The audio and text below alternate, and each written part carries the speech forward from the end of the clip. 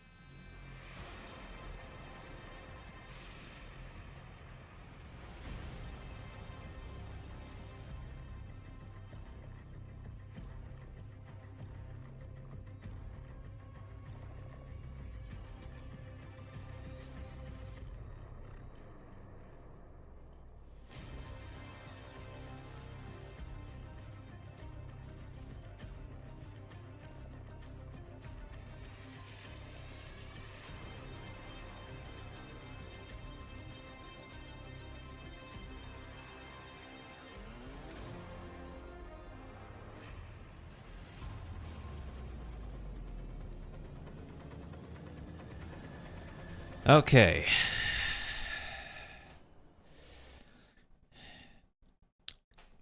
Good evening, good day, good afternoon, good whatever time it is in the part of the world any of you guys are in. It is currently 10:16 p.m. Eastern Time, or UTC -4, and supposedly I should have been starting earlier, but the thing is, I had to do a major restart, and I had to take care of a bunch of other tech things, but here we are now.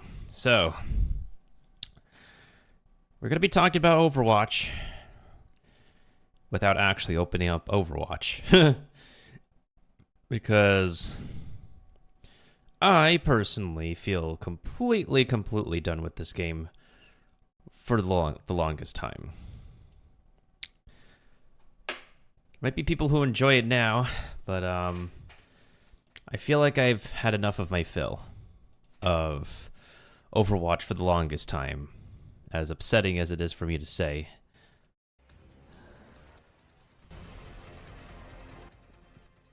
Can the volume just work with me? Alright, so... let's make sure our captions are working too. And I don't know how much time we will have once we're finished talking about the game. Once we are finished talking about the game.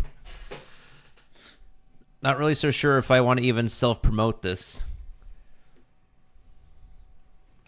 But I guess we could. We're going to be watching a few videos while playing some Stream Raiders. If we have some time, I might play a different game, but if we run out of time, I'm just going to end early. For the longest time, I've wanted to have a day. Save a day where I could just unload everything on my mind regarding the game right now. Now, I am by no means an Overwatch expert.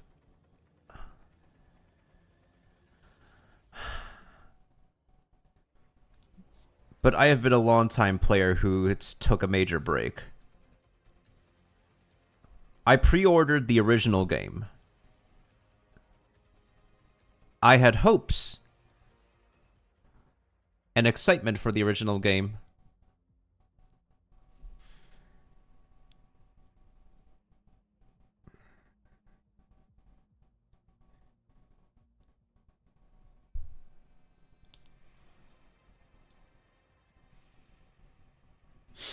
But it's gone down the drain.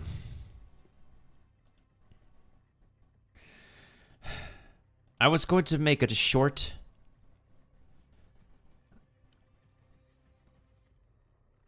But because of my sickness, I was unable to in time.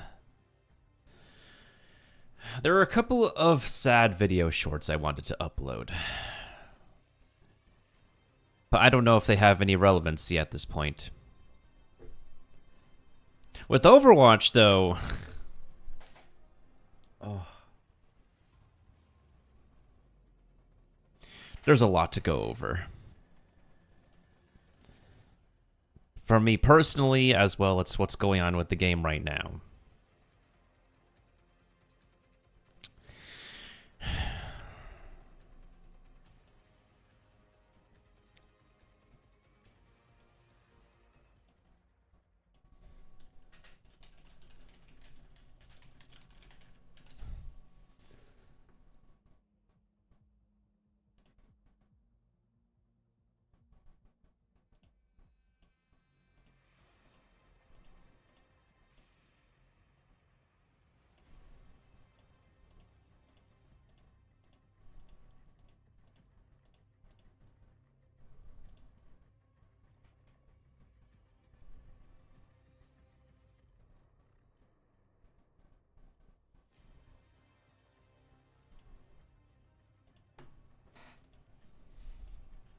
All right.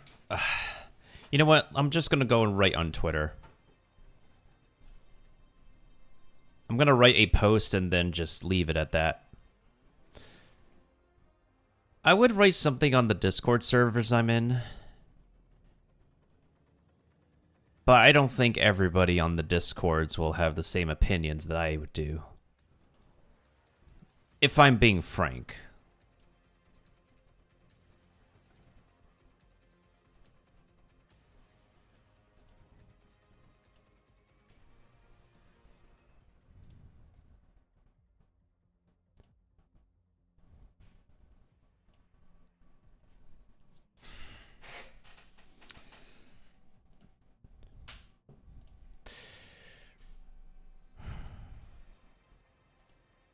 Recently,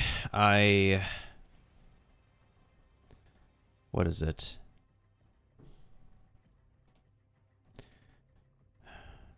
Recently, I've wanted to... what was I going to say? Recently, I have wanted to... oh yeah, it's Saturday. I could actually do the, I could log on to that other game.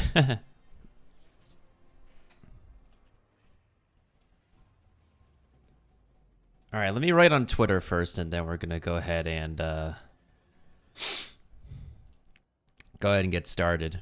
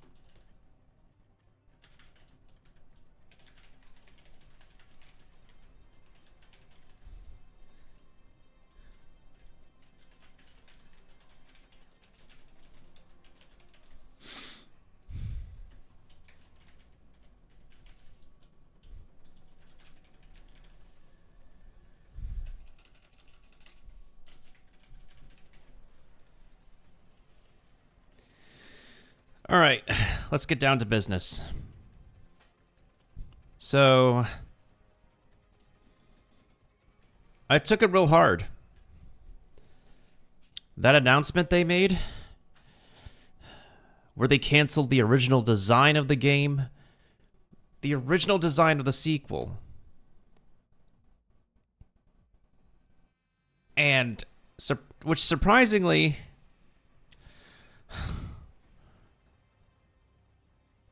left a lot of content on the cutting room floor since 2019. Even during the sequel's original beta.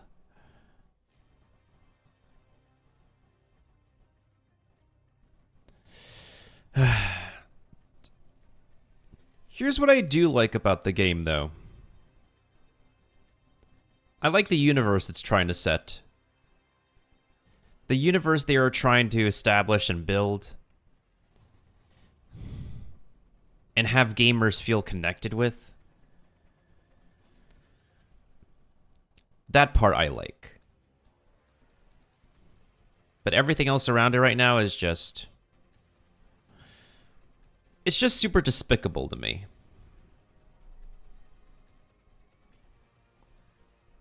I've taken a break from the game for a long time. Before the release of the sequel.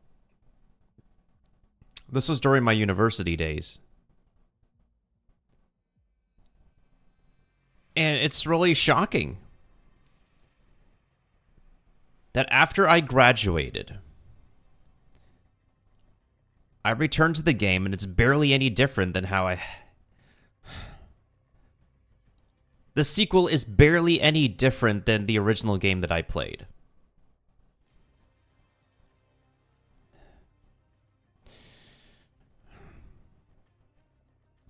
The only main difference is that they removed one player from the main campaign.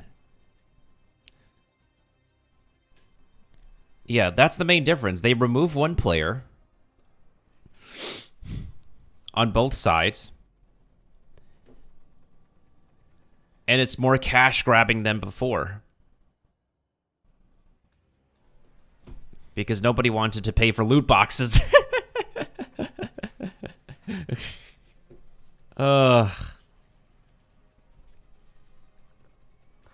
It's like, I wanted to like this game. But after my pre-order, I am not giving any more money to the company. If only I could take that back. But that was in like... 7 years ago?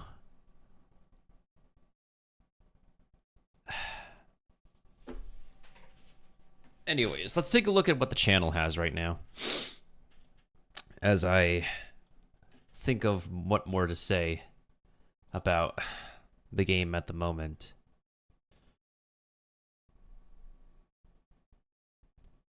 Yeah, the last video I watched was Lifeweaver's original trailer. And funny enough, I never unlocked him. I tried him out in his game mode. I don't know. I couldn't commit myself to playing anymore. After everything that snowballed into this presentation.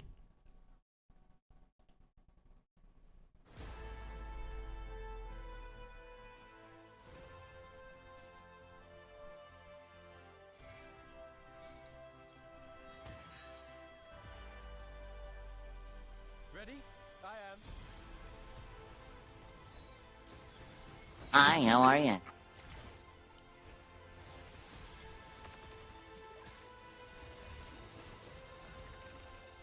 Look at us. We're amazing. A well-trained shot. The lone rose gets plucked. Chaos be upon you. I'll protect your friends. Pearson, we have the robot. No one escapes gravity. The universe is magnificent, isn't it? Oh yeah, I think I remember watching this one. And so the stars align. Your time is up. You picked the wrong side. My stars, what a shot! Spend every moment growing into who you truly are. All according to plan. Yeah, that's a very short event. The cavalry's here. I will be your shield. Keep up with this. I like these odds. Enjoy the fireworks. I saw what you could be. United by compassion. As long as we stick together, we will make A new possibility. for everyone. Oh hey, what's up, Kirby? It's just really weird. He's full of utility, and it's just like he requires so much skill. He's a skill ceiling support character. Yeah, his entire kit is such a huge skill ceiling compared to like other characters. Let's look at his origin story. I haven't watched this video yet. It's been a while. A perfect world is a perfect prison. Actually, hold on a second. I just realized we need to. Oh yeah, the music isn't here. Nice. Maybe it's because I was using a website that I needed it.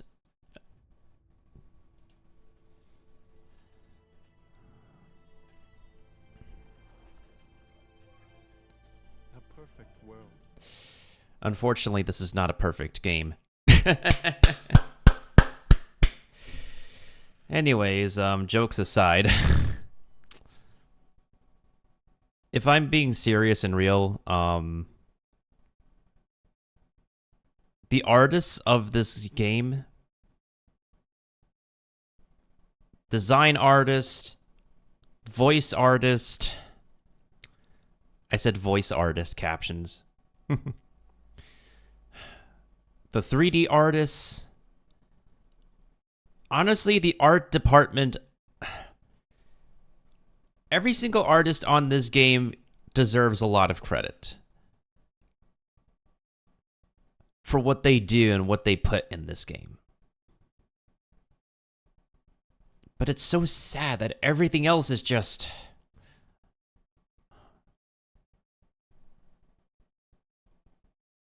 I really hope that the voice actors don't get a lot of flack. They don't deserve like any of the negativity that people are feeling in the current situation. Is a perfect prison. And yes, it is. They taught us uniformity is strength. Like links in a chain. That there was a formula for success that we all must follow. But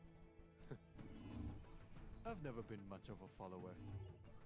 So, I stepped away, beyond their lifeless gardens, into the wild, wider world, to explore its infinite beauty. And I learned that our home needs help.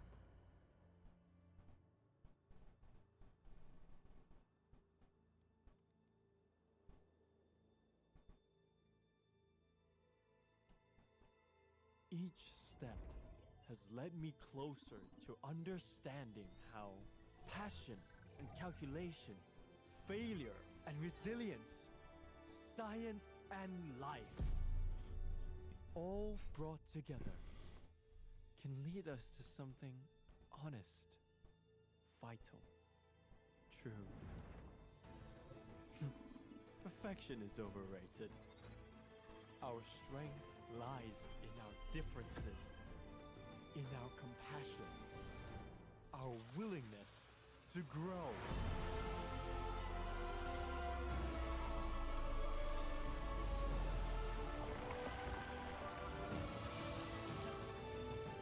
I have brought nature and technology together to create a new possibility, and I will heal our world.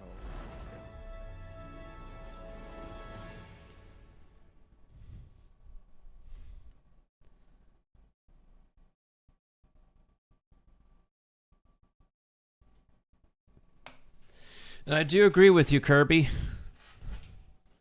I do agree with you. Like, if anything,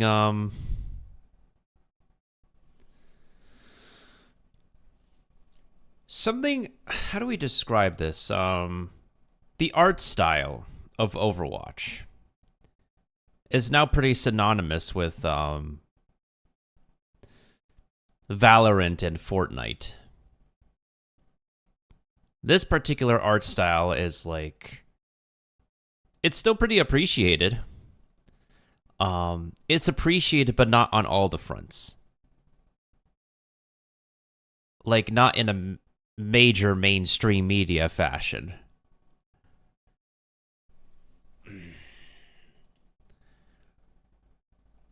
They actually really do cinematics and universe establishing pretty well. The amount of lore building they've done is just unbelievable for all this time. But the amount of time that they put into what could have been...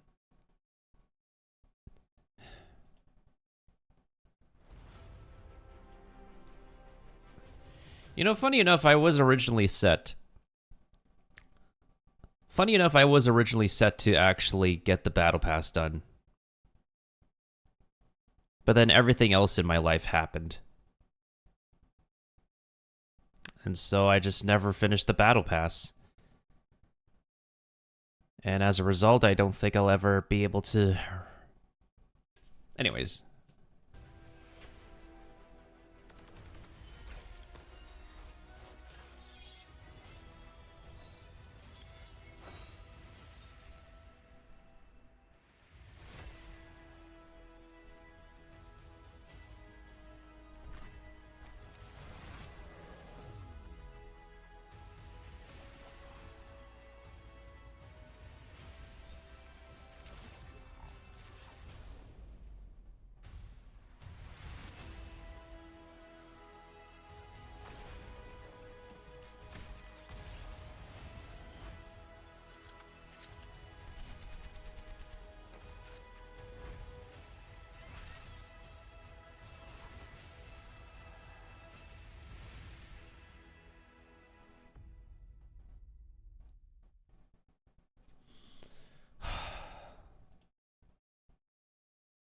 The artists really do not get enough credit.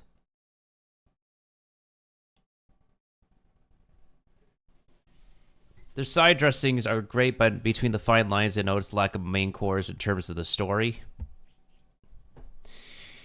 Yeah, we've been missing on that. We've had a lot of archive events. people could replay them if they missed them.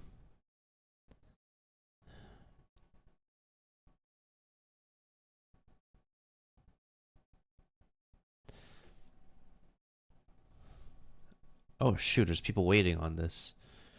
Life Weaver comes into bloom. Actually, hold on a second. Let's actually look at what season. I only watched this video maybe once on the internet. Everyone excited to play Role Heroes? Emily's been working on this campaign for ages. Everyone excited to play Role Heroes? Emily's been working on this campaign for ages.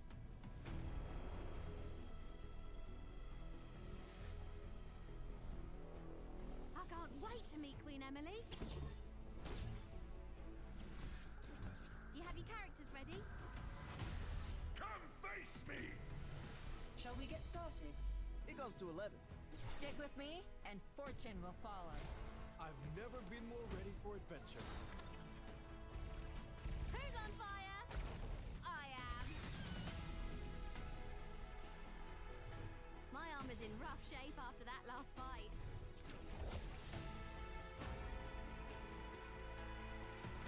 I can't believe we still haven't had any random encounters.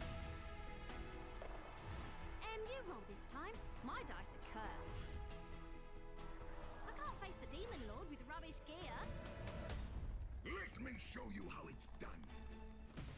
We must press our advantage and seize victory.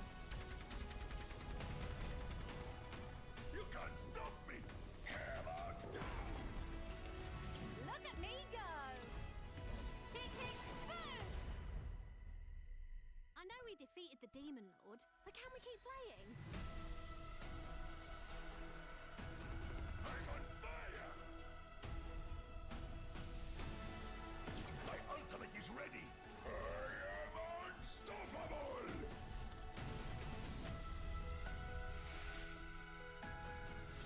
You are only human. Time for mischief and magic. Experience always wins in the end. Everyone brought their sunscreen! Oh, yeah! Go! Bend it like Lucio.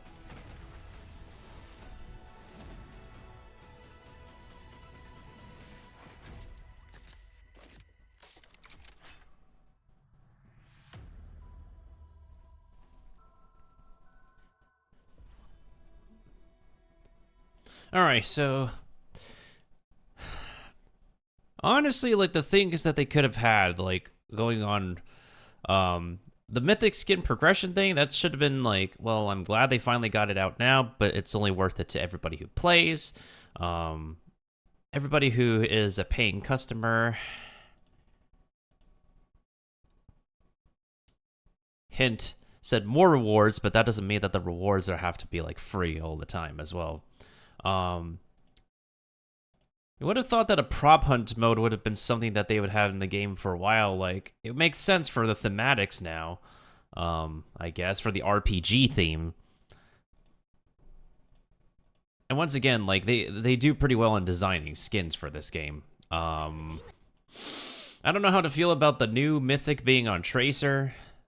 They could have picked another character. Reinhardt's skin looks pretty good. Definitely, it's in line with the Warcraft skin. Oh, actually, I like this map that we have over here. Oh wait, it's a redesign map. This is definitely a reskin. Spirit Warder Anna is definitely a reskin. I think I have the original skin of what this is based off of. Of course. Not giving free players special epic skins. Lucio Ball, of course, returns. And beach volleyball seems to be pretty fun, but they're just reusing the ball. They're just figuring out, like, more ways that we could be able to, like, use the ball. I'm not really so sure how much attention the World Cup gets anymore. But this animated short should have been... This should have been released when the game came out. Like, we've had Kiriko's short. We've had Junker Queen's short. Where was this? Sojourn did not have enough, like... All she had was a picture in the Winston short. She had a single picture in the Winston short, and then she appeared in the promotion of this game. And now they decide to release her short right now.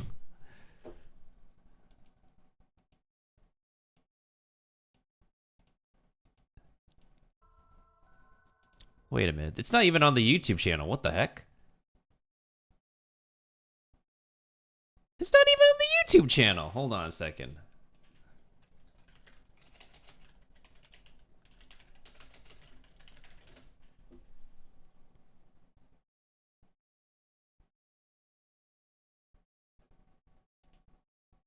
Probably not released yet. Okay. Before we continue watching more videos going down memory lane, I'm going to go ahead and do a round of Stream Raiders first, and then I'll figure out what else we can watch. I don't know if I have enough energy after doing enough venting and ranting.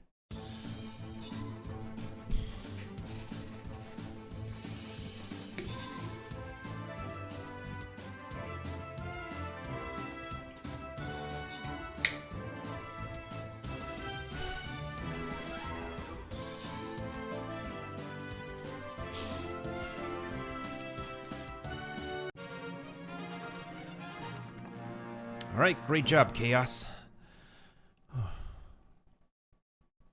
Which direction shall we go next? Let's see. Here is more silver chests over here. Oh, I do have 40 keys. Okay. Oh yeah, that's a new unit, the Lancer. Sylvan chest. Holy, that's a lot of Huh. I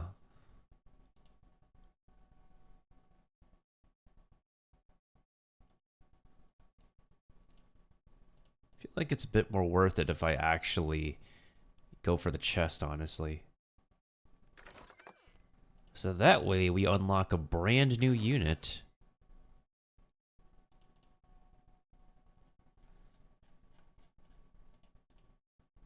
An elf melee fighter that wields a long range. Wait, is this a rogue or is this like a melee?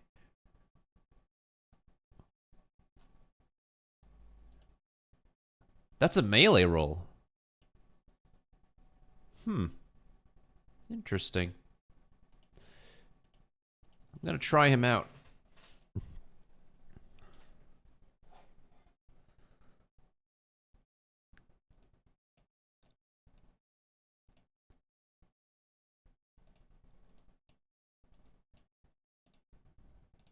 All right, where were we? Oh, right. I guess we could look into like the developer video for Lifeweaver. I kind of like to watch these videos.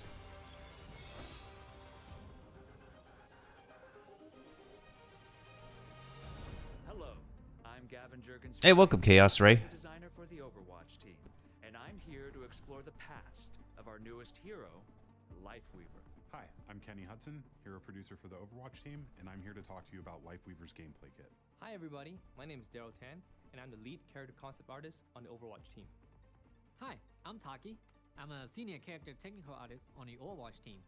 And for our Thai audience out there, สวัสดีครับ ผมแท็กนะฮะ ผมเป็น senior character technical artist ของทีม Overwatch วันนี้เราจะมาทำความรู้จักกับนิรันดร์หรือ Lifeweaver ของเรานั่นเอง Now this is a development.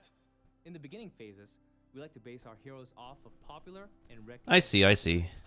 From the early round of sketches, the silhouette of a plant-type character caught our eye as it inspired ideas of a sci-fi druid. With the idea that our hero would heal with plants, we explored how we could visually represent this. You know what's really funny to me?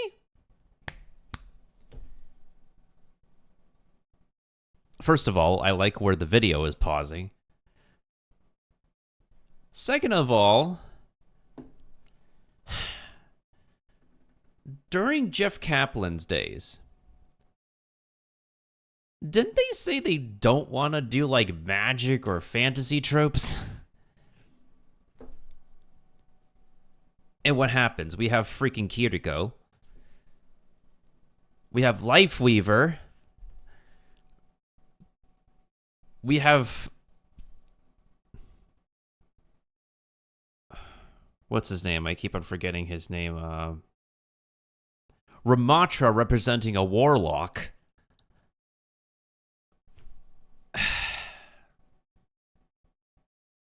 That might have been a sign the game was going downhill in the first place. And thank you for the epic berserker, Ray. Appreciates it. Welcome on in, by the way, if I haven't welcomed you yet. I assume you're a long-time Stream Raiders player as well. Don't mind me.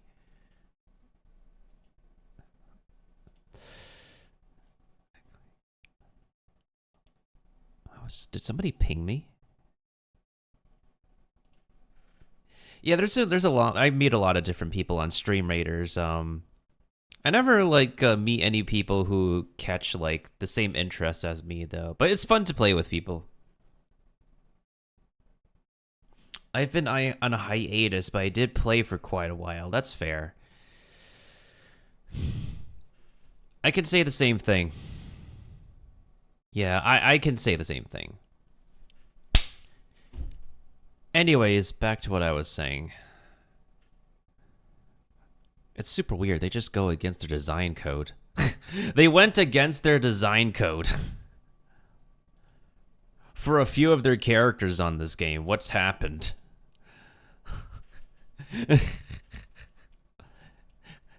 They originally said they don't want to deal with like magic for their character designs, and now we have like more than one instance of like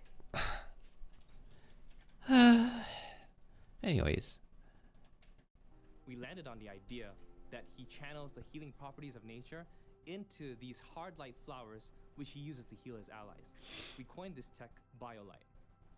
For the visual language of his BioLight constructs, we wanted it to feel very designed and not have it simply be a hard light version of organic plants. We were very inspired by mandalas. This heavily influenced the look of his kit, from the healing blossom to his gauntlet to the lifting platform and even to the canopy of the tree. We wanted Lifeweaver to present himself as a beautiful character who also endeavors to find beauty in the rest of the world. Thus, we landed with a combination of gold, white, and an elegant pink. Makes sense. His long, silvery hair and chiseled features also helped sell that idea. While we were figuring out the various aspects of Lifeweaver, Taki here burst onto the scene. He had a really cool presentation for us, the character concept team, and he presented to us many Thai skin ideas. And after his presentation, we were wondering, what if our hero was Thai? I did not expect a Thai hero to come out of that meeting. I'm still blown away by it. So from that, we have our first Thai hero. We don't often see a Thai character in a video game in general, so you'll be hearing him speaking his native language in-game as well. Which is not a lot. Last time I checked, he only had like... You only have a few voice lines you can access.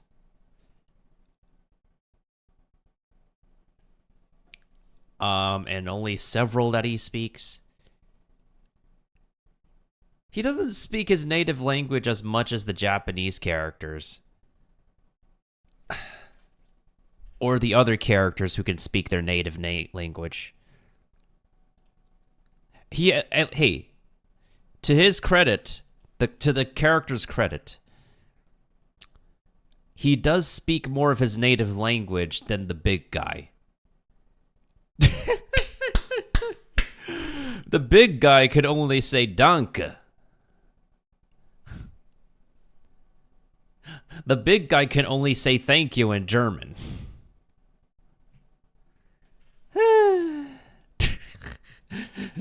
Hi, how are you? Hey, what's up, Hotbox? How you doing? We're just chatting here. Chatting about this game that I previously invest myself in. You know what? Let's go ahead and give you a shout out real quick. It's been some time as well. What you been playing?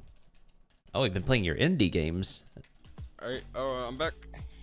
but I think I forgot to wipe Pega. Pega. I'll be right back again.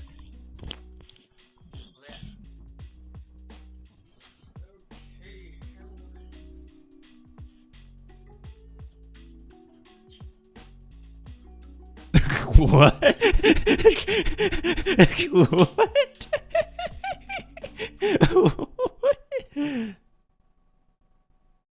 Oh, I forgot to set the close-up scene. Whoops. Feels kind of sus, man. He forgot to wipe. I hope you remembered to wipe before you came here. Okay, you know what? Let me do this to myself, okay? Let me see if I can shame myself. Let me see if I can.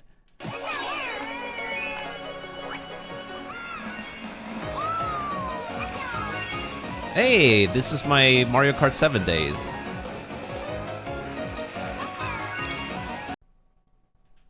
What happened? What happened? Did someone just clip me getting hit by a shell? Did someone just clip me getting hit by a shell? Captions, those are not the correct words. I can't believe you. Any wipers? Oh my god. Anyways. And on top of that, he is released on Thai New Year. How cool is that? เอาใจเขามาใส่ใจเรา So when it comes to his design, the team wanted to use this chance to represent Thai culture as much as possible. So Life Weaver comes from a traditional family. So his design is heavily influenced by traditional Thai garment. You can take a look at his pant, for example. The pant he's wearing is called Jongkaben. It's technically a huge sheet of cloth that you wrap around your leg. It's a type of garment we would see in Thailand and its neighboring country. Last thing worth mentioning is that it's also very common for Thai people to have a nickname. Life Weaver have a nickname. In this case, his nickname is Boa, and Boa also means lotus or water lily. Every aspect of his kit presented unique challenges that the team had to figure out. Like every time we play test his hero, there are new scenarios keep coming up that is like fun, that make each game feels different. Yeah, there are many ways to use his kit that I think we don't even know about. Exactly. I am sure player will discover even more. I think so too. And more than we don't intend. Yeah, I'm excited to see that happen.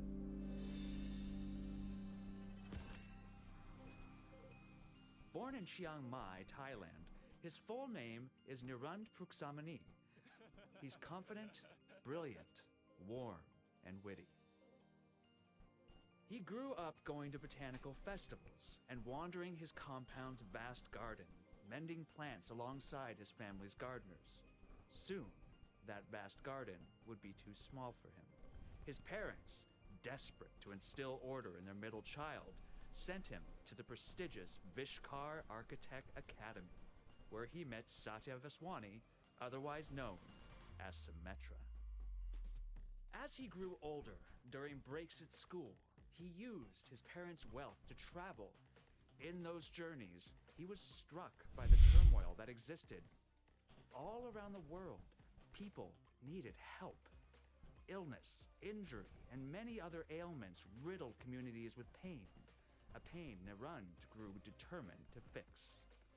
Using this original design and his fascination with botany, he created something new. While Hardlight made inanimate material, Lifeweaver's new and unstable invention, called BioLight, created organic material that could heal terrible wounds in the blink of an eye. He held Vishkar and its rigorous structures in great contempt. Interesting. Why is the ground not finished? I've got to buy a second car from my boss. You're going to get a second car? Oh, this man is flexing. Okay, what's going on with the environment here? The buildings are done, but what happened to everything else? Hello? Even Breath of the Wild has anyways. Lifeweaver wanted to provide BioLight freely to the world. Vishkar quickly took issue, arguing that by discovering this technology with Vishkar property on Vishkar's time, it belonged to the company.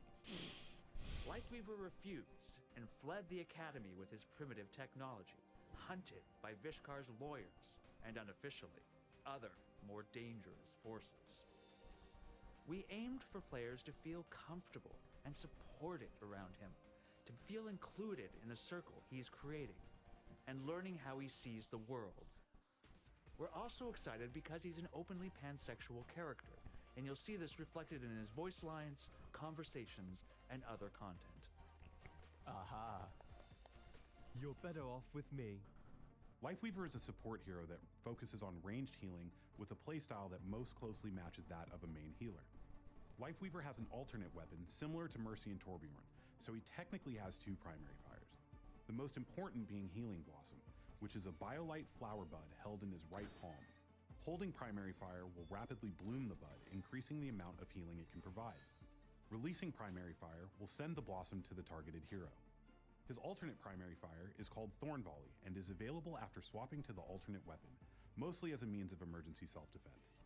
When Lifeweaver switches to this weapon, his right forearm rotates to reveal BioLite thorns that he's then able to fire rapidly from his palm in a scattered pattern. Secondary fire is an interesting ability called Petal Platform. When used, Lifeweaver throws a pod that blooms into a flower-shaped platform upon landing. This platform is pressure sensitive and will lift into the air when an ally or enemy steps on it. Once lifted, the platform will stay airborne for a short time before fizzling out. A well-timed jump at the apex of the platform's ascent will result in greater height. The first ability is called... Which is also pretty cool. When used, Lifeweaver instantly dashes in his traveling direction while also lightly healing himself, allowing him to react to dangerous situations or simply to get to places faster. Combining this with Petal Platform can result in covering much larger distances. Rejuvenating Dash is also able to be used while charging Healing Blossom. His secondary ability is very unique. It's called Life Grip, and it envelops the targeted ally in a protective shield of BioLite before then pulling them to the cast position. And now it has the ability to heal. This now has the ability to heal when you're being grabbed. But at the same time, it's super annoying when you don't want to be grabbed. His ultimate is called Tree of Life. When activated, Lifeweaver enters a targeting mode, allowing him to place and grow a large tree that pulses with healing energy. The initial placement of the tree heals a substantial amount, followed by continued pulses of lesser healing. Tree of Life also provides cover for your team, acting as a blocker for the movement and attacks of all players. There are a few unique abilities here that stretched our imaginations during development. Life Grip giving players the ability to save allies by shielding and pulling them is something that can lead to some very heroic moments in team fights and can also pair with some ultimates very well. Tree of Life being able to turn team fights around by providing cover and healing for your team is something that the team worked very hard on getting right, both in function and in looks. I can't wait for players to find new ways to combo Lifeweaver's abilities with their teammates. It should lead to very exciting gameplay moments. Life protects life. Overwatch has always been about imagining the bright and optimistic future, and few heroes exemplify this more than Lifeweaver. We are so excited for players to meet him, to learn how he sees the world, and see all the work the team has put into bringing him to life. And we can't wait to share more. แล้วเจอกันในเกมนะทุกคน ขอบคุณครับ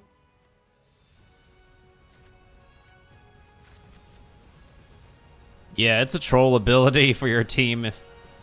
If you Never been more ready for adventure. If you don't play it right. Anyways, and the next hero we're gonna get, well, the game is gonna get. I say we, but I don't really play the game anymore. The next new hero is also gonna be a support. We're gonna have a lot of new supports and tanks for this game for the longest time. Because the game has way too much damage characters.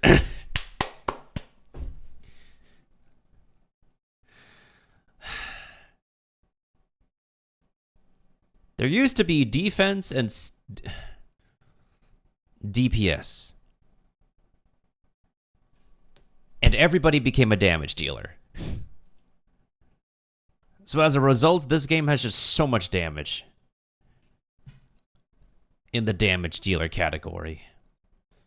Anyways, let's look at what the invasion is all about. Let's look at the invasion trailer. Unit 37. Toronto is under attack. I know.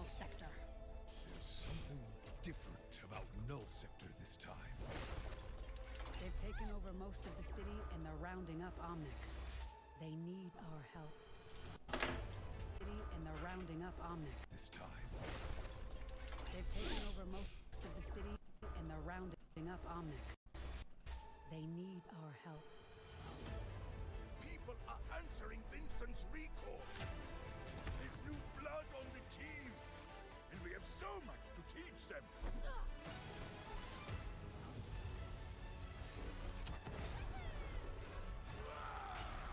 If we can stop Null Sector, maybe we can save the city. Coming through! Been a while, Vivian. As if I didn't have enough problems already. So we fly up there, smash through anything that gets in our way, and put another business. I hate to interrupt the moment, but I'm picking up reports of more attacks in other cities. It's a fight they want. I say let's give it to them.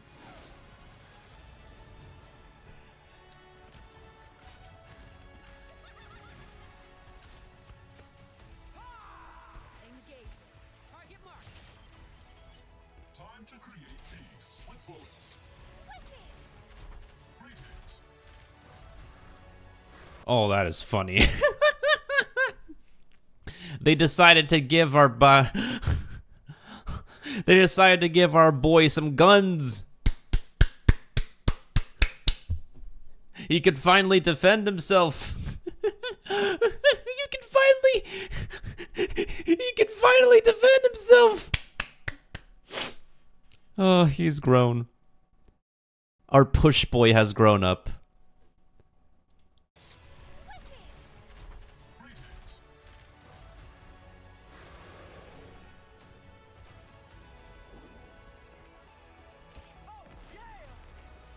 Once again, designs are pretty beautiful.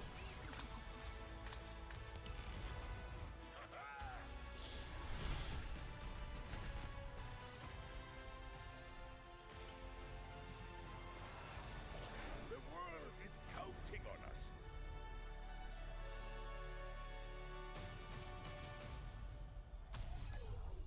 And that's a new support hero.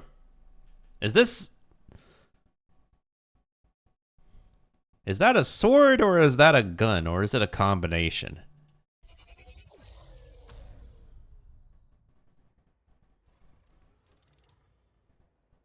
Here's something that's pretty interesting. Okay, so something I learned about the Alright, so this game mode, Flashpoint, is basically 2-point capture. What they basically did is turn it into 3-point limited time capture. So let me explain this. This is a game mode I have experienced in another game that has been shut down. I was an original tester. I was an original player for Ghost Recon Online. Also known as Ghost Recon Phantoms. And we've had this mode. It's capture the points, and the team with more points captured wins by the time limit. So instead of being you get 1 point, and then the other team has to stand their ground to make sure you don't get the second point. The way this works is that you spend time to capture a point, and then you have to move on to capture the next point. But the enemy team has time to take back the point. This is turned into, like, frantic point capture. So the enemy can take back the points that you steal.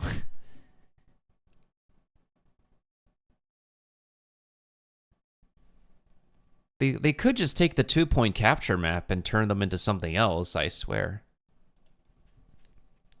In any case.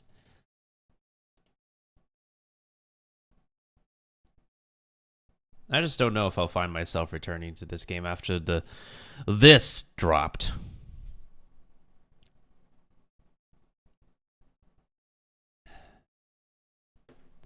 I don't know. The last time I was smiling at this game was with the Lover Watch, the dating sim. As well as the One Punch Man collaboration, which I feel is pretty cool, kind of. One YouTube channel I've been watching for the content of this game is Stylosa.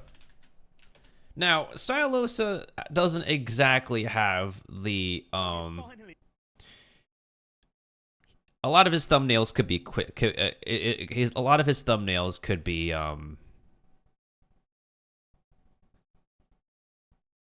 pretty clickbait, and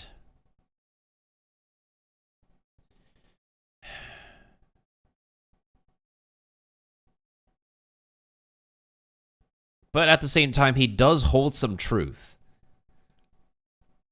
Some of his opinions do hold a level of merit. He's one of those creators that you could disagree. You can disagree with the way he presents his information and how he speaks and conveys his opinions. That's totally fine. But I do find some merit in his opinions that he says. So that's why I do follow him for the content through this game. I need to make this video to release a mental block which is causing me to not enjoy playing Overwatch 2. Hello everyone and welcome to the channel. So this video is going to be about the state of Overwatch 2 and where the game is going and some realities that we need to live up to, or I guess get used to living with, not really live up to. Okay, let me break this down. The horrific monetization remake covered up under the pretense of being a sequel mentally boomed me. I was not ready for this at all. The moment they locked the heroes in the battle pass, well, I guess everyone knew it would be absolutely terrible. If they are willing to monetize a core aspect of the game simply because it's the easiest path to make money, you knew things were going to get bad. This is the mentality of rinsing your player base at the cost of everything else. Think about players coming to the game now. Oh, look, here's a new player pack with new heroes. Yeah, more monetization. But the issue is here, this makes the game even more impenetrable to new players. It makes no sense. When free-to-play was meant to be all about increasing the player base and attracting new players, I wanted Blizzard to reinvent free-to-play, to give us the best version. Instead, they just copied the worst practices of their peers to essentially chase maximum revenue generation through player frustration, which is just the worst. I think it's terrible. You cannot earn premium currency from the battle pass to buy the next one. Even Fortnite lets you do that. You can't complete the old battle passes. Halo lets you do that.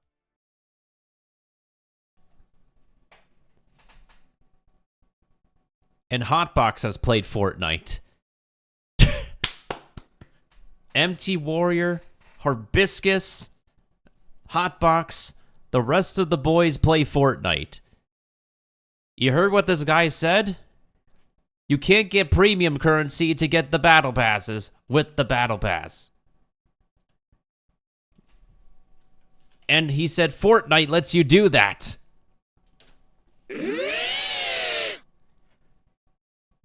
You can't get the previous battle passes. Halo lets you do that. And I know people who play Halo.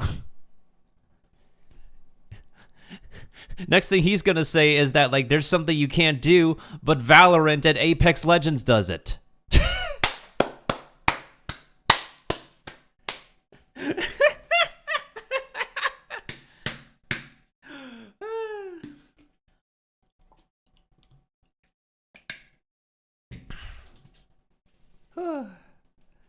It's just horrible. Oh, and can someone please explain to me what the hell souvenirs are about? The loss of player trust is a big one. And I'll be honest, I've been in a pretty bad way because I've been used to producing tons of content, and it would always be on Overwatch. Yeah, you know, there'd be bad times, there'd be good times, there'd be good topics, bad topics, but there was always that underlying vein of constantly playing and enjoying Overwatch. And honestly, guys, I've just hit a brick wall, and I think this video is part and parcel of me moving through this wall. Be playing and enjoying Overwatch. And honestly, guys, I've just hit a brick wall, and I think this video is part and parcel of me moving through this wall. You know, side note. A brick wall. Side note. I think this video is part and parcel. You see this Lego skin? You can't get it anymore. And anybody who would sell this skin is charging a lot of money for it. It's one of the quirkiest designs, one of the most unique designs, with one of the most unique collaborations. And you can't get it anymore. Just like how you can't get the previous battle passes. Here's the thing, okay. Here's how I would give the game a chance again. If they give us a vault. This monster hunting game, Dauntless. Dauntless does this. Dauntless makes battle passes expire. However, the game has a vault. Every week, the vault rotates previous battle pass cosmetics. If this game has a system of bringing back old cosmetics from Season 1, beginning from Season 1, maybe I would consider coming back.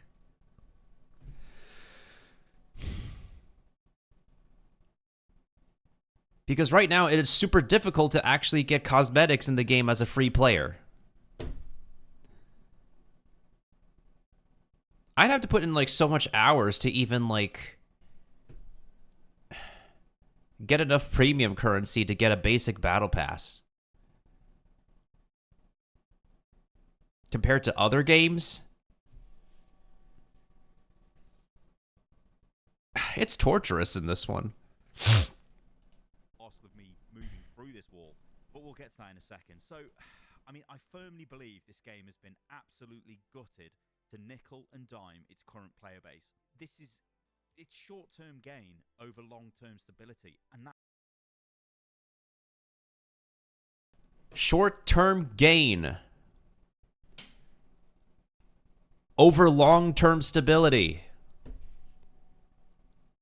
Those are words to live by, guys.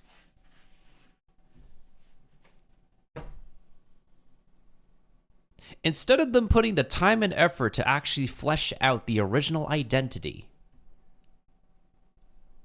of what makes the sequel, even if said design is going to be super monetized as well.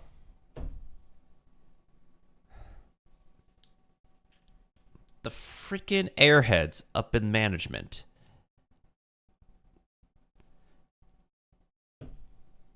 They just want to get profits off of short-term gains. And could care less about long-term progression. I need a drink of water before I continue the video. Let's do Stream Raiders.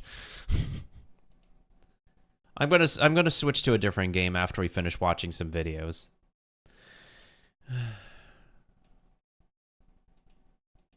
And thank you for the units, Ray. I'm currently in a very mixed emotional state.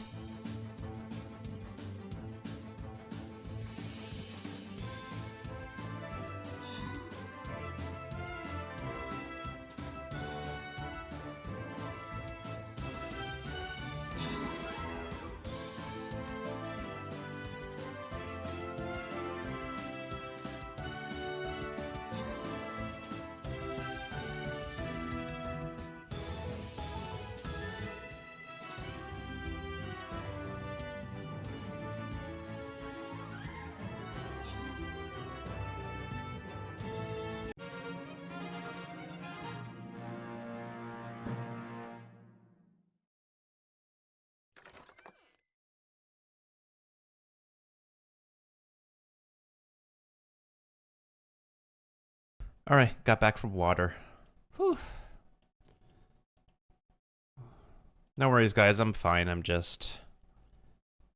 This is my state of mind when a video game that I've genuinely enjoyed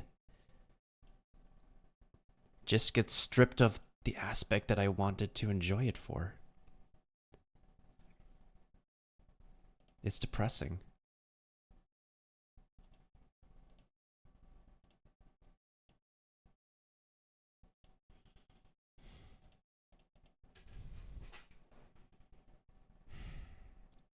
We're gonna put a Templar on a different stage. I'm currently preferring to use my newer units at the moment. Unless, the daily objective wants me to use a specific one. Anyways, back to Stylosa's video, which I was talking about. He was talking about short-term gain and long-term progression. The original design of PvE, even if it was going to be monetized.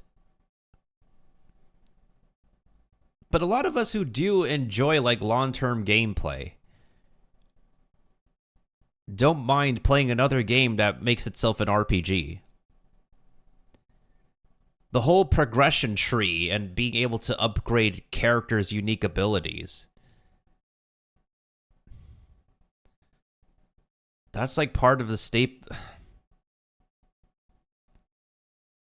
That's RPG gaming.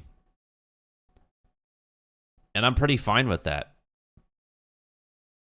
How could you like set this game design aside though?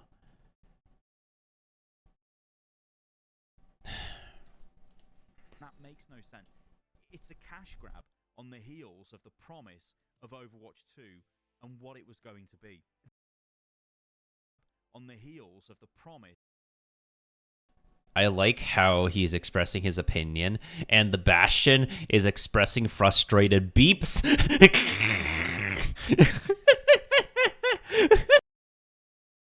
Of Overwatch 2, what it was going to be. They gutted all of the meaningful gameplay progression to shove the battle pass down our throats. Remember when we used to get end of round cards? Remember when you used to level your account? All of these things. No, that is gone now because all they care about is the battle pass. But you know what's funny? They seem to be reverting that with the new progression system. So where are we going? Are we going back to Overwatch 1, but with microtransactions coming out of its arse? Because that's what it feels like. And the great joke with this game is Overwatch 2 launched with less features than Overwatch did. And we're slowly getting these features back. I mean, a great example recently was the whole, oh, look, On Fire is back. It's like, yeah, that used to be in Overwatch 1. Okay, it's a little bit different in Overwatch 2, but it didn't really warrant it being removed from the game, did it? You know, there's all these issues. It's like they're adding things back to the game that used to be in the game and wrapping them up as some great new update, yet there's millions of us old players looking at this going, yep, we played this years ago. What the hell are you going on about, Blizzard? So there is no trust here. I think this is the issue I'm trying to get at. We get told one thing and then another thing, it feels like, is delivered. We get given things that we used to have access to before back to us now as if it's new content. And yeah, I guess the final nail in that coffin was the way PvE has been handled recently. But we'll get onto that in a second. Let's talk about communication, because this is another issue as well, that they're so can't even talk. They're so laughably bad at this. It makes no sense. So they've got communication and they've got content showcases. These content showcases are, let's roll out the devs like they're rock stars, and yeah, actually they've got very little to show, and yeah, this is actually damaging the game and actually leans further into bad communication issues. I mean, look at this. The game director is on Twitter correcting his live appearance mistakes. I mean, what is going on there? Why can't they produce a highly edited, concise video that explains in detail with no grounds for misinterpretation just what is coming to the game? Oh god, that's kind of embarrassing. Oh no.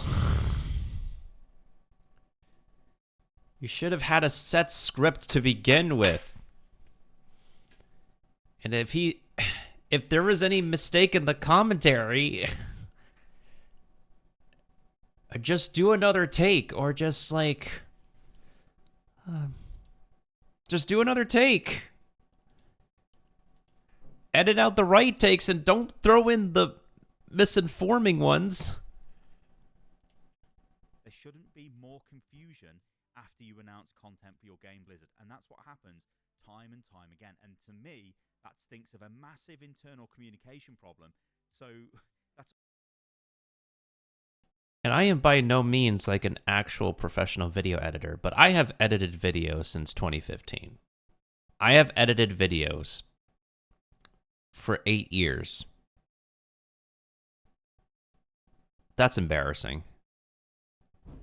Especially for a corporate video game company. It's obviously going to be projected outwards when they start talking to the community, because they don't even know what they're talking about anyway, and it's just embarrassing, to be honest. The PvE is... Now, honestly, like, if they genuinely do care, and they notice me with my opinion, like, I should not be shut down for it because I'm expressing my honesty.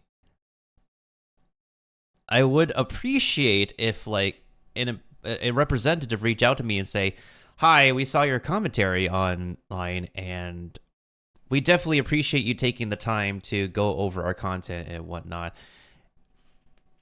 Is there any way you believe we could be able to make our media communications better and whatnot?" There is a will and a way. If the image is like super negative right now,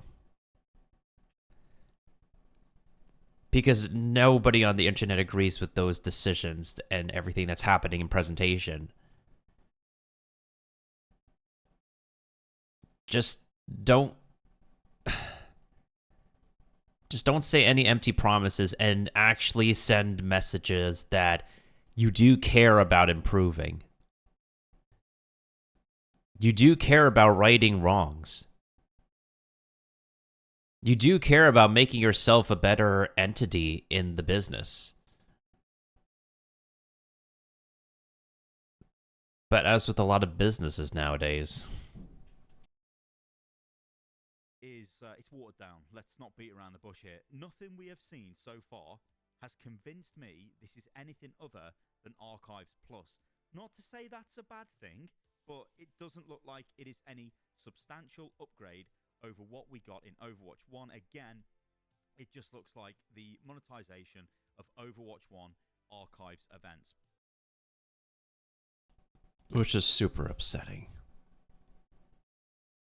Now, if we want to do any of this game's stories, everything has to be... Well...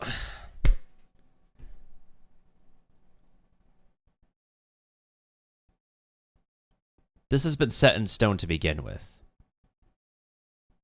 Even with the original PvE design, they were pretty intent on making all the campaigns monetized. But to the extent they're monetizing the story campaigns now, it's just unbelievable. With a little bit of extra polish and slightly bigger maps and a little bit, you know, a couple of different mechanics here and a little bit of a cutscene here and there. That's all it feels like to me, because I'm pretty sure that's all it is. You know, the more I think about this, I actually bet that the upper management probably wanted to remove this entirely. It probably realized, you know what, we're actually making quite a bit of money here off just the battle pass and the shop. We shouldn't really bother with all this extra development. We should just pile more into this, and let's maybe cancel PvE in its entirety. But I'd like to think that maybe the devs, they sort of pushed through to keep some of the PvE, and that's what we've got now. This is maybe why the devs do like to come forward and keep talking about PvE, because it's probably taken a ton of effort to get this actually in the game. I think it's pretty clear where the game is going right now. I mean, you look at all of the lead developers that have left. Now, people leave jobs and this happens, and people have been at Blizzard for a long, long time, and Blizzard has had a ton of internal problems itself. these are all reasons why people would leave. And obviously, most recently, the return to office, which has been instituted, which some people simply won't be able to do that and they move away. But I think when we look at the most recent high-profile person who left, this was Scott Mercer. He was at Blizzard for 27 years. This is an instrumental game developer who was integral to the development of games like World of Warcraft and obviously Overwatch. I mean, these were two of the biggest games that were ever made. This man is a legend. He's left the company and he says he's off to go and focus on himself, on his mental and physical well-being. And that's fine. You know, people do leave the company. But again, you can't help but think, you know, this image that is put forward by Blizzard is like, okay, a lot of the top guys from years past are all leaving now. And you could argue that the timing of this does sort of look like, yep, the PvE has been essentially gutted from what it should have been. The talent system is now gone. And somebody like Scott probably was working on that quite heavily. Remember, this was someone who worked on World of Warcraft, would have probably been heavily involved working on talent systems and the way they'd function in the game. Is it a coincidence that he decided to leave now? I don't know. But again, you could read between the lines here. The fact is, he left and he very clearly stated why he left the company. So why am I making this video? I think it's just me coming to terms with the aspects of the game that when I focus on them, they just remove all joy that I used to get from playing the game. But when I ignore these, I actually really enjoy Overwatch, and it still is a good game.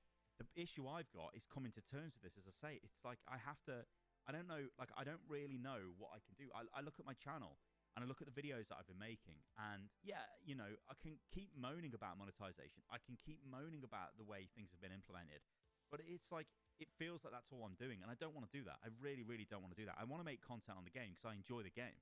So I think it's part of that, making this video today. With that being said, though, we still have to call them out on their poor decisions. I want the game to make money, right? If the game makes money, we get more content. And these are all fair. Here's what I do notice. In terms of Overwatch and mainstream content creation, I feel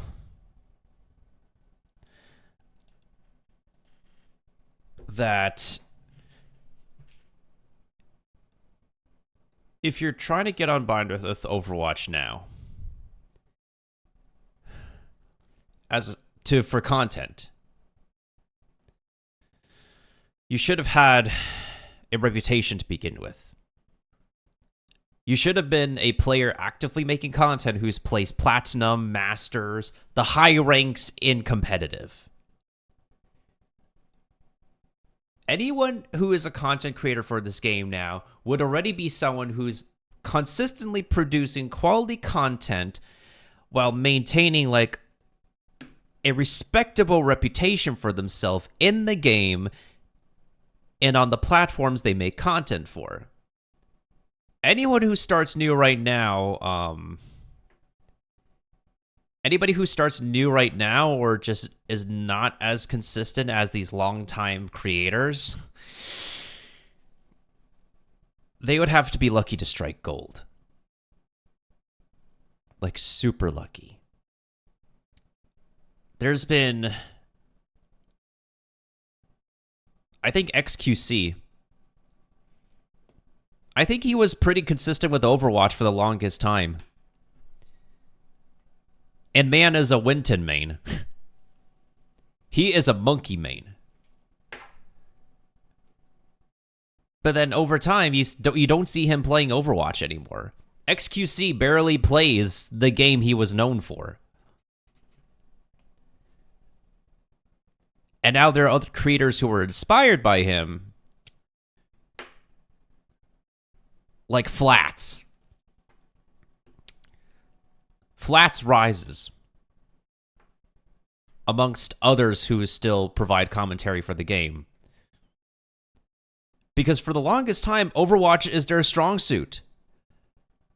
Overwatch has been all of these creators' strong suits. My captions cannot keep up with my words, I am sorry. Overwatch has been these creators' strong suits. And since it's worked out for them, they are completely fine at continuing to do what they do. But to anybody else who wants to like reach the same goals that they've hit,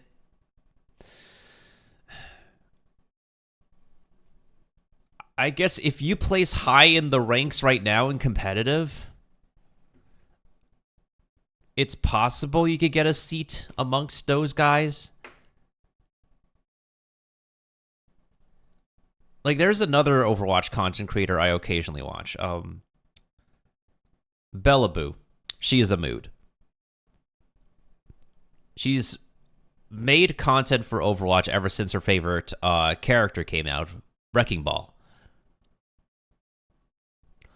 Ever since the Hamsters release, she's been super consistent on her content as well. She's also pretty relatable in the shorts she provides, and also it's pretty adorable depending on what kind of personality you are attracted to. I'm also being real here. Alright, but ever since Overwatch 2 came out, I've had some thoughts of whether or not I want to actually make this game a part of the content that I put out on YouTube and TikTok going forward. I don't always strike gold with the Overwatch videos that I upload. I never have. I still have play of the games I need to edit until they decide to introduce a system that brings back previous Battle Pass cosmetics. But for me, I have been super detached from this game for the longest time. And I'll continue to be detached.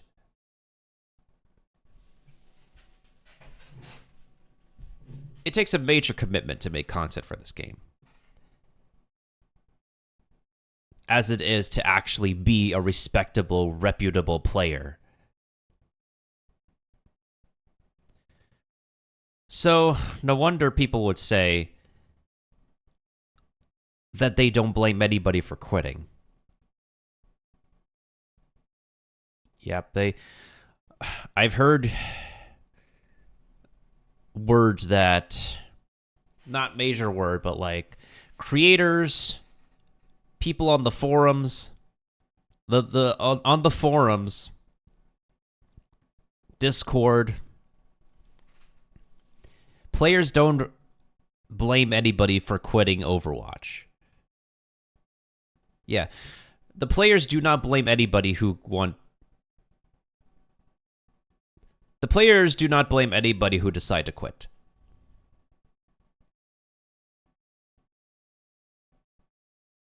I feel like I bear a level of responsibility for taking a break from the game and not being one of the best players. But at the end of the day, is it like worth it trying to be like the best of the best and what this game should have been to begin with?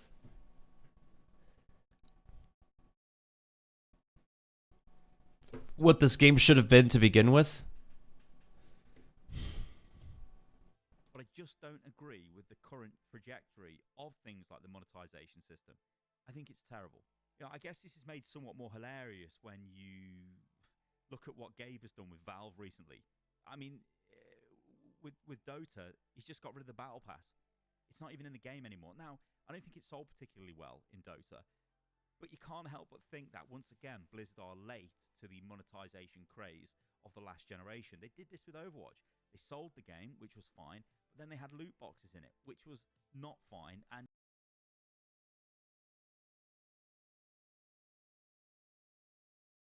let me read this real quick. We're excited for the future, what these changes allow us to do. We're ready to work on the next updates. We already started conversations by freeing the update and content cycle from the timing and structural constraints. We can go back to making content what we know best. Battle Pass of recently, factory of things like the monetization system. I think it's terrible. You know, I guess this is made somewhat more hilarious when you look at what Gabe has done with Valve recently. I mean, with Dota, he's just got rid of the battle pass. It's not even in the game anymore. Now, I don't think it sold particularly well in Dota, but you can't help but think that once again, Blizzard are late to the monetization craze of the last generation. They did this with Overwatch. They sold the game, which was fine, but then they had loot boxes in it, which was not fine. And yeah, it very slowly became the best loot box system in the games at that time because you could earn them so generously. Obviously, this meant that the game had a problem making money, but if it actually sold expansions and stuff like that, then maybe it would have been okay, or had a different monetization system altogether. The thing is, though, this game we have got right now has a battle pass, and the battle pass is not great. Will it become the best in the industry before battle passes become defunct? I don't know. I don't think it will. The issue here is the competition is already starting to move on.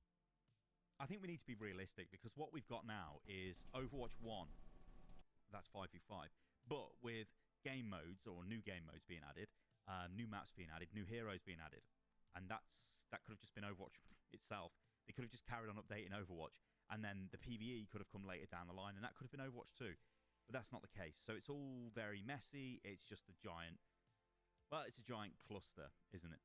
This game won't ever be revolutionary again. It will not take over the world, but I think it can be sustainable. I just hope the bulk of the poor Overwatch 2 launch decisions do ultimately end up being reverted. But, and this is a big but here, it depends on how much money the game is making. And I want to end the video on this as well.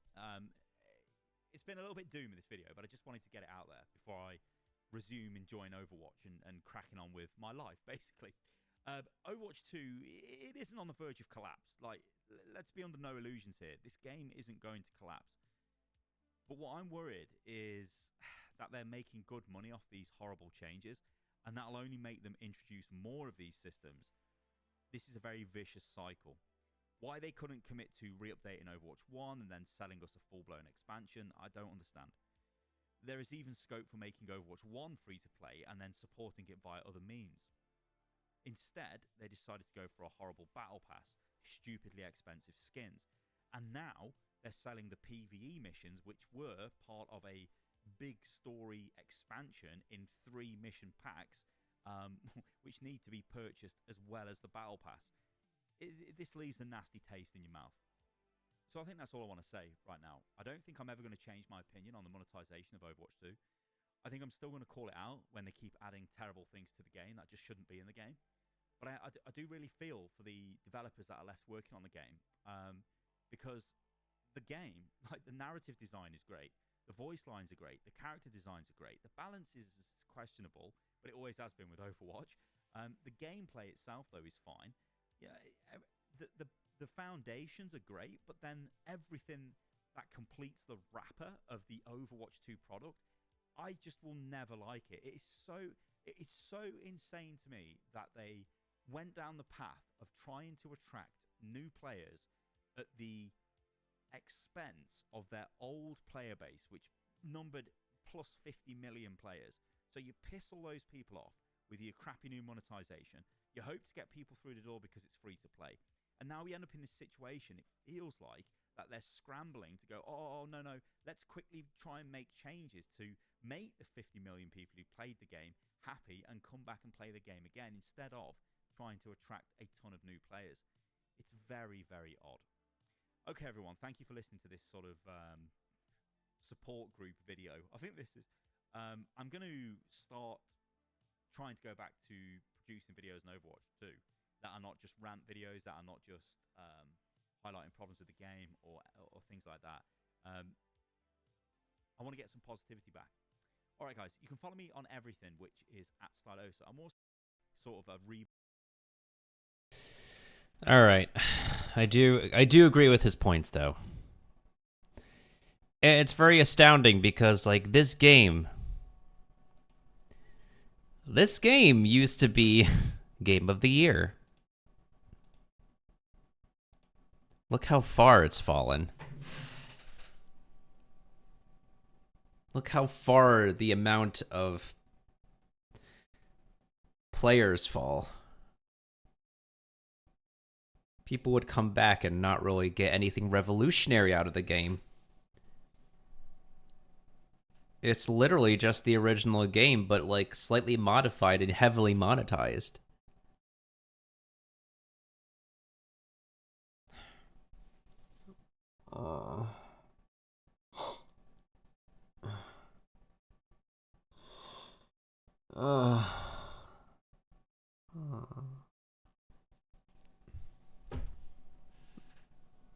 And I want to like this game in general. It's just, especially since it's one of the main shooting games I do enjoy playing compared to others.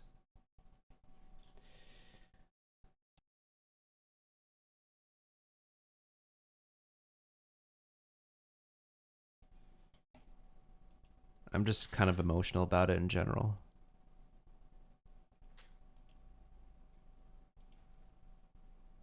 Some of these videos I don't watch on Twitch because they're either like way too long or it's just I needed to like listen to it on my own and not have to spend too long on it. Overwatch 2 balance is making people leave the game. Look at this poor Junker Queen. I cannot blame this Junker Queen for this. It was awkward. But, yeah, oh dear, they've left the game. Oh dearie me. Oh dearie me. When your balance makes you so embarrassed, you leave the game. So let's take a look at this from the Junker Queen's point of view. This just looks like standard Junker Queen. She's frontline and it's great. She's going to engage with her ult. But wait, there's Stylosa on the Casti and he's going to throw his nade at you and it stops your ultimate. Seems fair, doesn't it? Oh dearie me. Well, look at this as well. This is another example of a stupid Casti grenade. Look at that. I've literally YOLO yeeted this grenade into that fight. Now watch this poor Genji. He has no idea this is there. Look, he's walking back. It's all great. It's all wonderful. And then it blows up and kills him. This is horrific game balance. But it goes both ways. Now watch this. I'm about to get killed by the enemy Cassidy. He's going to throw his nade at me. It's going to prevent me from rolling back to the health. And it is the most frustrating. It's so bad. Like, abilities that restrict movement are horrific. Look, see, I'm trying to roll to it. I can't get there. It's horrific game design. Okay, let's take a look at what they're trying to do with this Cassidy buff. So this is the first time I've played Overwatch Season 5 since Season 5 came out with these buffs. And I cannot believe this actually made it through any kind of testing to get where it is right now. In fact, they probably don't even test this. They just throw it out there in the way they go. So this is what they say. The overall goals for Magnetic Grenade are to shift its use from purely damage into more of utility and change its deployment behavior from a close range lock-on to more of an aimed projectile that magnetizes if it gets close to an enemy target. The previous stuck banner text alert confused Tracer's pulse bomb message, so this mobility locking status effect is now being referred to as hindered. And this is what they did, right? So it no longer has a maximum projectile travel range of 10 meters, so it's no longer short range, but it can still function at short range. The projectile now magnetizes towards an enemy target from 1.5 meters away and chases them up to 1 second. The impact damage increased from 0 to 10. Explosion damage, though, big nerf here, from 120 to 70. Stuck targets now have their movement slowed by 30%. Stuck targets are now affected by hindered status effect, interrupting and preventing movement abilities from being activated. So, the big comedy here is they've tried to change Cassidy's grenade to make it less frustrating, because the old grenade, he would throw it at you at point blank range, it would always magnetize to you, and it would blow up for 120 damage, and it would be bad times for you. So what would you do? Well, you would play around the Cassidy. You'd think, well, I don't want to get too close to him, because if he throws that grenade at me, yeah, it's frustrating, yeah, it's going to hit me, yeah, and by the way, Genji didn't deflect that into his own ball there, actually hit ball before it got to Genji. Anyway, because I did go back and check that in the replay viewer, because I was like, hang on a minute, did that Genji just reflect my nade into his own ball? But he didn't. So yeah, what they're trying to solve is... The cowboy is in a weird state. In the original game, he could throw a stun. In the new game, he could throw a grenade that does a lot of damage and sticks to you. What happens now? It tracks you, and you can't get away. Great balancing. Great balancing. And I was starting to like this guy for a while. I was starting to like him for the longest time. This easy sort of close range kill shenanigans going on with Cassidy. Instead, what they have done is given him an ability that you can YOLO yeet across the map, which will just interfere with play in ways that you don't really intend for it to interfere with play. Could I say I meant to kill that Genji at the top of this video clip? Well, maybe, because I knew there was a fight going on there, so I just threw it in. It was like, well, I may as well throw my nade in. There's going to be loads of deaths like this happening. I mean, I've played about 13 games of Cassidy, and in every single one, I'm just killing people randomly with grenades. There's no rhyme or reason to this. I'm literally using it when it's on cooldown. So it's way more effective than it was before they changed it to this. Like, you will get more kills with this. It's more frustrating for the enemy players because it's going to stop them from using a movement ability. It's also going to interrupt a movement ability if it's being cast, as we've seen with Junker Queen, which is hilarious because this is just a stupid ability. You can yeet at the enemy Junker Queen dead easy because it locks on, it's magnetic, and she won't be able to do anything. I mean, the charge upon her ultimate makes it easy. That clip at the top of this video, that was completely intentional. I knew she was going to do that. I knew she had her ultimate. She hadn't used it all game, so I'm going to get ready for this. I'm going to throw it at her, and I've got that much time to react because the wind-up for her ultimate, it's a joke. It's, like, so easy. So I just don't understand what's going on here. Like, I don't know how the balance team gets to the opinion where this is actually a fairer ability and solves the problems of the old Cassidy grenade, because actually, it doesn't solve any problems. So in whatever design discussion has taken place here, as towards balancing Cassidy, the goals are a joke, the implementation is a laugh. I still don't understand why a cowboy has got a grenade. I mean, if you got the opportunity to just remove this ability and change and just give him something else, maybe give him something more cowboy related. I've always been moaning about this, but they like to go on about being thematic with the heroes, the hero sort of fantasy. What is it with Cassidy? Well, you're a gunslinger from the Wild West. So what do they have? Well, they have a revolver. Oh, yeah, look, you've got a revolver. But they also have a magnetic grenade. No, they don't, Stylosa. They don't have magnetic grenades. What they do have are things like lassos. Oh, yes, a whip. They can whip people. Maybe there's something like that they could do. Anyway, our futuristic cowboy can just roll and throw magnetic grenades. At least he does have a revolver, though, so he's got something going for him. So let's go back to this idea of balance and what Blizzard are trying to do here, because this is just a complete failure on every level. I think I'm a pretty decent Cassidy player, so my aim is fairly good with Cassidy, although I've probably been terrible in this clip, but I think I'm okay. But I feel like I've just been supercharged with the ability to just kill people at range. Obviously, the ability to interrupt their movement abilities and prevent them using movement abilities is massively powerful as well. This grenade does too much damage, it's too easy to connect to enemies, there is literally no risk using it. Look at this. There you go. There's no risk using it. Sure, I could have just shot them in the head and killed them anyway, but I may as well throw my grenade, because why not? It's so easy. If I had my grenade available, in fact, I do get this Genji, I think. I think that got the Genji. Yeah, it did. Yeah, Genji's probably got 1 HP. I think I kill him, actually. Genji's got 1 HP, he's running away. Oh, no. I think he maybe got healed a little bit, but I'm sure I kill him. Yeah, I just shoot. He got healed as I shot him, but I was damage boosted, so whatever. It's good night Vienna for Genji. So I don't understand what they're getting at here. I don't understand how they came to the conclusion that this was a good idea for the hero. Now, we could rant about the whole balance of Overwatch 2 anyway, but I do think they've got some things kind of right. Now, there is discussions to be had with things like lead hero balance designer leaving recently. We've got a new hero balance lead. We've got things like, I guess, a new balance team in place. When we start looking at things like stuns and crowd control coming back into the game, obviously recently we had the article from Aaron Keller saying, yeah, we think there's room for a bit of crowd control, so we're going to start bringing it back. The first way they've brought this back is a joke. Cassidy is massively overpowered right now. He's got tools to deal with a lot of situations. It's just a joke. It's so ridiculous. I don't get how the philosophy has changed. Genji kills me, actually, so well played, Genji. Terrible off me, I shot him as he was deflecting. But I don't understand how the mentality has changed with the design of this game from, yes, we are going to reduce crowd control. Yes, we're going to reduce movement hindering effects, to suddenly going, actually, we're going to put a goddamn effect in the game called hindered. This exactly reminds me of them going back on their design philosophy. of not having characters representing magic, yet they still bring in characters doing magical abilities to begin with. Yeah, they said like, oh, this is Overwatch, we should not have magic going on. 3 characters. They released 3 characters. They released 3 characters! They released 3 characters! Captions! What the actual hell?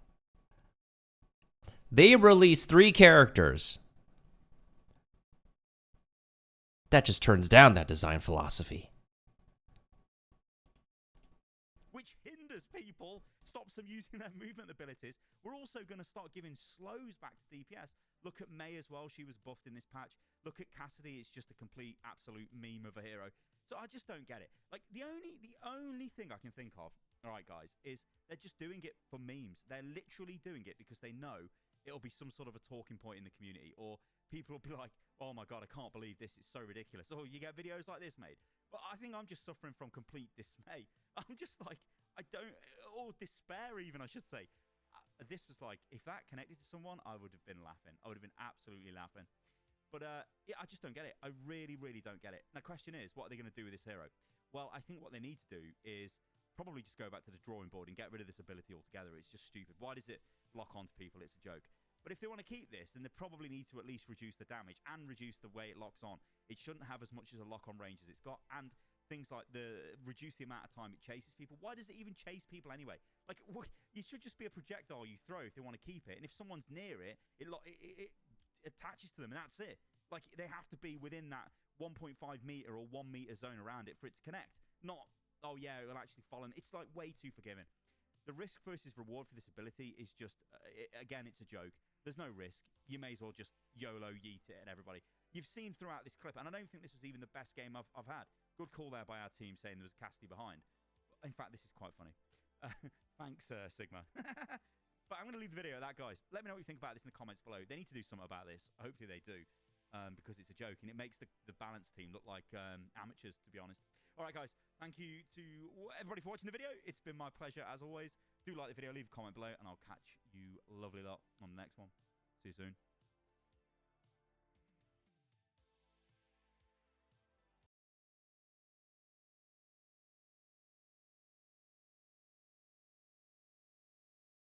I'm going to use the restroom.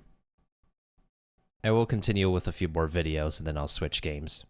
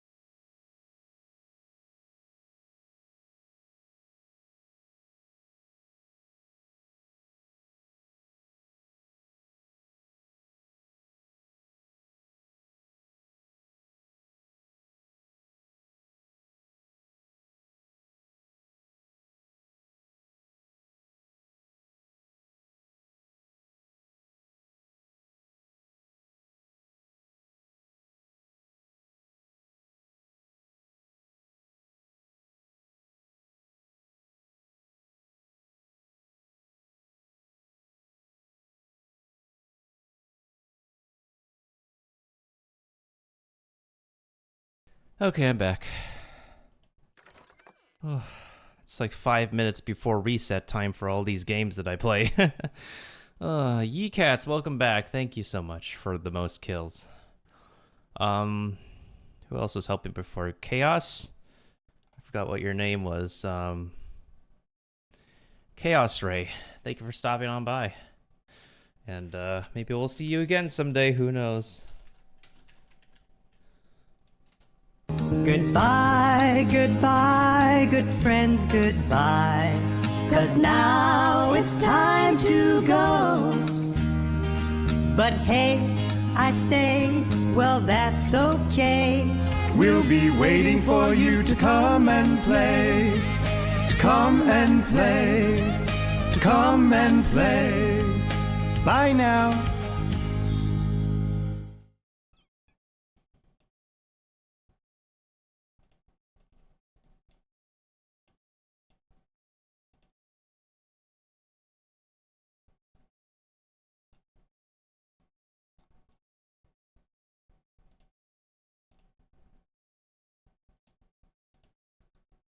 Anyways. Oh, Nerd Slayer Studios got death of a game. Yeah, and Niga Higa left as well.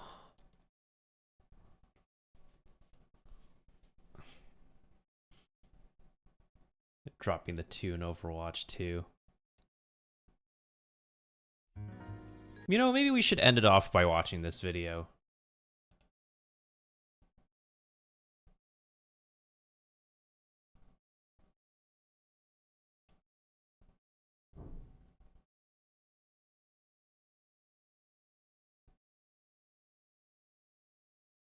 In gaming news, Blizzard released or they did a live stream earlier today to cover the new PvE mechanics coming in August.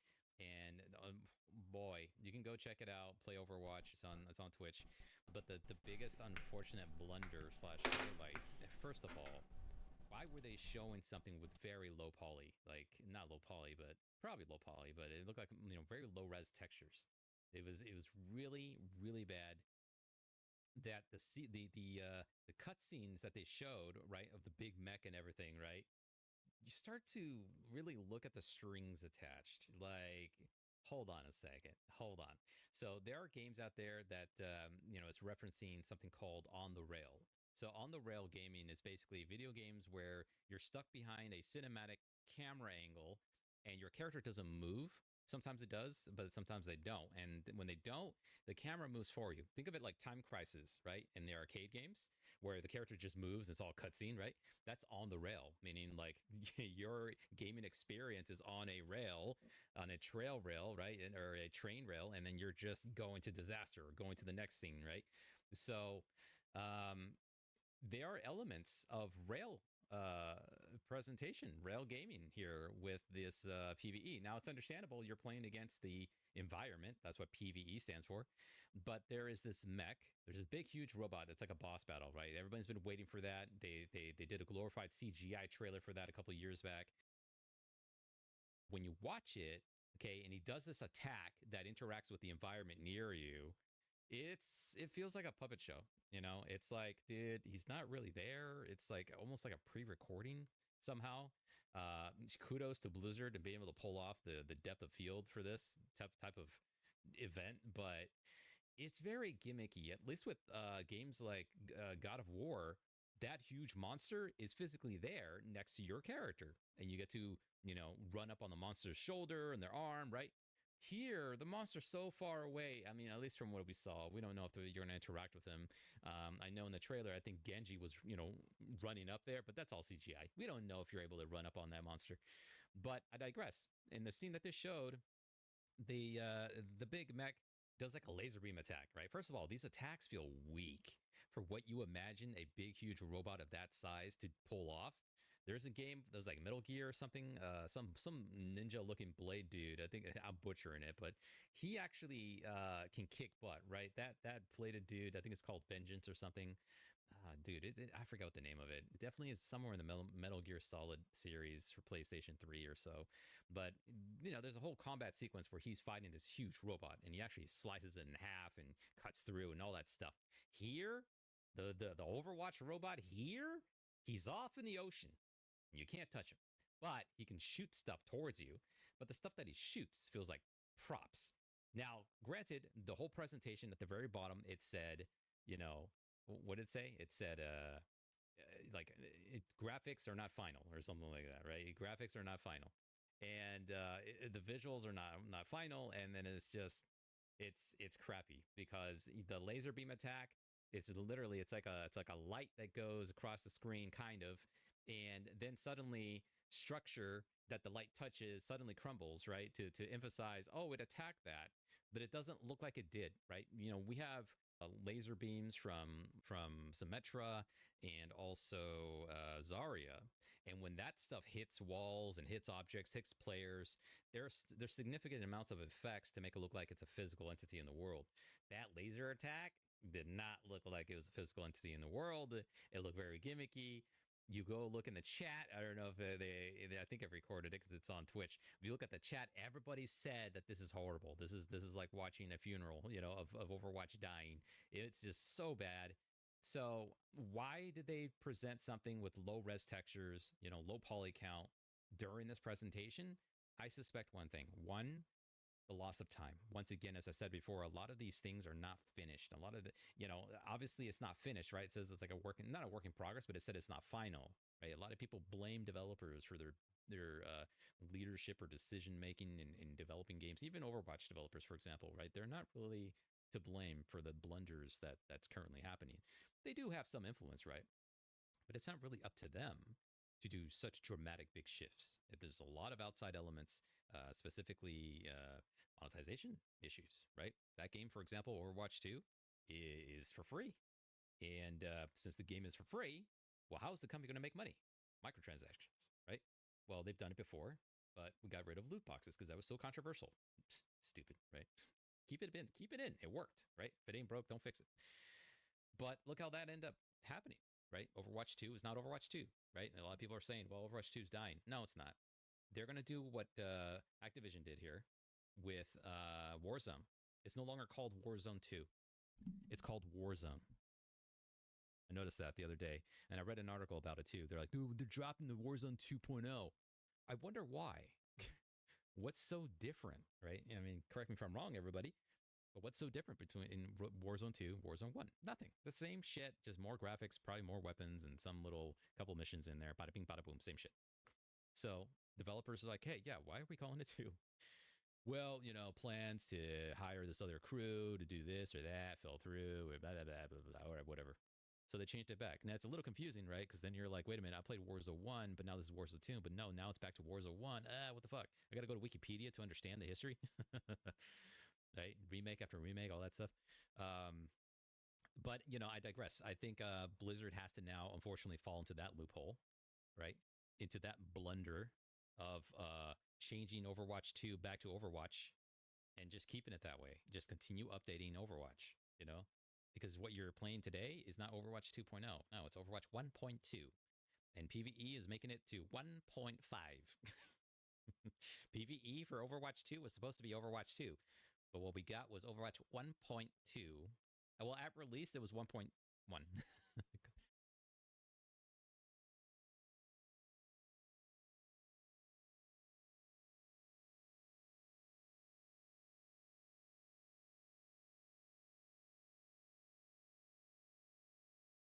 Oh man, Overwatch.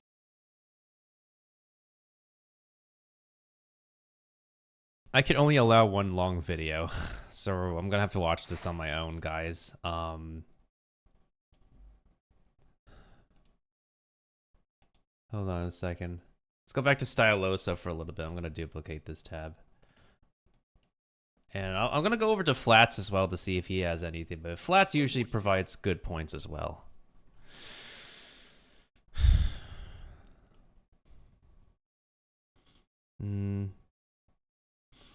I don't know about the speculation. I'll wait. Blizzard have decided to roll back some of the crowd control changes. Hello everybody and welcome to the channel. Okay, in this video we're going to discuss the Cassidy magnetic grenade nerf, although I still don't understand this ability.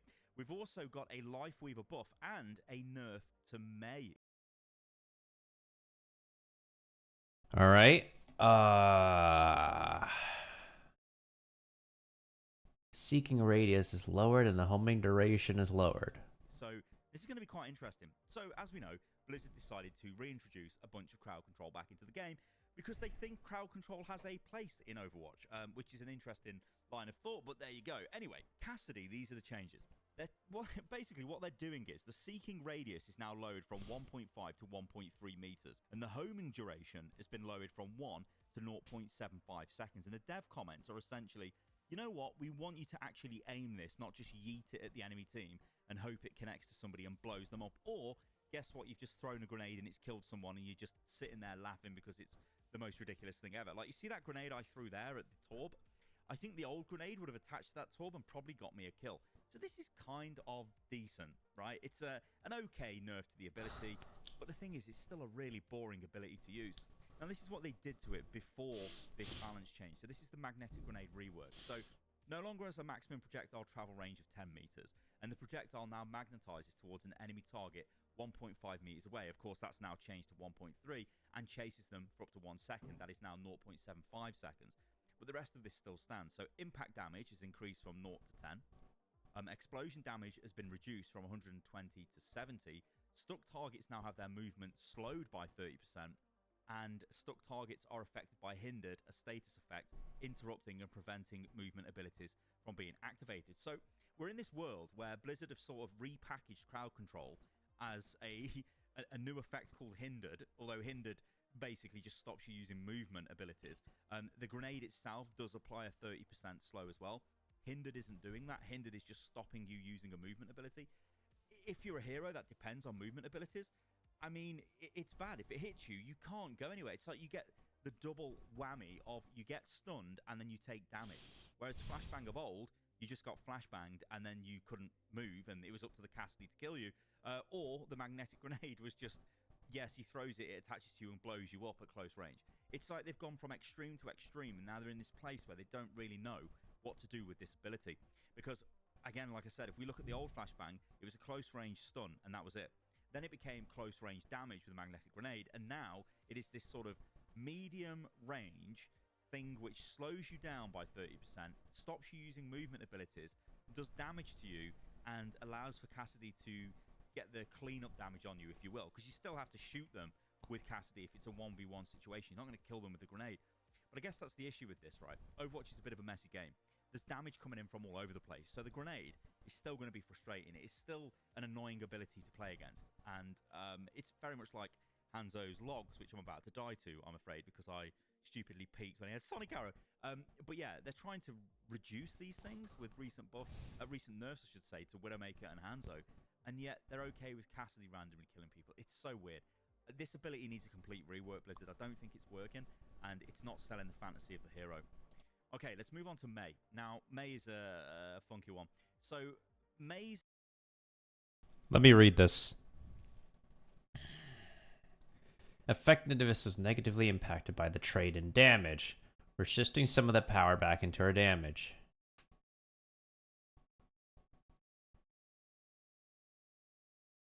Huh. Endothermic blaster. So this is her weapon, obviously. The primary fire component of this has had the slow reduced from 50 to 40%. So there's a 10% reduction there. However, primary fire damage has been increased from 55 to 70. Now, it must be noted that before Season 5, her primary fire damage was 100. It was not 70. So that is still basically nerfed from her previous statistics before Season 5. Now, Deep Chill, this is the new passive she's got. The maximum slow applied when this effect activates has been reduced from 75% to 65. So what I find interesting here is they're giving you a bit more damage on primary fire, and they're slightly reducing your slow.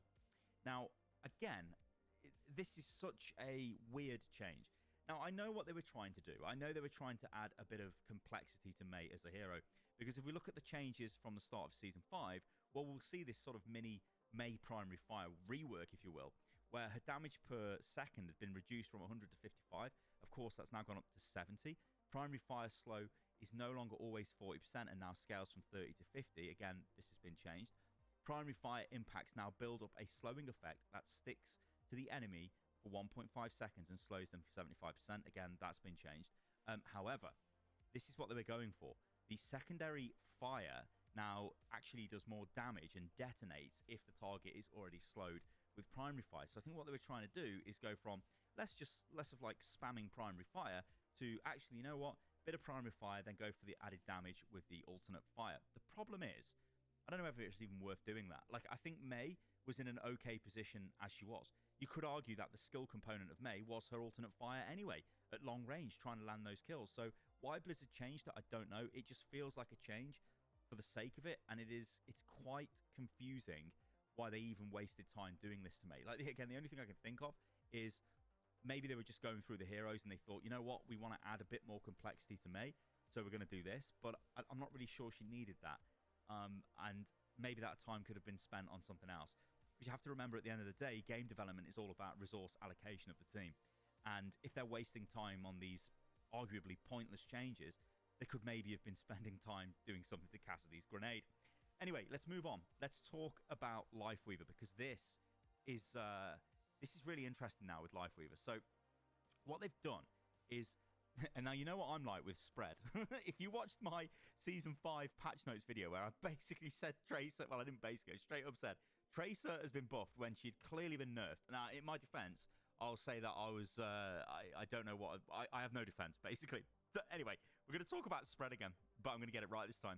So they've increased the number of projectiles to reach maximum spread from 0 to 20 with Lifeweaver's damage. Now, this means with Thorn Volley, it is pinpoint accurate for the first 20 shots, and then it goes into the full spread.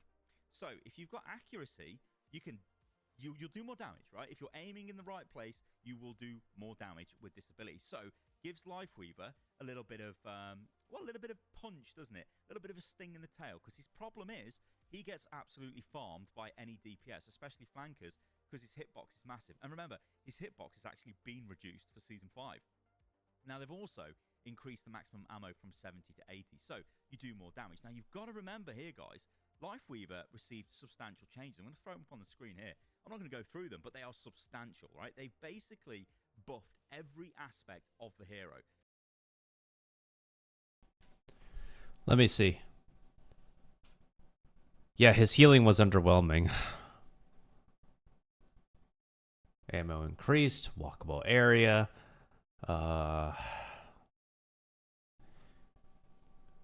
Cooldown reduced. Grip heals ally. Ultimate cost increased.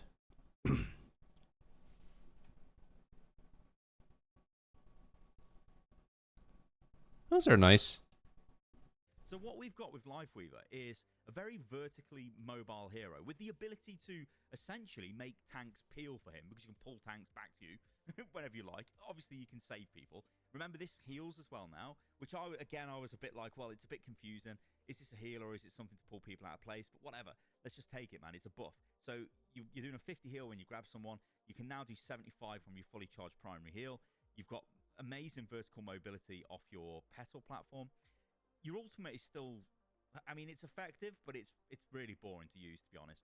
And I wish it wasn't just a big tree. And obviously they did that because he's Lifeweaver. And yeah, it's a hard light tree. Great. But yeah, I just think that this, again, is another buff to the hero. And we might be in a situation here where Lifeweaver is a bit of a sleeper, because unless you're getting really pressured by enemy flankers, you can pump out massive healing with this hero. You can save people in bad positions, and your ultimate, as janky as it is, still is really effective in team fights. So, you know, this again, it's a really strong buff to the hero. They've basically said, look, you can do more damage. Now, there is an issue here where we might be going down the path again of supports almost being able to do everything. So he's got good damage, he's got good survivability, he's got good healing, he's got this and that. I don't know. But I wouldn't sleep on Lifeweaver at the moment. I'd definitely give him a go. I've enjoyed playing him. Like, it feels like the added damage from the spread only coming in after 20 shots makes a big difference. Anyway, thank you for listening and watching the video, guys. I've been Stylosa. Remember, you can follow me on everything, which is at Stylosa, and I'll catch you lovely lot on the next one. See you soon. All right, let's watch this final video by him. And while we do the Stream Raiders fight, I'm going to go ahead and see if there's anything from Flats I want to watch. If there's nothing from Flats, I'm going to change games after I'm done watching Overwatch videos.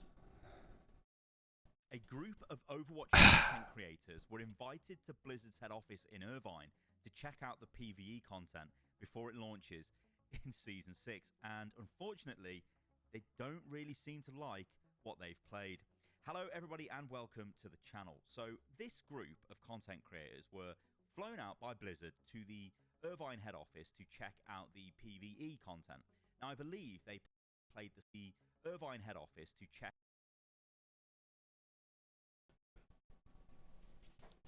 Oh, this is CarQ.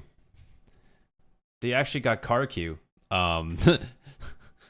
They actually got CarQ invited. That's pretty cool. Out the PvE content. Now, I believe they played the second mission in the 3-mission pack, which we're going to get for Season 6.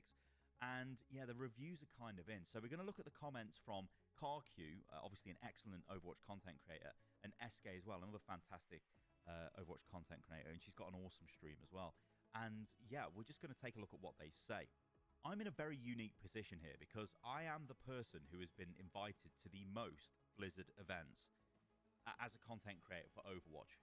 Nobody comes close to me. I've been to pretty much every single event apart... Well, no, I have. I've been to every single Overwatch event.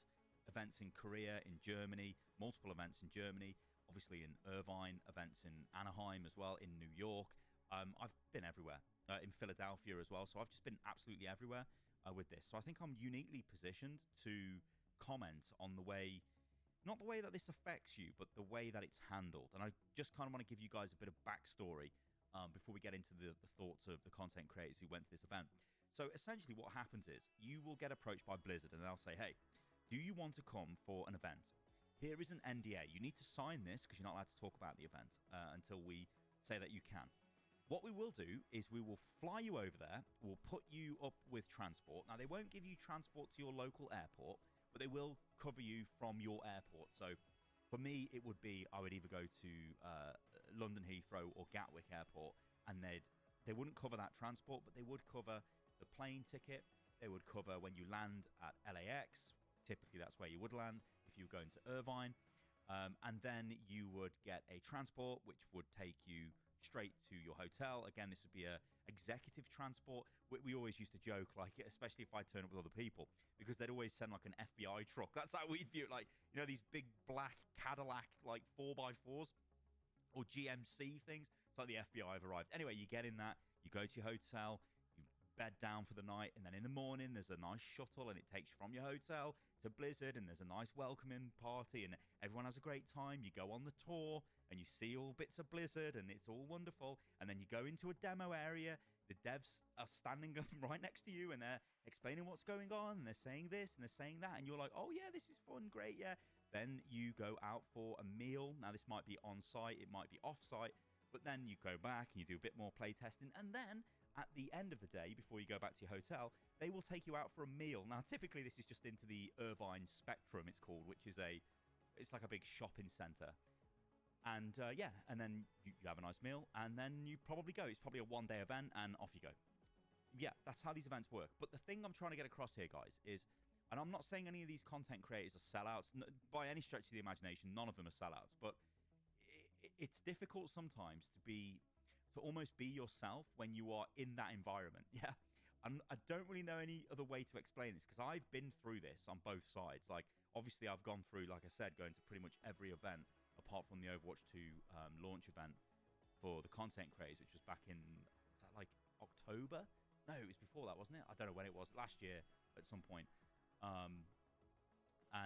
Obviously, yeah, I never went to this event. So, like, I can understand what this is like. I know more than most, and I hope I've got that across in the video there. So, yeah. The fact is here, these thoughts from the content creators are probably not as, well, as gritty as they probably will be from people who are not recording or playing on site. I think that's the moral of the story here. So let's get stuck into what they say. First, we're going to start with SK. Now, she's got an awesome stream. Link to her stream in the video description below. And yeah, this is what she says. I got to try Overwatch PvE early. It is an awesome experience the first time you play. But there is virtually no replayability once you beat Legendary.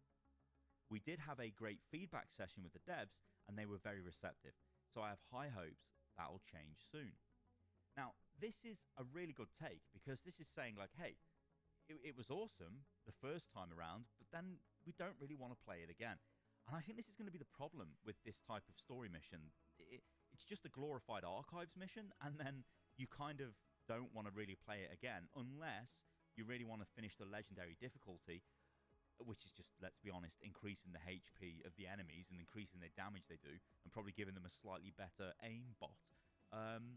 What's the reason for going back and playing this again? Now, Blizzard are saying that actually there's going to be a ton of different voice interactions, all between different heroes that you can select, and there's thousands of voice lines. So there is an argument that if you've got different team compositions, you're going to see different voice lines. I don't think that's enough to make people repeatedly play through this, but Blizzard are hoping that it makes some people at least come back and play. So the big takeaway here from SK is it's just not really very replayable, which we expected, and also yeah, it may change because feedback was given to the devs. Now, I'm not sure whether it will actually change, because at the end of the day, this has been in development for like 4 years, and if this is all they've managed to do, then I'd be slightly worried. And I don't think they're going to implement wide sweeping changes before this launches in Season 6. As I said, I'm pretty sure this entire event was just to gauge what actual ingrained, like, high-end Overwatch players, which are the content creators, would think about it. So yeah, but anyway, good take from SK. Next up, let's take a look at what CarQ has to say about the PvE missions. Now, CarQ goes into a bit more detail, and we've got a couple of tweets from him here. So this is what he says on the PvE story mission. The pros: voice lines and dialogue is great. Now, you'd expect that, to be honest. It always is. In fact, you could even say the narrative team, the lore team, I don't know what you'd actually call them. I think they're the narrative team, aren't they? They're probably some of the best in the industry, and it does really show. You know, there's tons of in-jokes, there's loads of great dialogue. It's just amazing. It really, really, really is good. They really sell the characters to you when you're playing the game. So yeah, I think that will be good. I think that almost goes without saying. The environment art, lighting, and immersion are beautiful. Yeah, again, this is always typically done very good with Overwatch, so no real shock there. You can blow up different parts of Omnics, and yeah, this has been something which has been in the works for a long time. I mean, going back to 2019, I always talk about this, but when I played that iteration of the Rio mission, you could blow up the arms off the artillery bots, and those artillery bots are still in the game. So yeah, but I think they've actually made it more granular now, so you can blow off the different bits of the actual normal enemies, like the normal Omnic robots. You can blow out their arms and their heads off and whatever. So that's actually pretty cool. Progress the lore and the story, which again, yep, that's fine. There's a decent fleshed out cinematic before and after. Yeah, this again leans into the whole thing of it's just Archives Plus, because it's just an Archives mission, but bookended with a cinematic either side. So yeah. So let's go on to the cons. Now, you'll notice the positives. There was nothing about gameplay. It wasn't like, wow, this is revolutionary gameplay, I was so addicted, and these new systems are great. It was just, yeah, the lore and the story is fine. So the cons are, according to CarQ, are this. Enemy AI felt linear. This is a worry, because we were expecting or almost dreading the AI to just be terrible. And it looks like it kind of is. Very rudimentary AI. It's easy to clear. They played on expert difficulty, but they don't know about legendary. Now, again, you've got to remember, these are like top 500 players, so you would expect them to be able to smash the gameplay on any difficulty, really. I don't know about the legendary. Obviously, CarQ doesn't know about the legendary either, so we can't comment on that. But expert difficulty, they found it easy to clear. There's no time to explore the map, which is very interesting, because if there's a ton of lore on the map or little tidbits all over the place, you don't really have time to look at them, because I can imagine what this is doing is pushing you from point to point, complete objective, go to the next point, go to the next point, go to the next point, mission finished. And then he says there's lots of sit in one spot and pew pew. Again, this was a worry. Just go to an area, defend against hordes of enemies. Okay, objective complete. Walk to the next area while we get some voiceover comms between the heroes, and then we stop, and then we complete the next objective. And what, like, it seems to me like that's what they've done. This is the real killer. Now, Karku is an extremely positive guy. I met him a few years ago back at a BlizzCon, only parting. Like, we walked past each other, I think, and we said, like, hello and whatnot. But he's a great guy. You can see by his content, you know, he's very positive when it comes to Overwatch 2 and Overwatch in general. And, yeah, he is critical of the game. So, I mean, I've seen people saying stuff like, oh, yeah, Karku's never critical of the game. No, he's not. He actually is. He actually is critical of the game. He just doesn't rage and rant, which is, you know, that's great. Anyway, this is what he says about the actual difficulty. Not the difficulty, sorry. If he was reviewing the game and giving it a score. He says, overall, it's a 6.5 out of 10. So it does make you wonder that what would somebody say if they were less positive? He says, I think there's a lot more untapped potential they could explore for future missions. Now, I agree with that. But I think the issue a lot of people are going to have here is this has been in development for 4.5 years. So how much more time do you need, Blizzard? Like, saying that this is just the beginning or the start of our PvE, and yeah, maybe in a few years' time we will have new systems, we will have new things we can deliver in these story missions, is a bit of a laugh, really, when you think about it. But still, the point stands. He then says there was a productive Q&A session with the team for feedback was given, and they were very receptive of it. Now, there's one thing I think I'll end the video on here. They are receptive of feedback. In a lot of ways, Blizzard are. In fact, I'd say it's one of the positives of recent Blizzard and recent Overwatch, especially with Overwatch 2, is they are available for feedback. You can provide them with feedback directly. Whether they do things with it or not, you don't really know. They can't really confirm if they're going to do something or if they're not, because then that leans into the whole thing of maybe they've promised something to somebody, yeah, we're going to make this change, and then they don't do it, then they get slaughtered, and there's all these problems. But I think, guys, I don't think this comes as any shock to us, really. It would look like the Overwatch 2 PvE missions are essentially just archives missions with extra cinematics at the start and at the end. And yeah, you're just basically pushed through the mission, delivered the story. Okay, play the next one, delivered the story, play the next one, final bit of that story, come back whenever we decide to launch the next one again. And thank you for your $15 of access. Now, I think a lot of the debate around this will be, is there actually any point buying the PvE when you could just straight up watch a streamer or a YouTuber play through it, if that's all you care about in terms of story? Will the rewards actually be worth it in terms of the achievements, maybe unlockable items, cosmetics, or whatever you get for your character? I don't know. Is it, I mean, at the end of the day, that shouldn't be what makes you want to play the PvE, right? What makes you want to play the PvE is to have the experience. And it's a little bit worrying that we're not seeing content creators come back and go, wow, this is next level, we really enjoyed it. It does also make you think, why did Blizzard invite content creators out to look at something if it's kind of only getting rated as a mid sort of experience? It doesn't really make any sense unless, and this is where things get really worrying, unless Blizzard legitimately think this is some sort of amazing content and they can't wait for people to consume it. I mean, if that's the case, yeah, I think alarm bells really need to be ringing. But anyway, I've not played this. I can't comment on it. I can only comment on what people have said and just throw some wild speculation around it. I am still looking forward to this simply because, like I said, it's been 4.5 years. I want to experience this. I want to see what this is like. And then I think we just go from there. But what I will say, guys, and one last thing in this video is as soon as I sort of came to terms with Overwatch being the game that it is and sort of letting go of what the game could have been, a lot of stuff starts to make more sense. You get what I'm saying? All right, guys, let me know what you think about all of this in the comments below. As ever, thank you again for your support across my videos. It is incredible.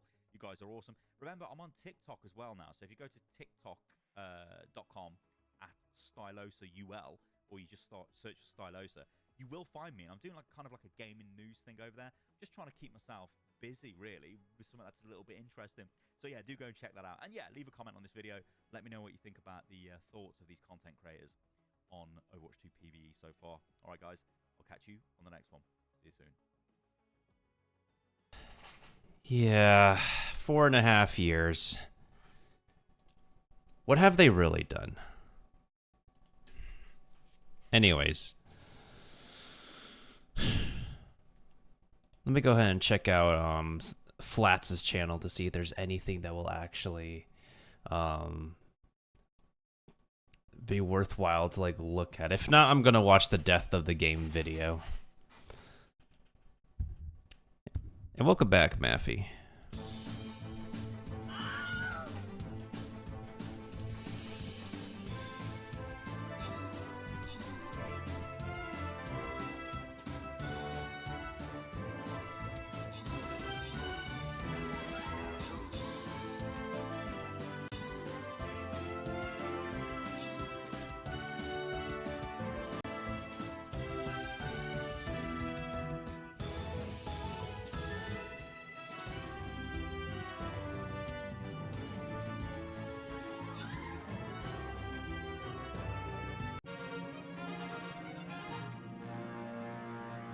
Hi, how are you?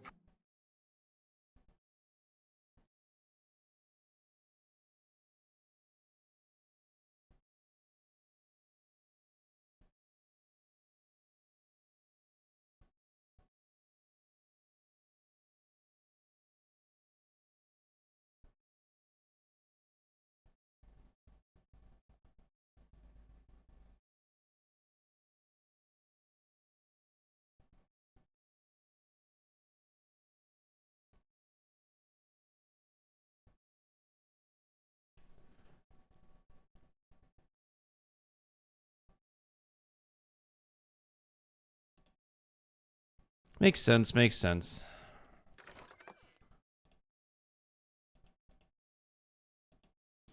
I think there's like a couple of videos or so, but maybe I can leave them on another day when I decide to do like a whole YouTube catch-up day, I guess.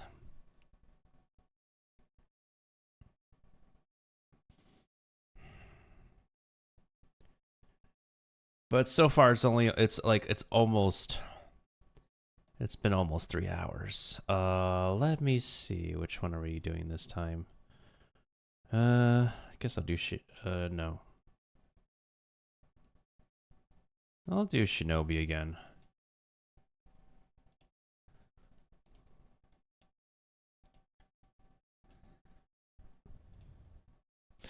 Oh, were you now?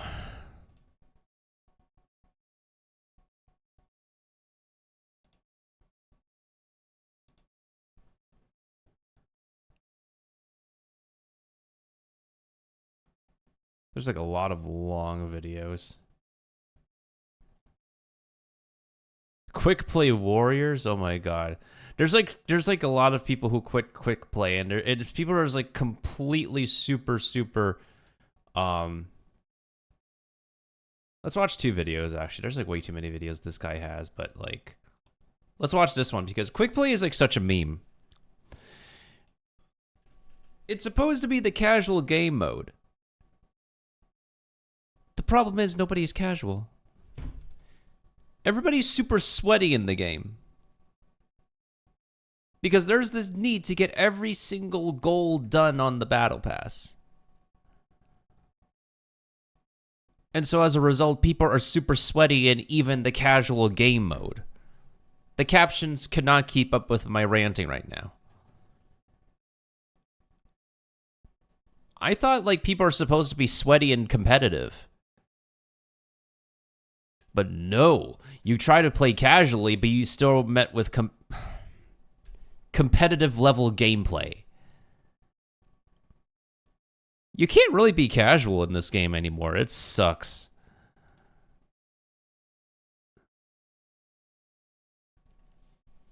Oh, the last 20 minutes of it? So you didn't see me flip out about the Super Mario RPG remake? Give me 2 seconds. Martha said, invite me. I said, hi, wanna play? And they went, oh my god, yes, invite. Stop the queue. Any queue stoppers? Any people who here have the capability of stopping the queue? Any queue stoppers? What? Right. It's okay, we have strawberry milk in our team. Wait, I heard screaming as I walked back. I thought you were dedicated, Flats. You're missing the star of this game. Marbler wanted to join. Marbler wanted to join. I made it in time. I just, you know. Okay, watch this. You missed the intro. No, I didn't. I saw it in the doorway. I don't bully them out. Oh my god, I did it! Bruh. You bullied a poor Mercy player out of the game. No, I said I'm gonna send you money. They didn't even drop their PayPal. What do you mean? Not my fault. They know where to find something. Kind of unethical. A little unethical. Yo, watch this. Why am I playing Doomfist? Oh, that's not looking. Yeah, I was gonna say that's not looking good.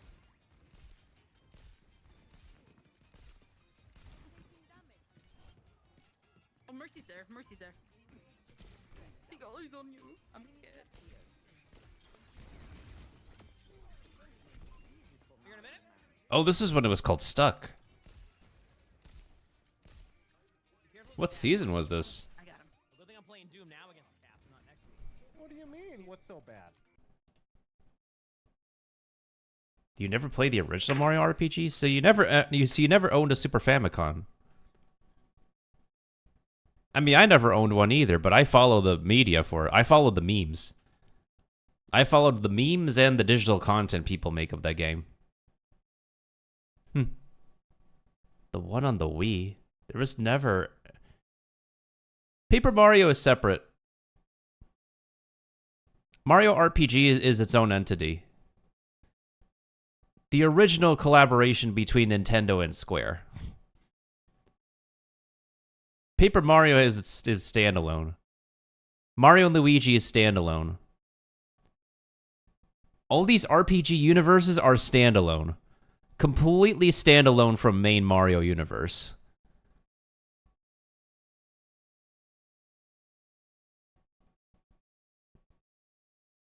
Nope, standalone.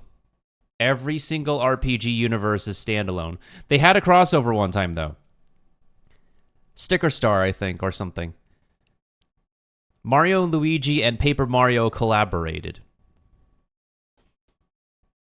These two standalone RPG universes collaborated one time. But the Super Famicom game was not worked on. It wasn't... Nothing was done to the Super Famicom game for the longest time until now.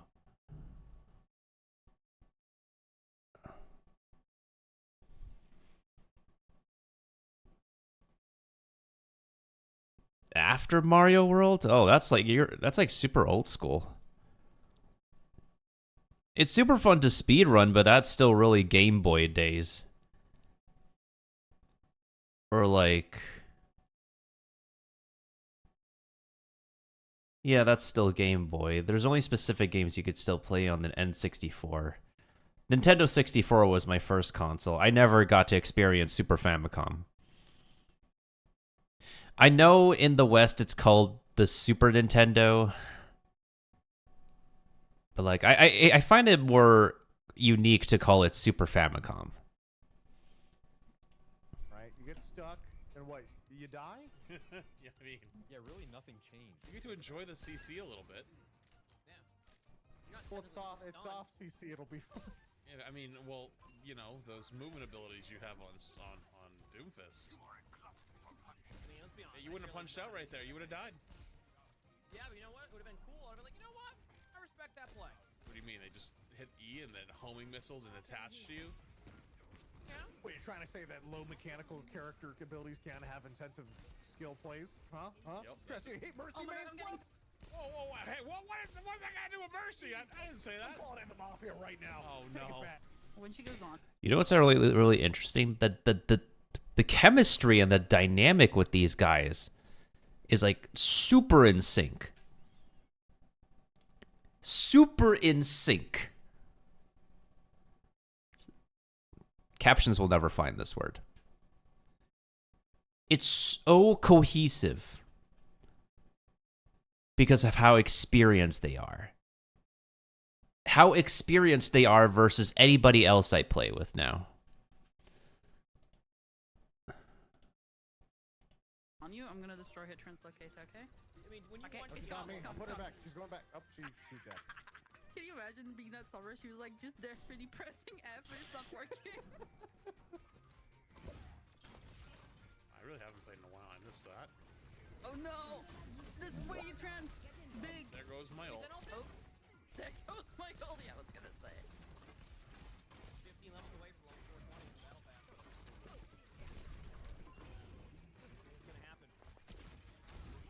Zombie! Oh! One. Thank you.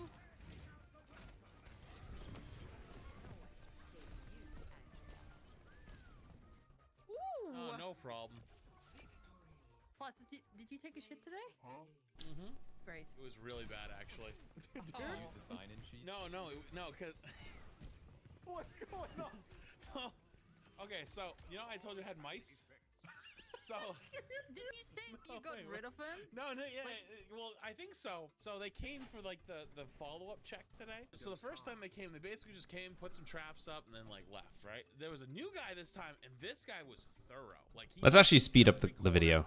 every crevice. He took the radiators off the vents, wherever. But I had just woken up. Like I woke up like 3 minutes before they knocked on my door. Like I was still like half asleep, and I had the second I woke up. So I was getting up to go, and they knocked on the door, and I was like, okay, they're only gonna be like 5 minutes, and they ended up being here for like 20 minutes. And it was one of those ones that like make your stomach hurt really bad. And so I was leaning against my bedroom like door frame, basically trying not to make any faces or anything because it hurt so bad. And they're checking every corner. And I'm like thinking to myself, can you just leave? I need this shit. It was so bad. It was such a bad start to my day. See, you left the voice chat. What could you did? There's a boiler room next to me. I'll leave it. You did this. I blame you. I'm here for the story. Just get a cat. That's all you do. I forgot how the occasional Street Fighter 2. I forgot how unresponsive this computer is in the network issue, having rotating stuff in the stream raiders tab and the net dropping out. Is the program having... Is the actual game having issues with you? Because I'm just using the actual game, not the browser. You want a cat so bad. You want a puppy. Oh yeah, you want a cute little puppy. I know you do. I'm curious. Alright, I'm just speeding this up. Since we don't have all night. What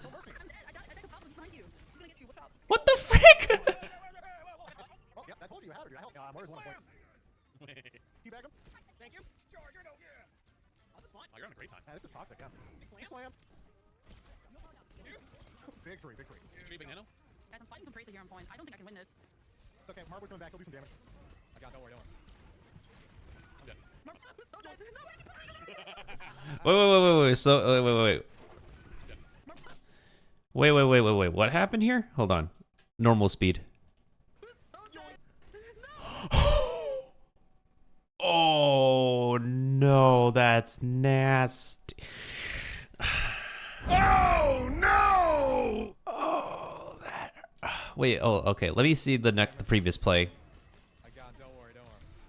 Okay, so he got cucked on the platform, tried to heal, and got messed up by the other healer. All right. Okay, so Team Healer tried to save the DPS.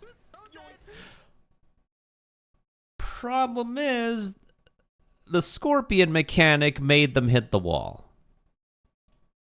The Scorpion mechanic made them hit the wall, and that's always one of the worst plays.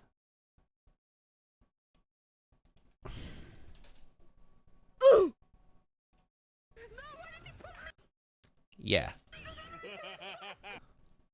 In any video game, the corner is one of the worst ways to go.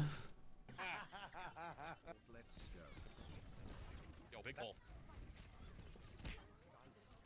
As I was saying. Right hand 360 standing, no scope. Big slam. I'm up. Flanking mail, don't know where it went. It went somewhere. Big slam. I'm up. Flanking mail, don't know where it went.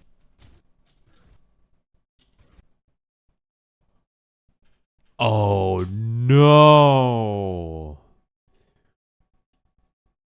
What is their healer doing?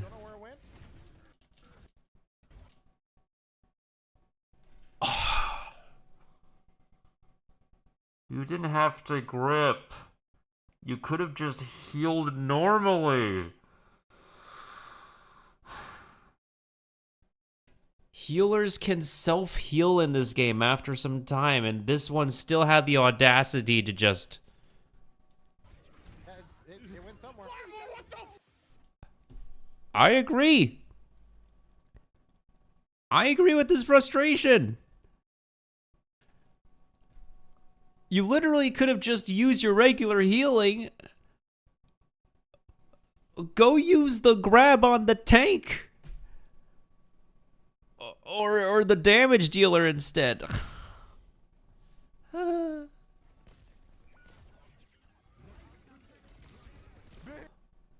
Yo, that other healer has an obsession. Hate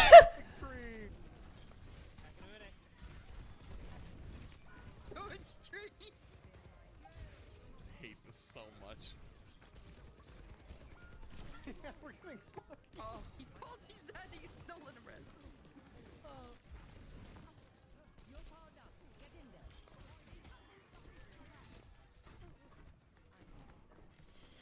Lukia, thank you for the epic bomber, by the way.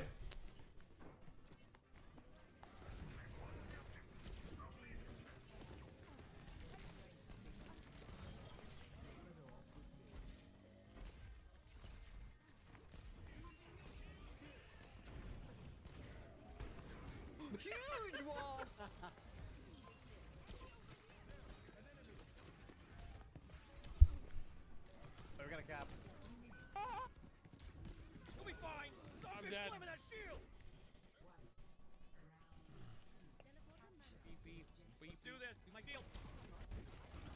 Dying. In the back line. Requesting assistance. My Ana hasn't looked at me yet. Quest is denied. Looking at my Ana. Full charge, I can Pressuring kill my this guy, Ana. keep me up. Shooting my Ana. Missing shots on my Ana. No. Easy flip. Oh no. Here. He's outside.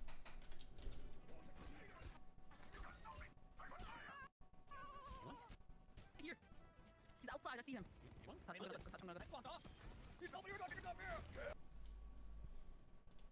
Did their teammate just literally throw himself off the map?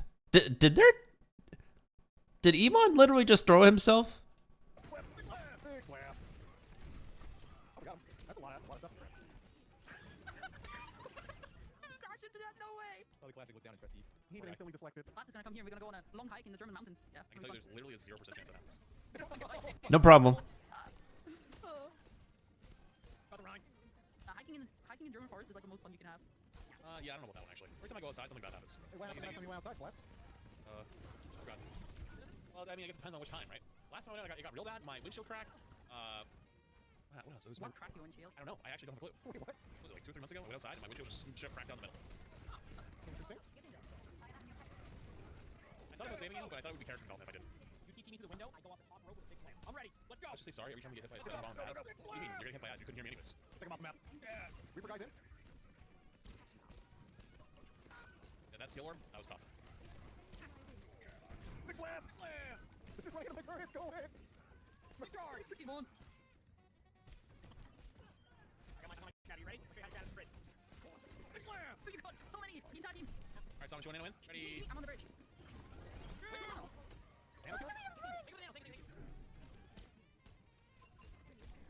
Oh, she's one. Wait, she's getting mega. They left her.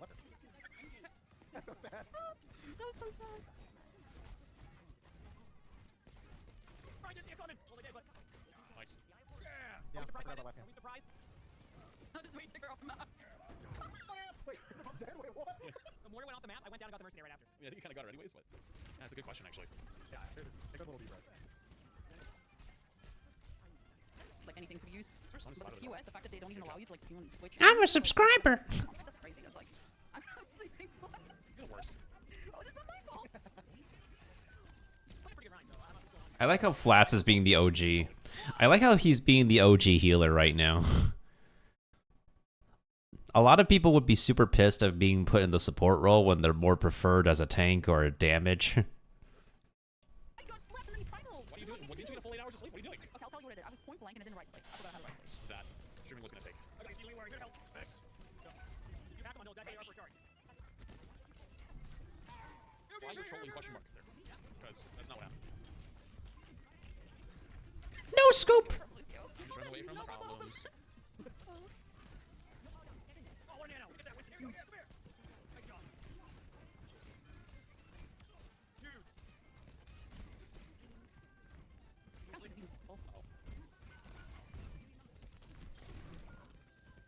Oh no. Oh no, it might be a cloggers. I gotta Cloggers. Oh no, I'm trolling. Oh no, I am trolling.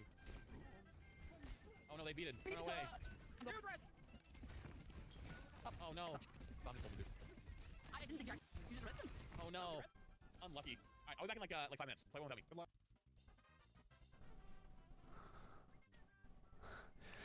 Okay, I'm glad we actually got to speed up the the speed up content is just as good as the speed up content is just as good as playing the wait, hold on.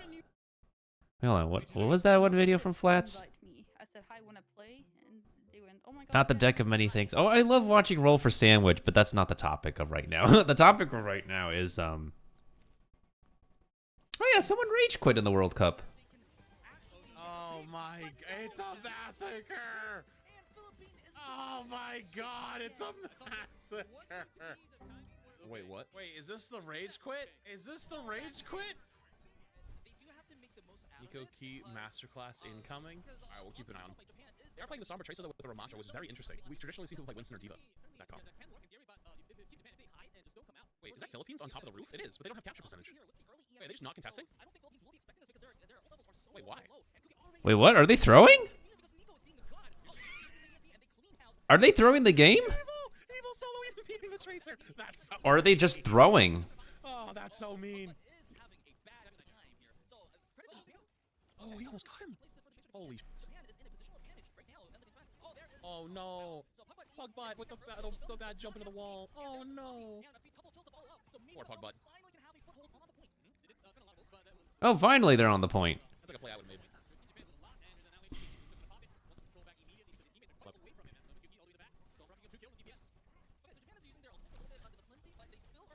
Wait, this is like a ranked game. They on a selective and then just didn't leave. So the Ramatra pops like Nemesis form and walks over and just punches her to death, and the Winston watched. I ain't gonna lie, this feels like a really unbalanced game. Like, one team's actually trying to go out and make plays, the other one's just like trying not to die. Yeah, like they couldn't even get 50%.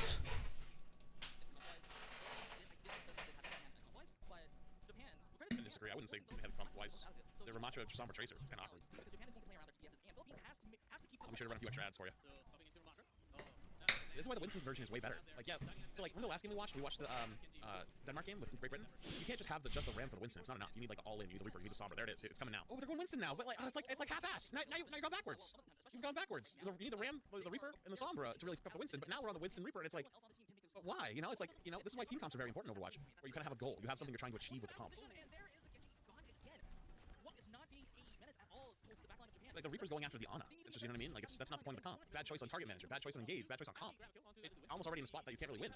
Because you're playing Winston Reaper, but they have a brig, you know?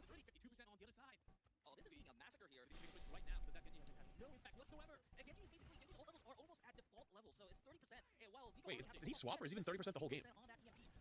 Wait, has the Genji pulling an AKM? Is that AKM over there? I haven't seen him in a bit.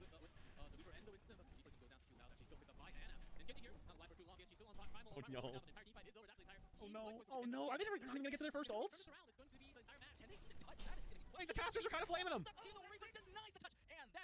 Oh, that was kind of evil. Oh no, Gibraltar. I've heard about this map. I heard a rumor about how this map goes.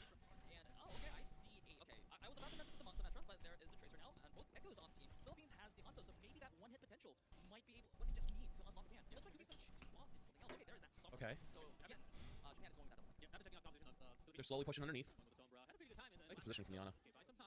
I am very surprised though that, considering they're pushing cart and whatever, they don't aggress onto the Ana. Oh, now they are. But their comp doesn't. Wait, their comp kind of sucks though. Wait a minute, I just realized. Hanzo, Echo. Wait, you're playing Echo with a brig Ana? What? On this map?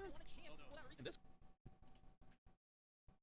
Wouldn't you go with Echo when you have like a Mercy? Like either Mercy with Echo and Pharah? What happened to the World Cup?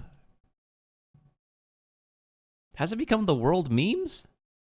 Has this event literally become the world memes of games? I don't know about all that one. This looks like a ranked comp. That's my guy. Ponder something with me for a second now. In the World Cup, they're playing on current patch, but Al doesn't. Yeah. Is there a particular reason why they have things set up that way? I'm curious. Yes, there's very good reasons actually, because World Cup is only for this weekend, so you can play a bunch of the matches in one single swoop. Overwatch League goes for multiple weeks on end, and so you can play, let's say, 3 or 4 weeks of one patch, a new patch comes out, and now you're in the finals or in the playoffs, quote unquote, for like that part of the season. And it's like, well, if you got to the finals playing, or you got to the playoffs playing X comp, and the whole game changes because of a patch. Now you're not good on that comp that you got there with, and you're basically just like thrown off into the deep end. You know what I mean? So it's kind of sucks ass. So by keeping it that way, it keeps it fair, and it keeps it to the point where, you know, you don't have RNG determining whether or not you can end up winning part of like, you know, the tournaments or whatever it is. You know? Overwatch League does update, but then it stays for longer. Because World Cup is very quick and in bursts, it's better that way. Oh yeah, that's basically the best answer I can give you. It's to keep it a little more fair. Nah, that's mean. Dude, they're actually getting bullied. This is literally just an unbalanced ranked game. Sleep, dome, blow up, goodbye. Oh, they postponed and solo EMP'd him! That's so evil! That is so evil! 5:45? They still have a chance. They still have a chance.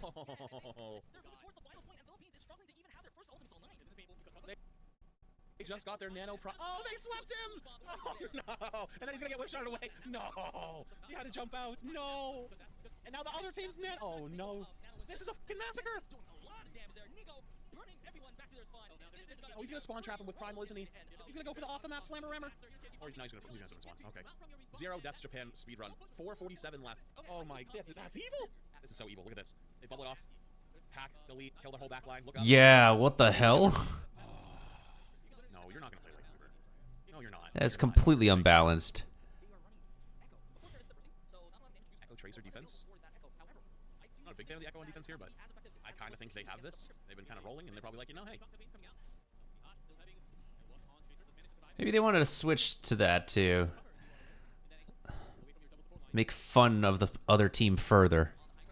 Oh my god, the early engage. Ooh, the Winston gets 3. Oh my. See, remember what we talked about? Remember when Philippines was on defense, and I was like, hey, it's really interesting that they're not jumping on a brig on high ground. They're just letting them sit there and like letting them push cart at the same time. Japan didn't let them do that. They wouldn't push cart and take high ground at the same time. Japan jumped top and killed all of them. That's what you were supposed to do. Oh, that's no, the spawn kills. Oh, that's evil. Touching the spawn door. Oh man. I've had that happen a few times. Those are funny. But then you have to be on the receiving end. Oh no. Oh god.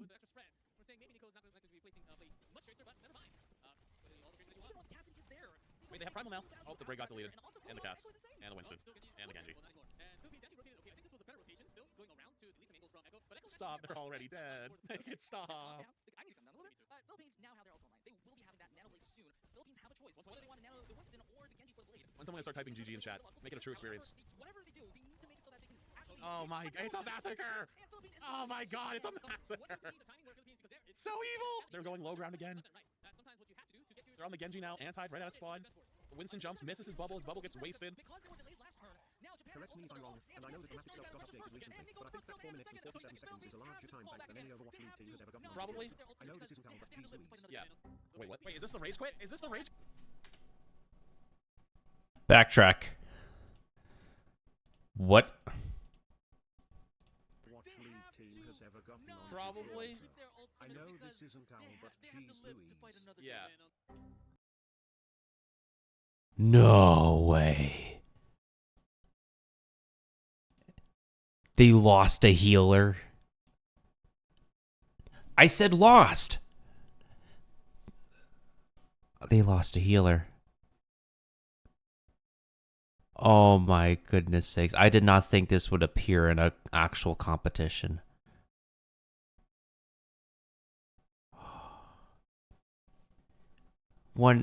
There's only so much one healer can do. Wait, what? Wait, is this the rage quit? Is this the rage quit? They have to keep their ultimates because It's the brig that DC's. Watch the brig. The brig's right here. She's moving. She's moving backwards. She's just swinging and then gone. Did they ult at 4? There's only 18 seconds left. They're back. they have 10 seconds left. They're back. Winston or the Tracer or Echo first, and then You know, honestly though, even if they did rage quit, let's say in some world they did actually rage quit, would you actually blame them? Still, the backline of Japan is down. Wait, the nanoblade. Wait, the nanoblade actually got kills. Wait! Wait! Wait! Wait, they're dying! Wait! Bogbutt! Bogbutt, you can't die! You were the chosen one! Oh dear, that is. Damn, that was evil. That was actually one of the most evil games of Overwatch I've ever seen. Wait, they had a 3 limbs all match? Oh, that's bad. What has this game become? What has this game become? Like, seriously, it's just unbelievable.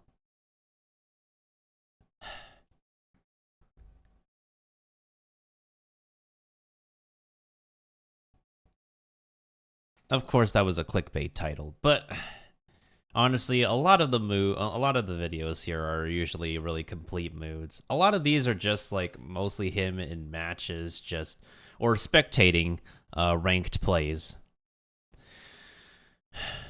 But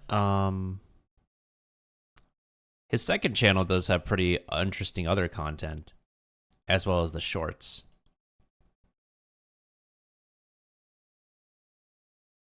We have an animated series, of course. Wait, there's a bug?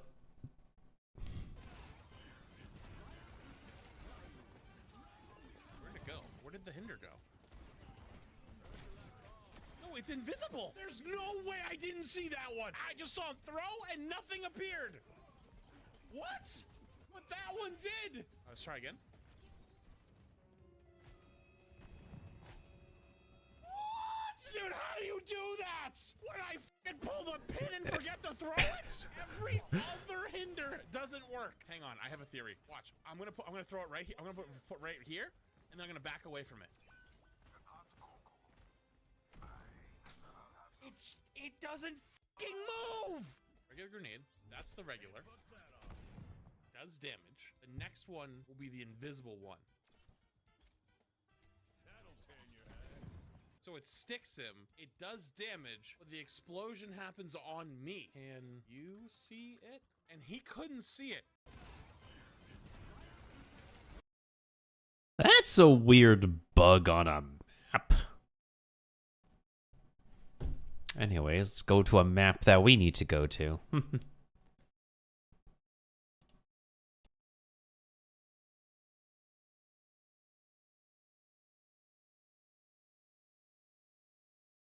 Alright. We're then going to watch the Death of a Game video. We're going to watch the Death of a Game. And after that, we are going to actually play a different game.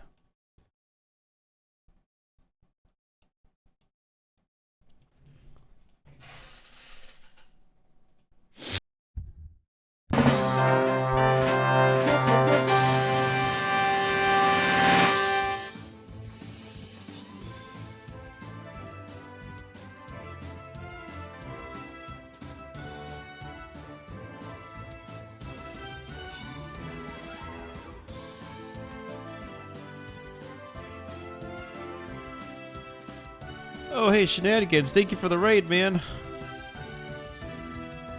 Hi, how are you? I'm feeling sleepy at the moment. You're going to have to give me a moment, but I can welcome you raiders in a bit.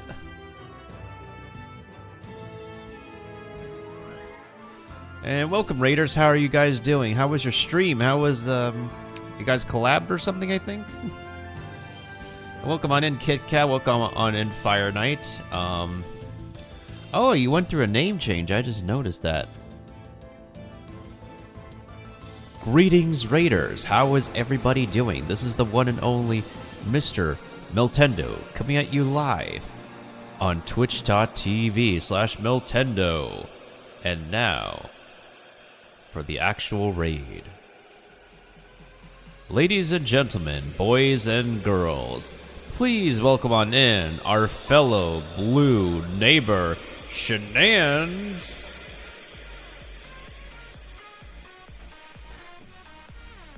Times Square, New York, please welcome our raiders, our fellow raiding streamer on in.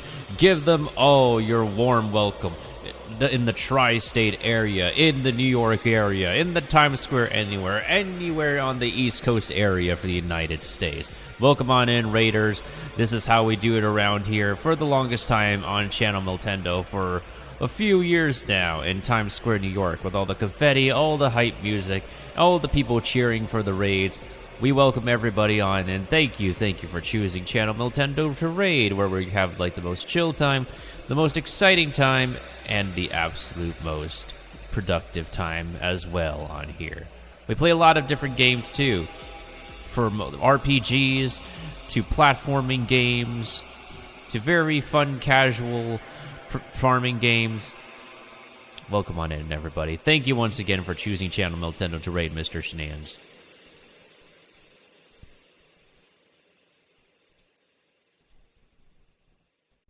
Alright, I could turn off my announcer voice for now. We're currently just talking about Overwatch, but not playing Overwatch. I'm going to be playing one more video, and then we're going to be switching games. And that will be our evening for now.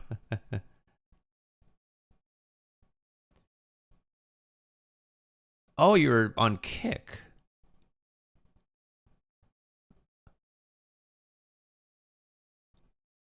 You were kicking the Moglin. You were on the game kicking the Moglin. I see. I'm pretty sure like people have been kicking their Moglins recently. Yeah, I've kind of explained this to other people before, like, I'm someone who can't really start out anywhere new because I would start out with nothing. when I keep on making content for Twitch, I have a foundation. I can live stream on YouTube, but there's a lack of interactive features on YouTube. That's the main issue. That's literally the main issue. So I've been on Twitch for a while, but I do upload content on TikTok and YouTube. Or as the shawarma guy says it, do not put some ketchup on the tac-tac, or you ruin the culture. If anybody watches the food videos, you would know the YouTube channel I'm talking about. Some fresh fries. Shout out to the Belgians. What do you want? You want Abbas? He wants more beef. Bring in more beef.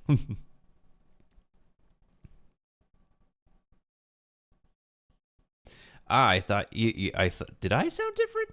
I didn't turn on my female filter. Yeah, the female voice isn't on.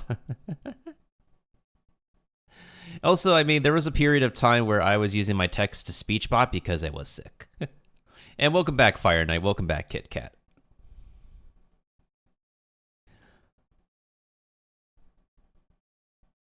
I wish YouTube had raids and stuff for smaller channels, right?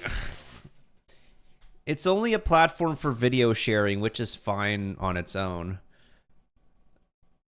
But it's still a super major grind to grow on there unless you're someone who doesn't need to put in a lot of effort to do a trend. Because the moment you get on a trend, you get popularity. I get a fair amount of viewership with my YouTube shorts as of recently. Actually, shenanigans. If you're down, there's like a casual MMORPG that's going to come out later this year. We could probably try it out together. It's going to be free to play anyways. I don't know if you've heard about Palia. They say the PC platform for Palia will be releasing before Nintendo Switch. So I'm thinking the next playtest is going to be probably either the second to last one or the last one. So I'm thinking they will launch this year real soon because it was announced in June 2021. So it's been in like development for a while. So this potentially could be one of the last playtests. I've like signed up for the newsletter for the longest time. Because I've enjoyed playing Stardew Valley. We've played a lot of Stardew Valley here on Twitch. I played a bunch of Animal Crossing. I have relaxed with Animal Crossing. So Palia should be right up my alley. Oh, my time at Portia. I loved my time at Portia. So yeah, we're all about the casual survival farming sim life here. And to put that in an MMORPG, I am down for it. We could even bring Kiba on board, honestly. We could have like a whole farm together and group up together if we're lacking resources. And of course, we have a bunch of townsfolk we could get cozy with. If anybody's cool with getting cozy with the townsfolk in a very casual farming survival simulator, by all means.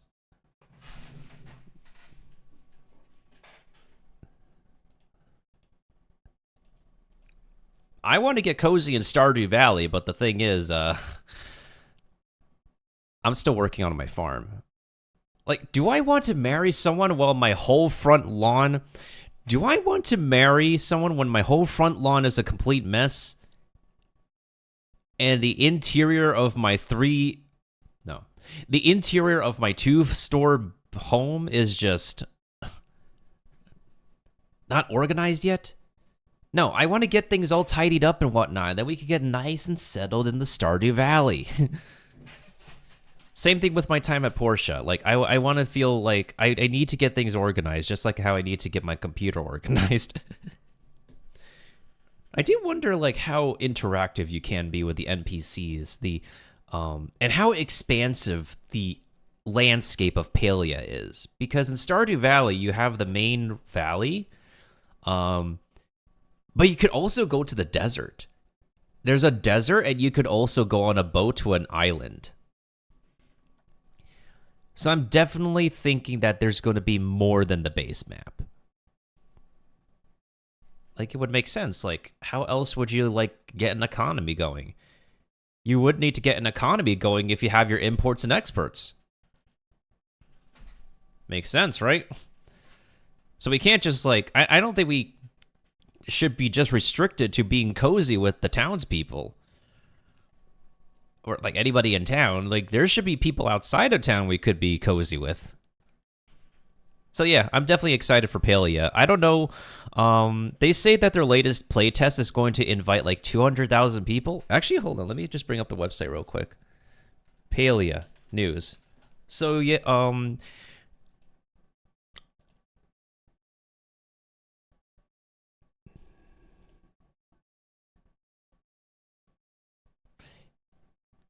yeah. I guess I know the way after all. All right, so they said the biggest playtest will have 200,000 new players. And it will be starting in 4 days. I have used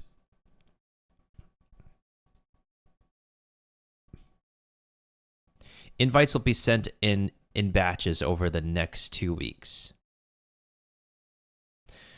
All right, let me just bring up the webpage real quick. I'm gonna like show it to you guys. So, information on the website. Windows capture. We'll switch. Let me switch windows real quick. We're gonna take a quick detour, then talk about Overwatch again. All right, here it is. It says, including all past testers. So 200,000 invites. If there's not a lot of interest, I might have a chance to get in. I have signed up with a few emails. Let's see if the survey is done. I think it should be done. Let me just, hold on a second. I'm pretty sure I filled out the survey already. They should have closed signups by now. I'm also gonna, like, hide this screen for the sake of... Yeah, I'm pretty sure they... Alright. If it's not there yet, then I guess you guys can still sign up if you're still able to, because technically June 30th was the last day.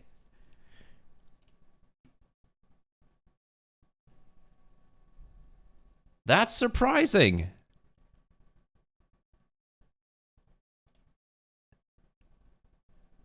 I thought this closed on Friday.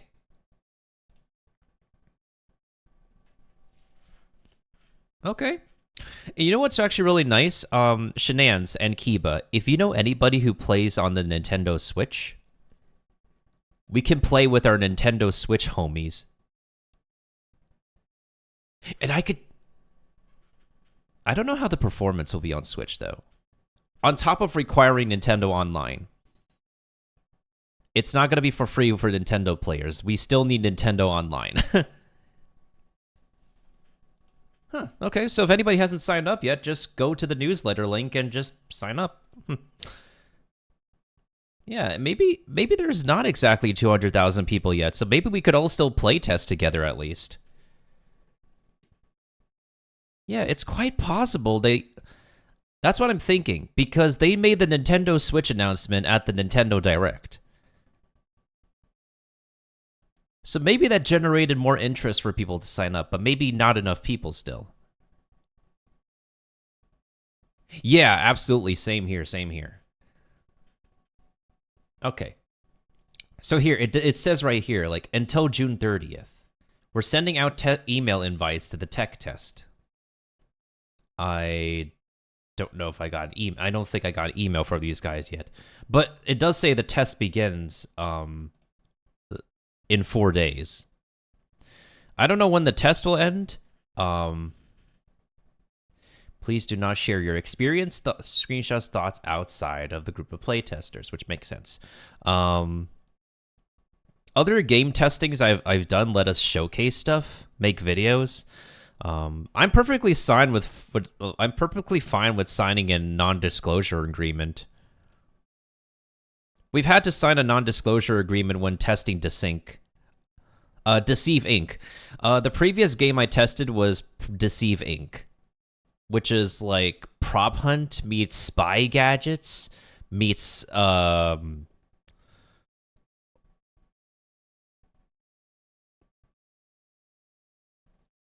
beats a heist in a King of the Hill style game. Anyways, I actually should join the Discord server. I'm gonna go ahead and do that after I'm done here on Twitch. But yeah, honestly, like if we're not really too into like major, if we're into a multiplayer game we could relax with, that's like not into intense a party game. Like I've been looking for people to play Crab Game for a while, but I think the activities of that might exactly be a little bit too much for people.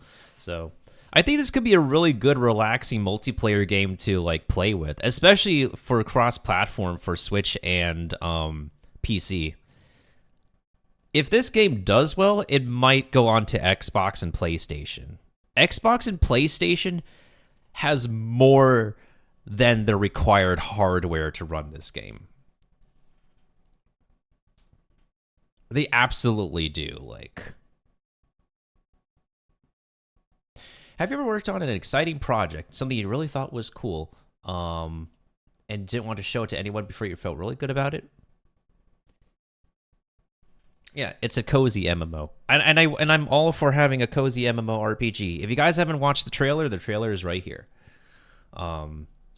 So they announced the Nintendo Switch port to be arriving in the holidays. Yeah, it's arriving on the Nintendo Switch this holiday season, as confirmed in the Nintendo Direct. And then there's the stress test coming up, which I don't know if I got into it yet or not. I'm still checking my email. I don't think I received a... Yeah, I've not received an email yet. Oh, let me check my spam. Yeah, there's nothing new in my spam either, so it's quite possible that they're still sending out invites. Like, I didn't even get a chance to play Honkai Star Rail's playtest until, like, after it started, because I was still trying to get a access key for it, which is their procedure. Yeah, so I don't have anything in my emails yet. On Twitter, they have confirmed that the PC release will be sooner. So I'm assuming that Nintendo Switch will be fourth quarter. Yeah, Switch will be fourth quarter, and PC should be somewhere in the mid or late third quarter, which makes sense. We want to share that we are working hard to bring it before the Switch. See? So it will be before the holidays that we will get to have this game.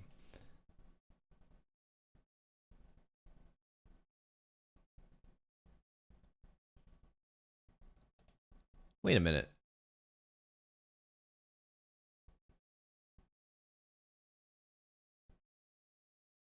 Cosmetic content, which is good free-to-play monetization. It's all about respect.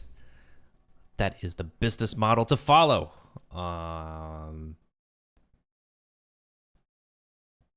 Yeah, what about Nintendo Switch stuff? Will not require a subscription on Nintendo Switch. That's interesting, because a lot of third-party games tend to like require Nintendo Online.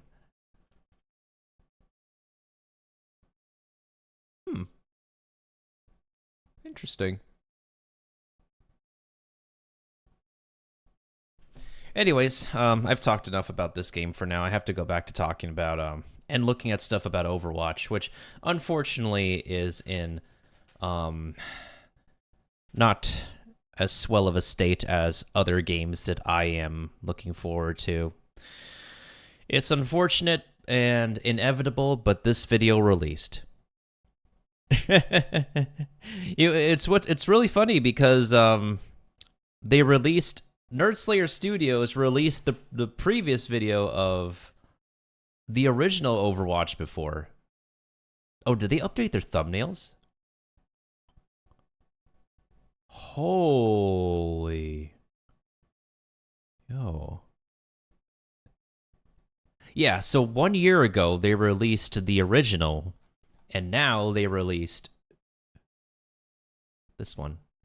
Oh, PSO2 New Genesis. I have to actually like get back into it one day. We'll get back into PSO2 New Genesis at some point. I still have to schedule it. There's a bunch of games that they say have died. Oh, damn. I have to watch the Fusion Fall one, though. This is going to be a very interesting one. Anyways, let's go back to the one of Overwatch 2.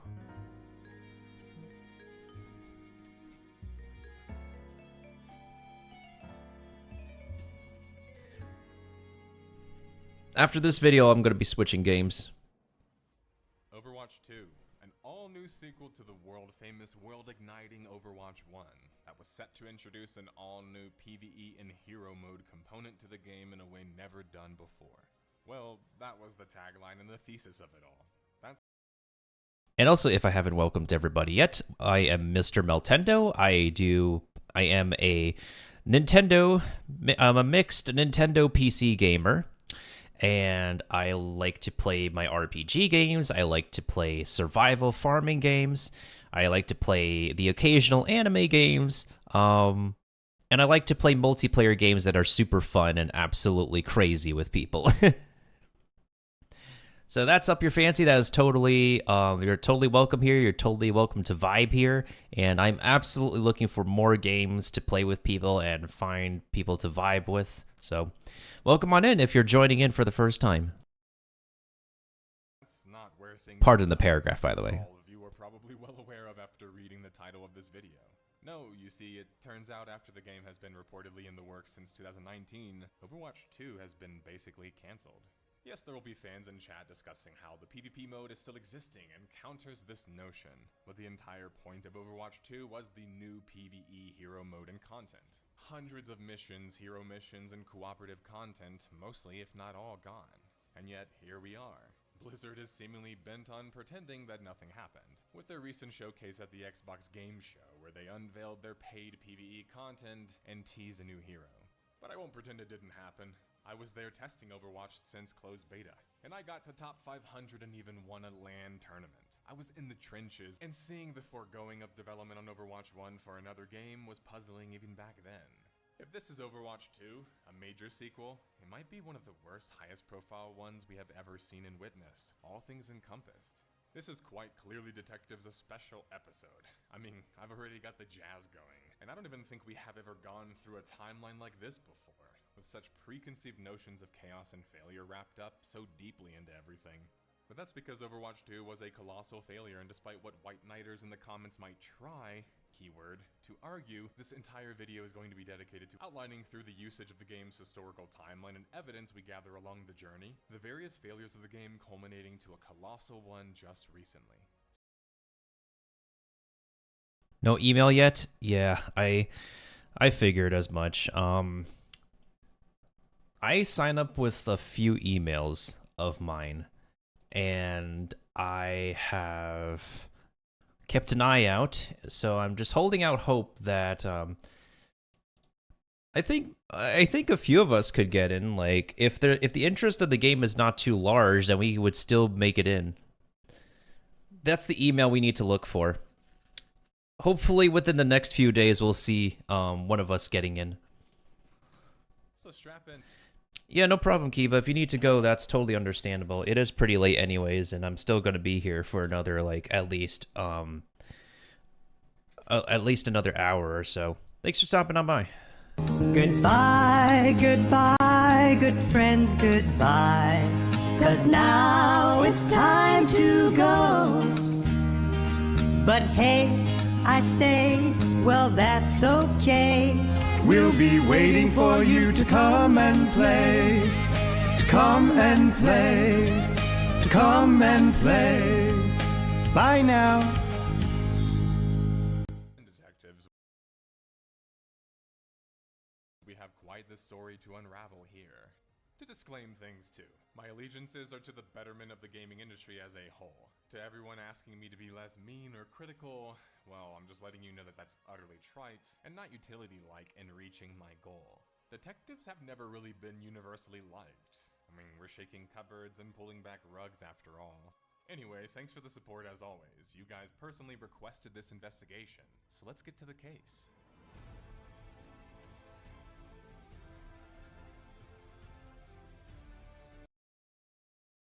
Oh my god, the old victory music. Thank you, Kiba. The old victory music gets me every single time.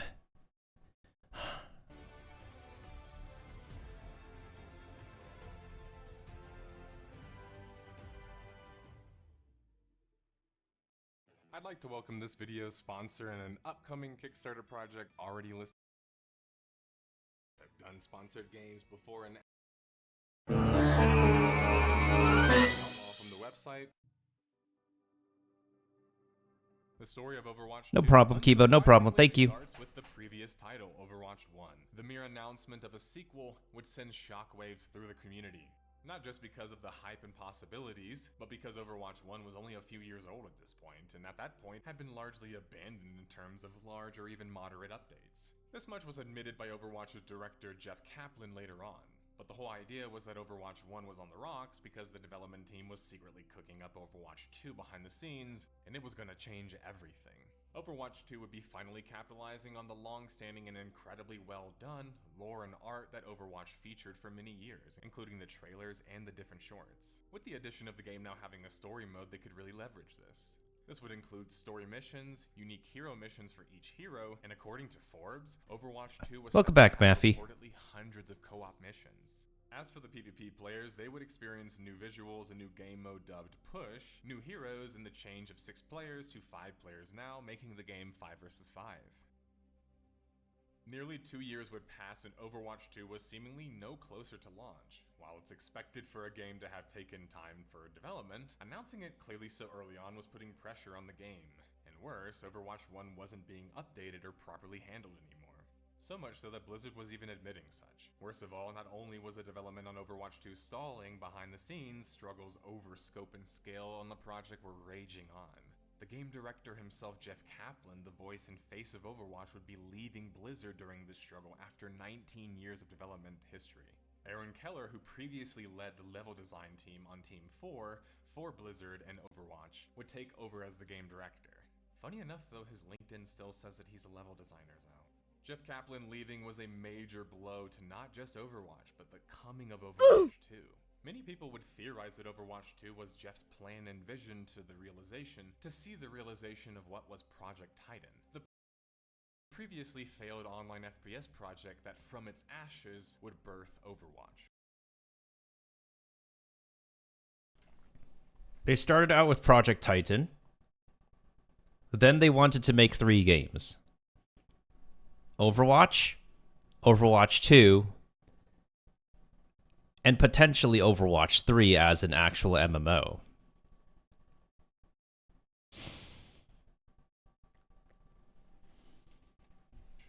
Many people felt that with his departure, that dream officially died.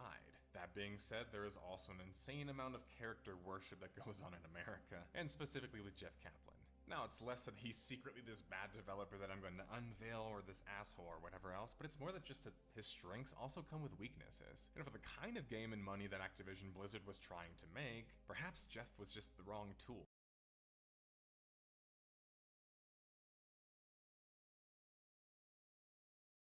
If other RPGs could be able to do this, why would the management think they can't profit off of this? With more time and resources, could Jeff maybe have accomplished his vision? Perhaps, but the deck was stacked against him ever since Kotick took over Blizzard. And well, after you see of what became of the monetization for Overwatch 2, it's hard not to see it as a battle that Kaplan ultimately lost. And welcome back, Kirby, as well. I agree.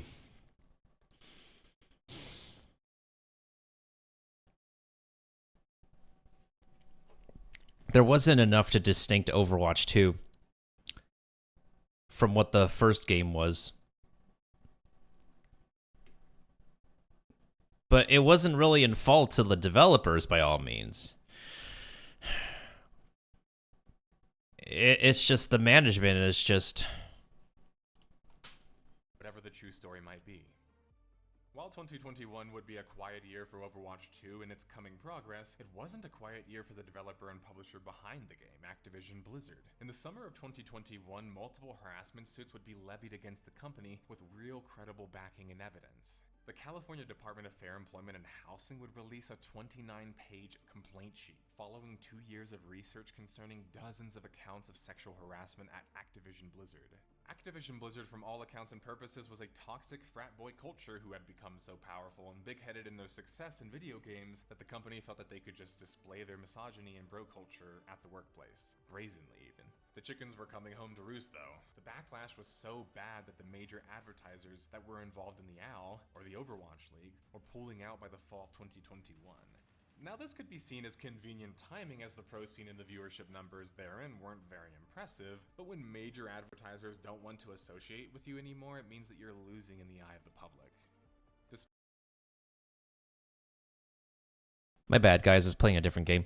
And the viewership numbers therein weren't very impressive, but when major advertisers don't want to associate with you anymore, it means that you're losing in the eye of the public. Despite all the developmental drama and drama surrounding the development itself, Overwatch 2 would continue on with a closed beta April 26th, 2022. The launch date was also announced for later in the year in October. There was also more details concerning the switch to 5 vs 5 and how that would now only feature one tank. The biggest drama yet concerning Overwatch 2 itself, not Activision Blizzard and the development team, would be related to the monetization of the game. Due to European law and pressure globally, Activision Blizzard was forced to redo their approach with loot boxes. This was a perfect opportunity for them to devise a new scheme to make money off of their customers, new or old. With the Battle Pass system, new heroes like the support character Kiriko would now be locked behind, requiring players to greatly progress through it and or purchase the Battle Pass. To make matters worse, people did the math on how long it would take to grind both Kiriko herself and all of her cosmetics, and the math was staggeringly high, reportedly taking 5 years of grinding at a normal Previously, Overwatch was a box price with loot boxes for skins, but to be honest, as a long-time player, most of the other long-time players like me already had most of the skins that they wanted without having to spend money. With the new system, heroes would be locked behind a paywall, bringing a different sort of monetization the game had never seen before. In competitive shooters, hero shooter or not, players have felt that locking a champion or a hero behind a paywall isn't fair due to needing to play with, as them, or against them in ranked play. It makes the game feel more like pay to win, to put simply. And Blizzard's reasoning for locking heroes behind a paywall was simple, and they even admitted it quite clearly, because it was the single most engaging content. They knew exactly what they were doing and why they were doing it, and how it was skewed to making them more money. More bad news would strike in September of 2022 in the way of losing more key important talent. This time the lead hero designer, Jeff Goodman. Jeff not only had been balancing and helping create heroes since the original game came out, he was responsible for the most recent reworks of Orisa, Doomfist, as well as the new heroes that were added to the game. To say losing him was a major blow was an understatement, and no reason was given as to why he departed either, just like Jeff Kaplan, trending towards problems behind the scenes, right? Overwatch 2 I was sneezing. I'm allergic to this game not doing well. 3 to 4 years in development in parallel as they were maintaining the live services on Overwatch 1. The critical... What live services? If the game was maintaining any live services, it would not have a period of a long... It would not have a long period of dead air. I understand with a lot of service games, there is a time period called content drought. But I don't think that Overwatch 1 had a... The amount of time that did not have work on it was beyond a content drought. Reviews, which is what we will start with, were probably as expected, glossing over many of the negative aspects we covered in the pregame in lieu of focusing on the game itself. I will talk more about the player reception of the game later.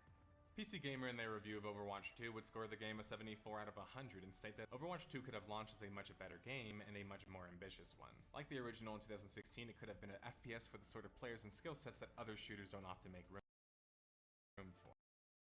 Instead, it's a confusing sequel that sacrifices its best parts as it transitions to a free-to-play model. The original Overwatch is too robust and too distinct to be completely erased, and it's why the sequel remains compelling in spite of itself. But the live service model leaves it in a fragile state. Close as it is to a fully reinvigorated sequel to one of the best shooters of the last decade, it's just as close to collapsing as the pillars of its original design get knocked out. IGN was rather positive concerning Overwatch 2. Overwatch 2 breathes new life into what was once the sharpest multiplayer shooter around, before it had its edges severely dulled by Blizzard's attention shifting away. The switch to smaller 5v5 matches ushers in a new brawler age for Overwatch where individual duels take precedence over tactical team play. And crucially, all but a handful of shields have been thrown out of the arena. The fundamentals are all set for Overwatch to shine as it once did in the multiplayer shooter scene once again, and the future definitely looks bright with what is set to come over the following months. Leaving their review on a slight bit of a cliffhanger, many people in the comments are probably chuckling about right now. Where the reviews actually start getting critical is with Eurogamer and Polygon's review of Overwatch 2, starting with Eurogamer's. Going by its launch showing, I suspect Overwatch 2 will continue to stumble occasionally with its representational politics. The wider question is, where is it stumbling to? I'm not privy to the detail of Blizzard's forthcoming co-op modes, but let's be honest. We've seen Overwatch do PvE before and it's never felt like more than a nice distraction. The PvP is still some of the best multiplayer you can find this side of Smash Bros and Team Fortress, but all of those incremental additions create a sense of dying by inches. I would rather play a proper Street Fighter 4-esque sequel which shucks off or transforms the original frameworks entirely. As things stand today, Overwatch 2 feels like yet another service game where unlocks lead off into perpetuity, purely because money has to be made. It's got its eyes on the horizon, the same old spring in its step, but I'm not sure it has anywhere to go. While Polygon was not quick to jump to conclusions for the game, they were also worried about the game even being delivered as promised. Nailed it, Polygon. Enjoying Overwatch 2 is an exercise in cautious optimism, not just in the future direction of its ever-changing lore and world, but in the idea that years of new content will ultimately deliver on the promise of a full sequel. Overwatch 2, drama and all, would eclipse an impressive 35 million players. Mind you, the game was free to play now, so a higher player count was kind of to be expected, but still, that was something to work with and incredibly impressive. But how long would those players stick around for? Top of a normal online gaming bleed, Overwatch 2's numbers would be dropping no matter what because the game was technically in early access. It was missing the promised PvE, which was the whole selling point of the game. At launch, Overwatch 2 was more focused on being this lean, slight overhaul shift from 6 vs 6 to 5 vs 5 PvP light experience. I say light experience because they didn't even fully commit to being competitive with the lack of tournament features in the game, still when compared to other top titles like Valorant. The fact with Overwatch 2 was that free-to-play now was a nice cushion for some of the criticism it was facing, but things were only going to get worse for the game. Things would worsen for Overwatch 2 concerning their professional scene, or the OW, the Overwatch League. In December of 2022, OW's Philly team, Fusion, would be rebranding and relocating to Korea as a Korean team in Seoul. Now this might seem like an incredibly random for people not following the OW, which is most people, but during the pandemic, as I covered in my first video concerning Overwatch 1, the professional scene for Overwatch 1 was in turmoil. The entire premise of the league was to be like a traditional sports league, where major cities would have their own teams that must be franchised, aka purchasing a team slot to make a team. As much as many outlets would like to fluff the story for Activision Blizzard concerning the pandemic being the culprit for the esport dying, the truth is that the esport was never really alive in the first place. It was a forced esport that was artificially created. Activision Blizzard never let Overwatch grow competitively, organically, and the best times were in the original beta because this is the time that we were organizing our own tournaments and doing things grassroots. When only a fraction of your population plays ranked, and even then a smaller fraction who does competitive gaming or watches it, it's going to be hard to build this entire traditional sports-like league concept. Especially when esports is online and trying to force local brand appeal into esports, it just doesn't really make sense.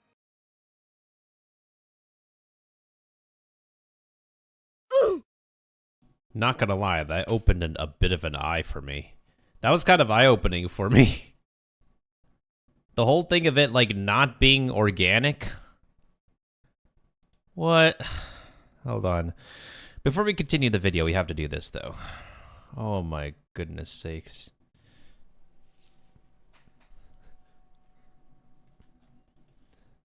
I don't believe it. Ah, yeah, thank you for the epic unit, by the way.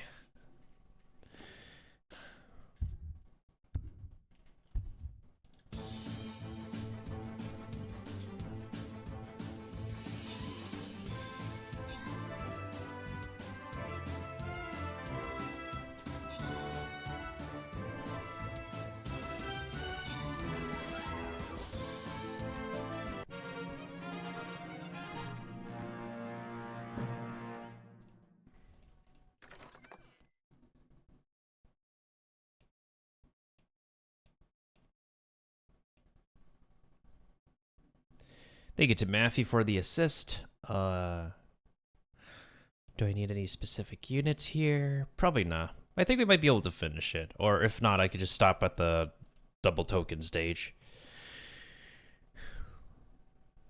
I think I had like way too much of a large meal, so I'm not hungry at the moment.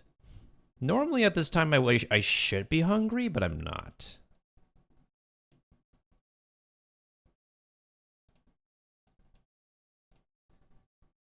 Anyways. It straddles on borderline delusion when you realize that Activision Blizzard was promising its investors $125 million in revenue by 2020. That money was nowhere in sight, and viewership numbers had been on this steady decline minus the launch event of Overwatch 2 itself naturally. Yet franchise slots were still costing $20 million. Where was the money? Where were the viewerships? Because it wasn't in esports, and it certainly wasn't in Overwatch. The reason that Fusion transitioning to Korea is a significant thing is that because the majority of the professional players and the general player base in Overwatch are Korean and in Korea. It means that the entire premise of the OWL in the US and the EU, where they have this massive important sponsorships and investors set up, it's basically becoming null and void, with competition moving to Korea for better pay and opportunities. I actually think that Activision Blizzard could kind of save the esports scene slightly by just leaning into this and creating an online GSL-like league like StarCraft had. I mean, can we point out more of the absurdity about the whole copy traditional sports thing? You might be thinking, like, oh, a Philly team moving to Korea, wow, that sounds like a TV show-worthy experience, except that the team is freaking Korean. But that's probably just a coincidence, right? What about my hometown city, the Houston Outlaws? Okay. So best case scenario, Overwatch 2's esport is still kicking, technically, just in Korea. At this point, it feels like Activision Blizzard just doesn't want to take their ball and go home for fear of that walk of shame. Because it's one thing to be optimistic, but when you don't have any results, it starts to tend towards delusion. Which is what I'm inclined to believe personally. And it's also no wonder I see a lot of Korean. There's a lot of competent players from Korea playing on all the servers. Yeah, so there's a lot of Korean and Chinese flying around when people message each other in the game. Spoke about Overwatch as an esport in my previous Death of a Game, and to quickly address my personal beliefs on such, given my history with the game, I think Overwatch might have had the potential to become an esport, had they let the game grow organically. This is not just important in developing a scene who plays or watches the game, but also in developing the appropriate rule sets and game modes that people prefer. Instead, we were kind of all shoehorned into running with default modes that the game came with, that they ended up kind of removing for the second game, by the way. And these modes weren't really suited for competitive play. No other major shooter has them. And then there's this whole information overload problem that I told you guys about previously, especially as a tank player who made it to top 500. For the vast majority of people watching Overwatch at a competitive, let alone pro level, they have no idea what's going on, even for experienced players. There's so many particle effects on screen and things going on between 12 players that it's overwhelming for the majority of players. When you compare this traditional on, even for experienced players, at a competitive, let alone pro level, they have no idea what's going on, even for experienced players. There's so many particle effects on screen and things going on between 12 players that it's overwhelming for the majority of players. This point has been brought up to me, and I actually agree. Compare this with Paladins and Team Fortress 2, amongst other multiplayer shooter games. When you compare this to traditional sports, it's a world of difference. You know that in basketball, when the ball lands in the hoop, it's a bingo. You get the idea. That's why Activision Blizzard was better off comparing esports to the UFC or MMA or something more avant-garde and less mainstream that had more unique rules and formats. How the UFC, as a lifelong martial artist who's been watching it since 2004, went about advertising to a broader audience was taking highly skilled and experienced commentators and having them break things down over time. Over the course of many years, this led to just a higher general education. The issue with Overwatch was actually concerning commentators, which, sure, there were some good ones like Reinforce, who was there since the inception of the game playing competitive lobbies with us, so I know he had a high level of skill and knowledge, but the majority were just fans who didn't particularly understand the game very well. That's again, because most players playing Overwatch don't. Overwatch feels like you're playing TF2 or a MOBA in some cases, or even a classic competitive shooter. But the reality is, you're playing a team-based game built on being a team-plays game that was even built on the precipice of being a even more team-based game originally. But it's still built for being a team-based game. It's actually one of the most snowbally games I've ever played because of the way it focuses on team fighting and team movement so much. Any top-level player can back me up on this, but in Overwatch 1, once the first point was taken, if that team was able to wipe or charge their ults, it basically meant that if they were any good, GG for the second point, and this carried all the way up to pro-level play. Overwatch 2 had this idea of reducing the amount of combatants to help combat problems of clarity and curb the balance in some ways. For example, reducing the amount of tanks and shields to speed the game up, and solve the problem of too many shields and too many tanks. Balance notwithstanding though, just because honestly they've done so much balancing up and down on the game, I don't have a super strong opinion on which way it goes, except them just reworking some characters, which just ended up feeling like weird because, well, the game was still trying to appeal to casual players, so getting rid of Cassidy's flashbang just seems kind of strange. But I want to focus on what happened to the Overwatch formula itself. When a player was removed, specifically the tank, this not only reduces the amount of players, it reduces the amount of frontline presence and helps the other tanks and players. This makes it not only hard to play a tank in Overwatch 2, it means that it's harder for your team to play around a bad tank too. So a good tank is way more powerful, period. Tanks in Overwatch are initiators. They decide most of the time how the fight is started, especially with ults, and sometimes how it ends. It was hard playing as a tank in solo queue in 6 vs 6 because you had to coordinate with your team. Now imagine in 5 vs 5, if you're out of position, it means you're dead. And that means big problems for your team.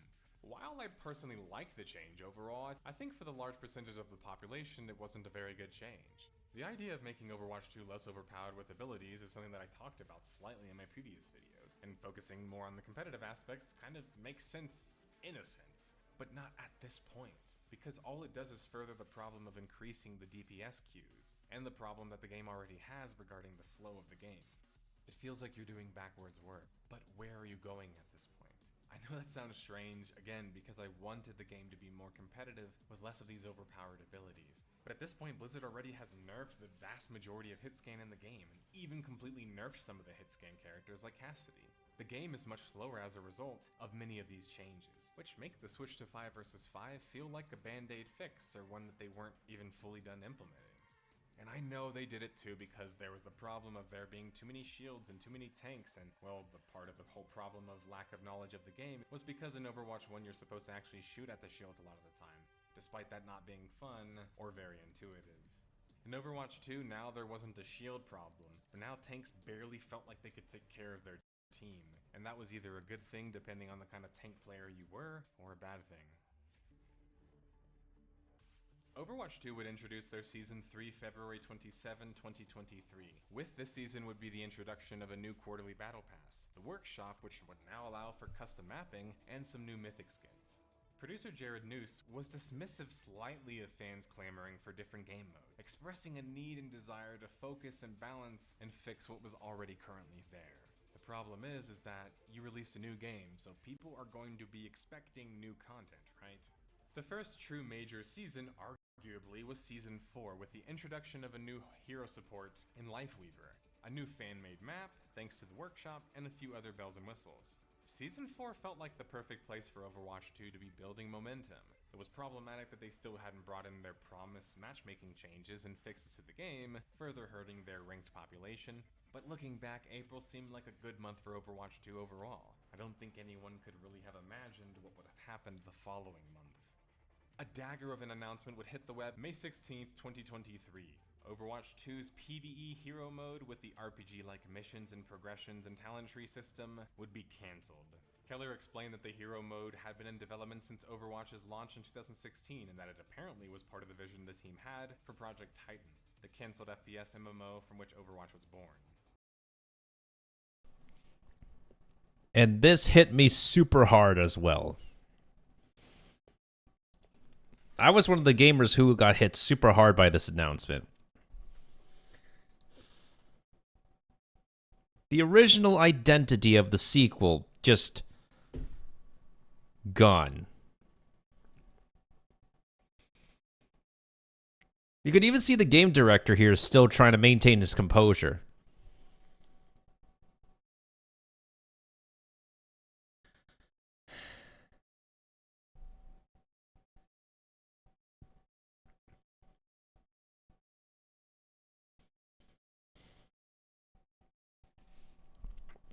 All that time, all that effort, all for what?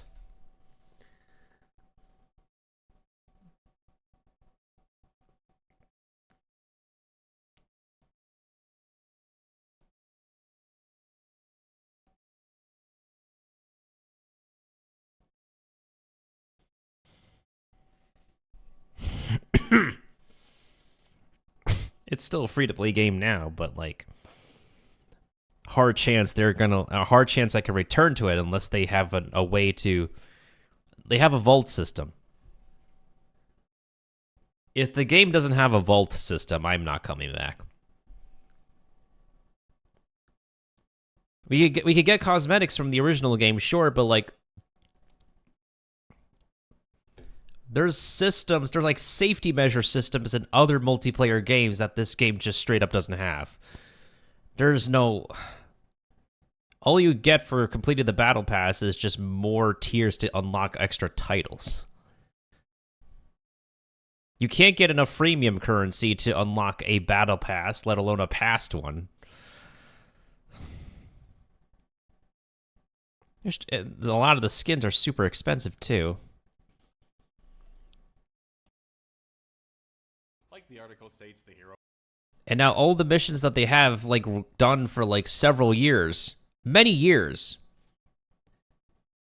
The original RPG aspect is canned, and they turn it into like one-shot archive story missions that you still need to pay money for. Granted that you still need to pay money for the original campaigns. Mode was a remnant of Project Titan, and it being cancelled was Keller and the team putting to bed the dream of Project Titan, period.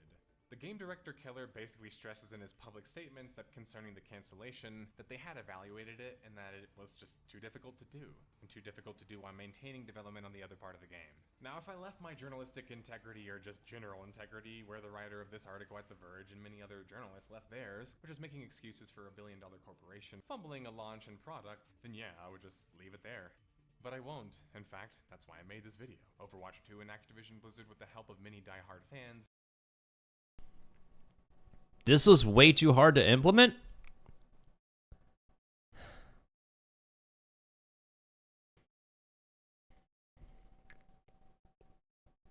For the for the player versus environment campaign?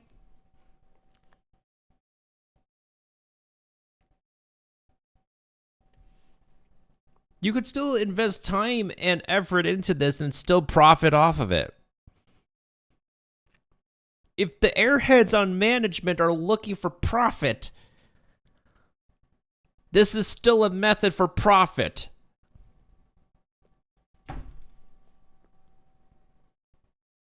What was the quote again? Short something.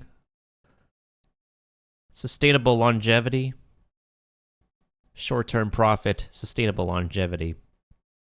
They're interested in big short-term profits. It seems like they could care less about sustainable longevity.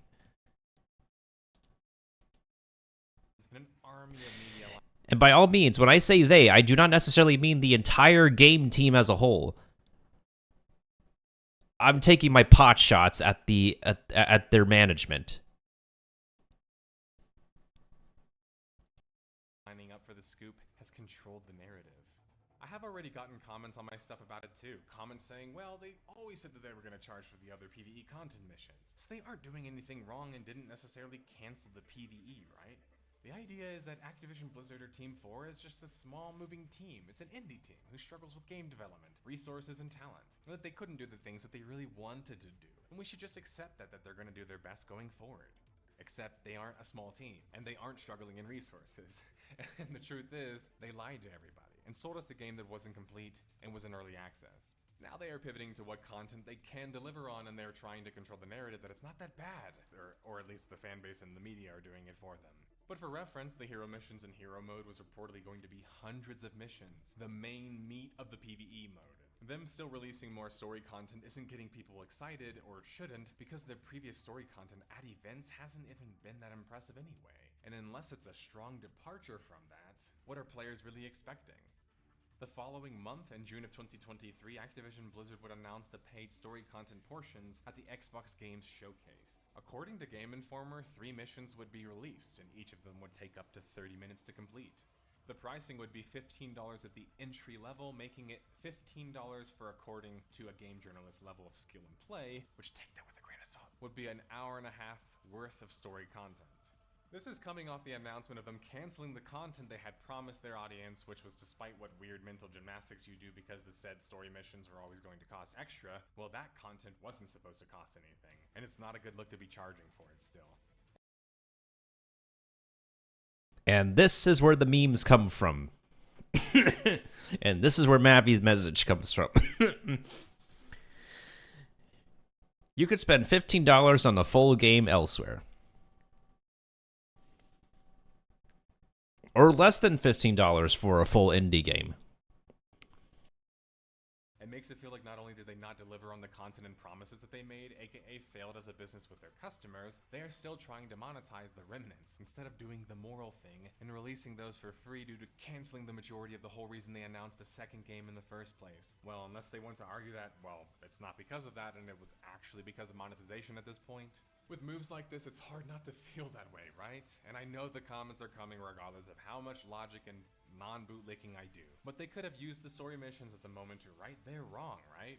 It's not like we requested and they maybe would do hero mode. No, they promised that they would do it, and they didn't do it. Instead, they found more ways to continue to monetize on the same schedule no matter how utterly tone-deaf they were due to delivering a subpar product that was missing a key feature they promised. Remember, guys, that's who you are defending. Season 5 for Overwatch 2 would continue on June 13th, 2023. This season would finally bring the much-needed competitive matchmaking changes and balancing, such as solo queue players not being placed into multi-queue games.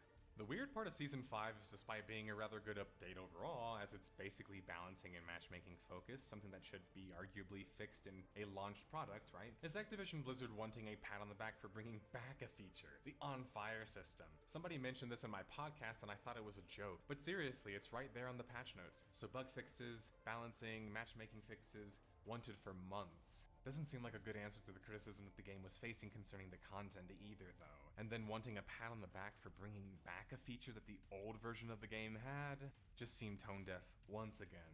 And if anything, it begs the question more and more, how finished was Overwatch 2 really, right? When you're constantly balancing your heroes and after basically slightly overhauling your game in the first place, it speaks to the fact that you either adopted a new vision and are trying to adapt to it, or you lost your lead hero developer and don't have the same vision or eye for things that maybe he did.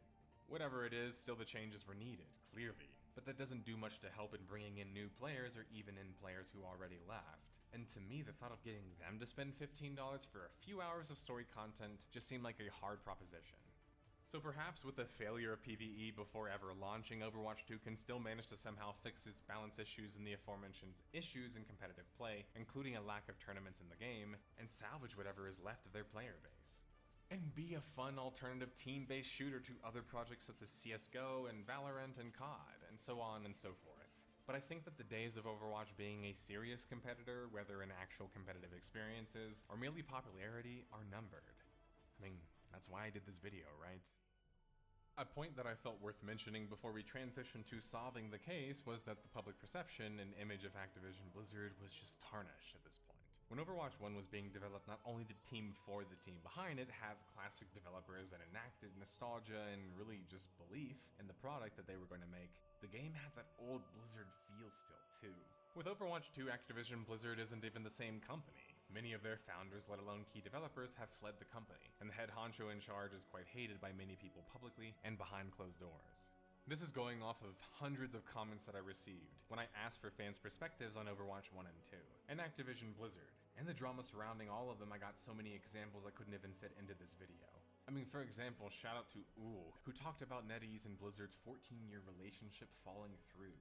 Or all the other dramatic stories that I was told, like the Blitzchung thing. There's just too many to even fit into this video, sorry guys. And not just from journalists either, but also from die-hard passionate fans of the game, expressing their feelings of betrayal that they had for a company that they grew up with, essentially. It's hard to imagine Activision Blizzard being able to effectively or easily transition from this failure, without doing some serious house cleaning or reflecting publicly. Because behind the scenes reflecting isn't good enough anymore. If Activision Blizzard wants us to believe that they can still do the same quality, they have to show it to us. But it's disheartening to see so many emails telling me that it's one thing to have them fail at so many hurdles, but it's more that they just can't trust the company themselves to do things morally, ethically, or in the best interest of the game. That is broken trust, and that's a hard thing to mend, and sometimes you never really can. Blizzard really did become Activision Blizzard and then some, the Arthas of their own story.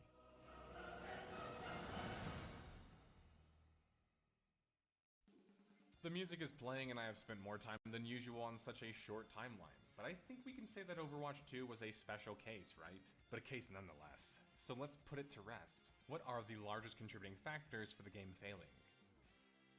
Blizzard would cancel the hero mode, over-monetized and under-delivered. The majority of the original and top talent fled. Overwatch 2 is just half-baked. The competitive scene has floundered. Blizzard has tanked their likability past a point that whenever they made new announcements, people were just making memes about it. Overwatch 2 still exists, everybody, I'm well aware of that, and likely will still exist until Activision Blizzard is done squeezing more money out of it. Now, I have no desire to return to that game or don't really see a path forward for them past being quite the niche title. Because I think pulling a Final Fantasy XIV, which is what people constantly echo in my comments anytime a game fails, takes humility in admitting that you messed up. And nothing about Overwatch 2 feels that way, because then they would have to essentially admit it was done largely for monetization reasons, hence the major degradation in quality and expectation. I'm inclined to believe that some developers would rather leave than even have to talk about that, and they probably did. But I digress, detectives. We must move on to the next case no matter how personally invested into this one we might be. Because games and companies are always dying, and we need to find out why. Thanks for watching. A time shall come when history's greatest warriors will clash on an unending battlefield.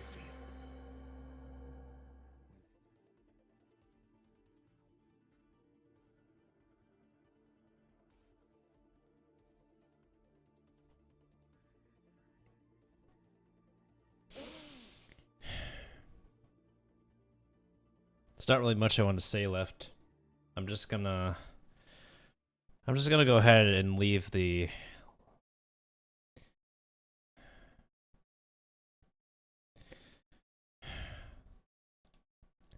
I'll just open Stream Raiders and switch games once we're done here on this round. Honestly. It's sad, but what could we do?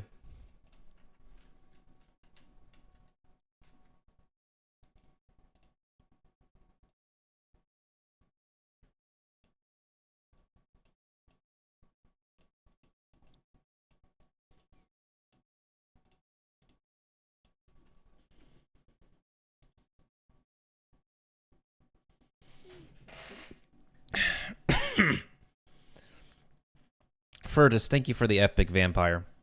Alright. After this round is over, I need to take a break before the next game.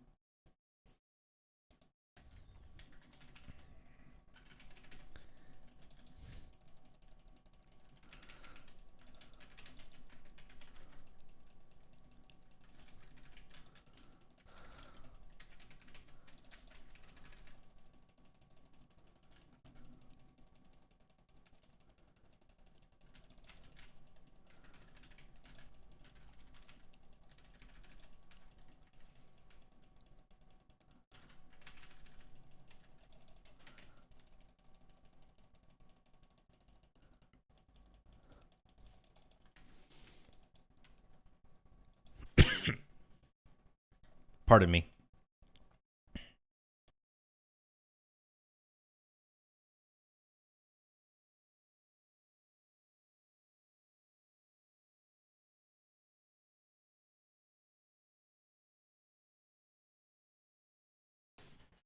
Makes sense, Maffey. Makes sense.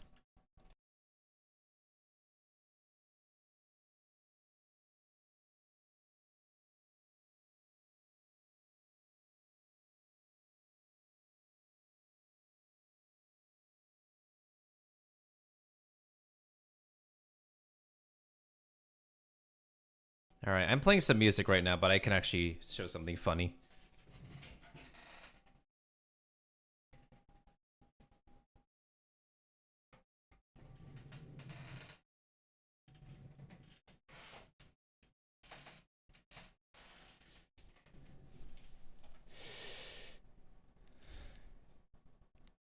I don't normally show... Oh yeah, hold on a second. I could just do Windows capture, right? Yeah.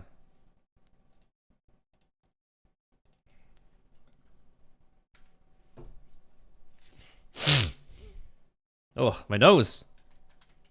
Part of my nose.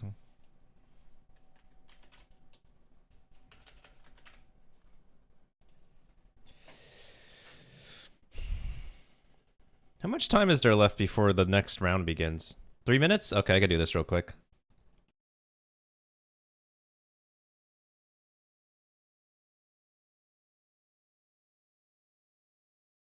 Wait, isn't this the back... Isn't the background music for this, like, Little Samurai? The colors in the sky. Yeah, it is that song. Ay, ay, ay, you're my little samurai. That's funny. I like how music artists love to go back on old songs and just sample them. Hey, there's nothing wrong with that, though. Like, we love nostalgia.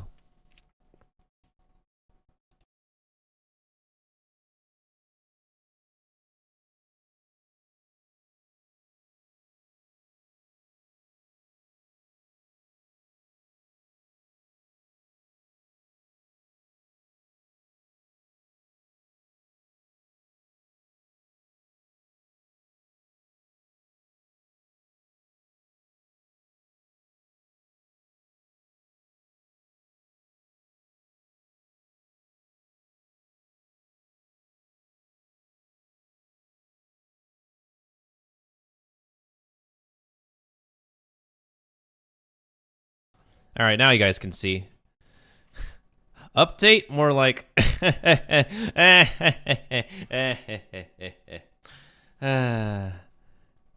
Like, literally, when you go to the game nowadays, this is like what you see is like, buy our stuff. Buy our stuff. Buy our stuff. Look at this cool looking skin and whatnot.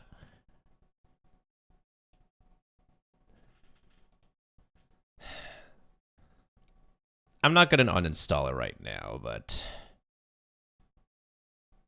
I need to grab some videos and files and stuff I'm missing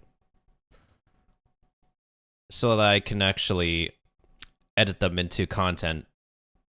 Yeah, I just need to grab the pictures and videos that I have of this game. Whatever pictures and videos I have, I'm just going to turn them into stuff I can upload onto TikTok and YouTube.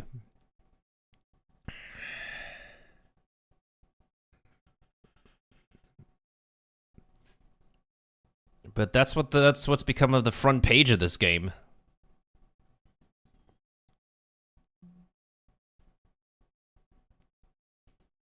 Right? I think it honestly it's inevitable at this point.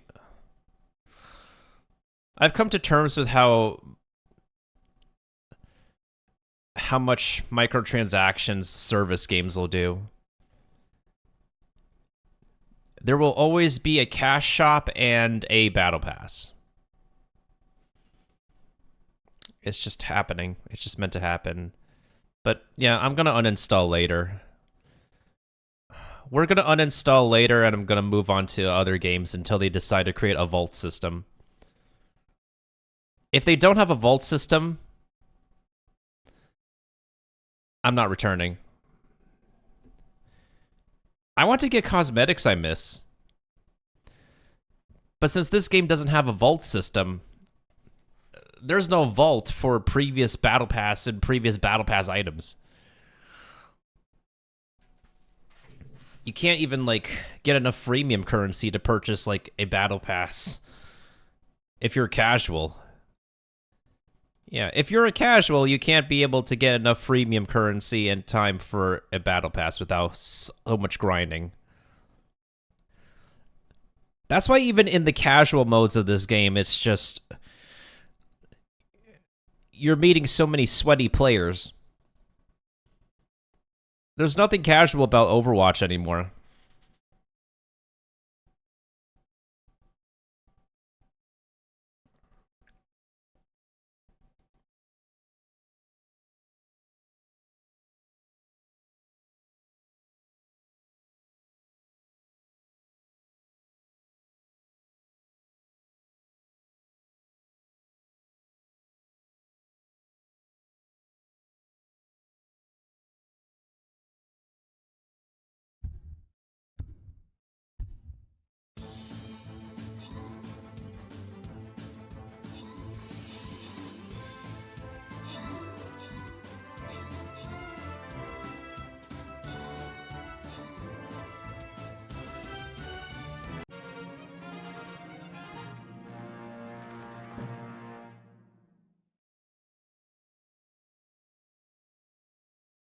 I'm gonna give it to Furtus this time.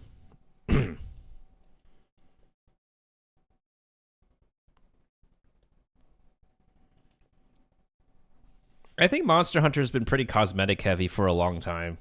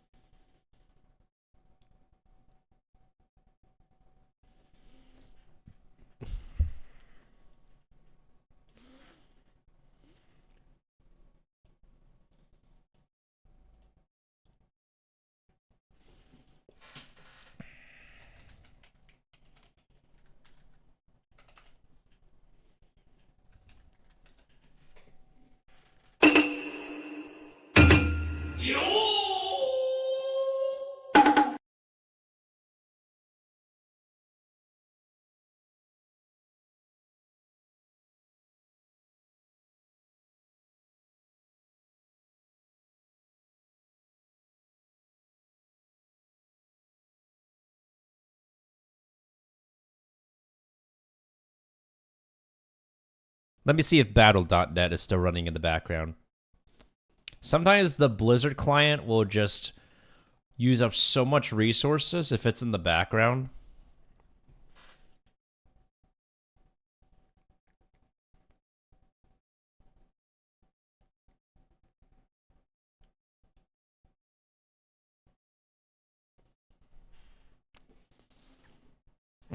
Okay, it's not. Nice.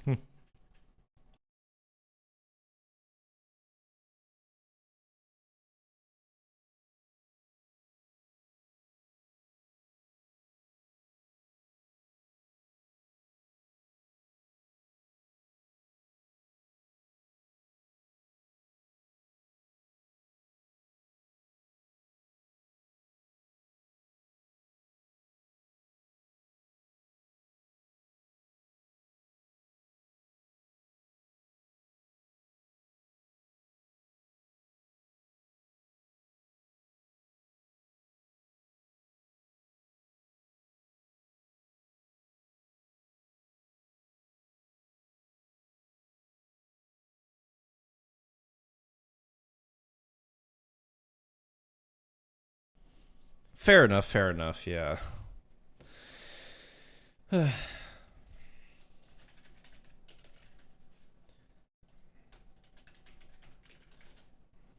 just gotta log on to this website to claim the last free rewards I need to get, and then I'm gonna switch games. I might return to Stardew Valley, honestly, and other games. I'm actually thinking of returning to Persona 3, since the remake is coming out next year.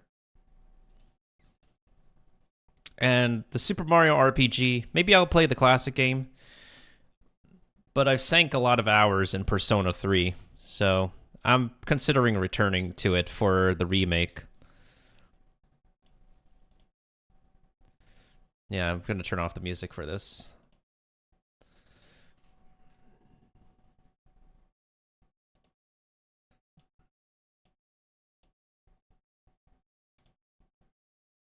How much more... I need... Oh yeah, I basically just need 2 more levels anyways. Okay guys, by the way, sugar-free stuff is a scam.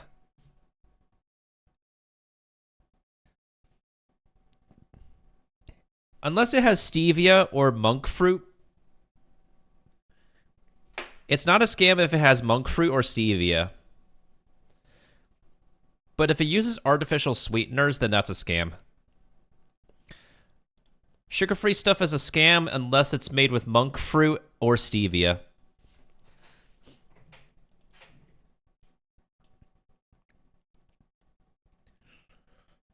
I need to get back to Tactical Ogre Reborn. Last time I played was in December. I traveled with my Switch and never even touched it. Ah. There's a reason stevia and monk fruit sweetener is, like, expensive, because it's the actual legit, I think, 0-calorie sweetener. Versus, like, products out there that are, like, sold as, like, sugar-free cookies, sugar-free desserts. Scam. Hey, it's Lord Cha. When I play Honkai Star Rail, my luck is just super... it's been super good so far. I'm just waiting for it to run out. It plays like a regular turn-based RPG, but there's just not enough in the game right now.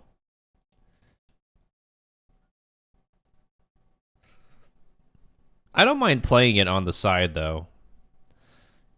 There's just not enough to enjoy in the game.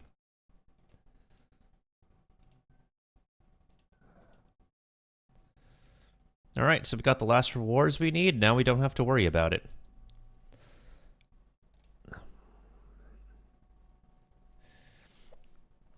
Alright. Speaking of drinking and eating, I need to go ahead and do that real quick. We've made it to, like, the 4-hour mark so far, and I want to switch to a different game, so... I need to grab more water anyway, so let's keep on doing some Stream Raiders until I come back, guys.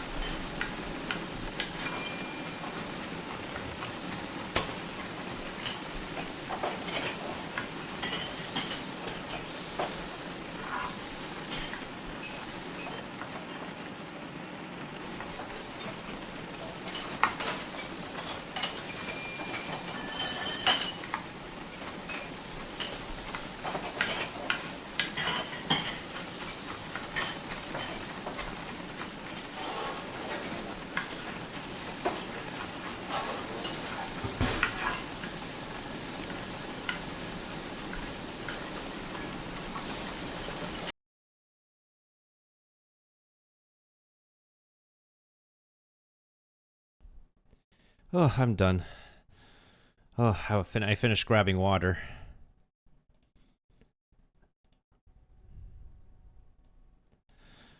I don't know if I played an advertisement or not. If I haven't played an advertisement today, then I could just, it could have been automatic, though. So, regardless, I still get my pennies. Anyways, this web event is done. Let's go ahead and get into the game before the, I have to continue the story of Tower Fantasy. But... Actually, you know what? Let's go ahead and, I could do a quick one. Like a 30-second one real quick.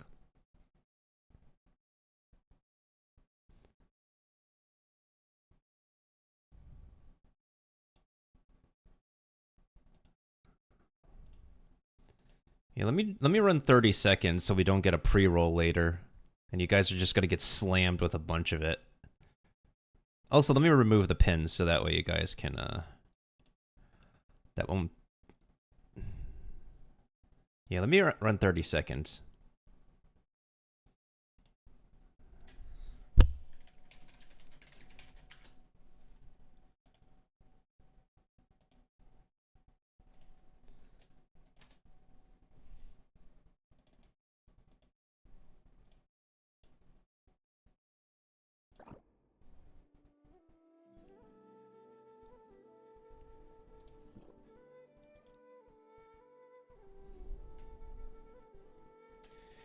Alright, so far we got Furtus and Sailor Gundam in this round.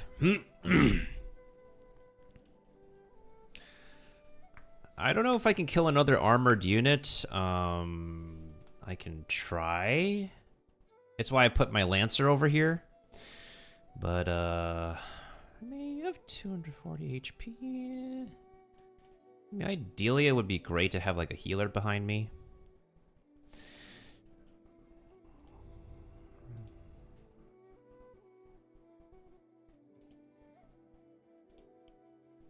Okay. I assume the advertisement is over. Because I just ran 30 seconds.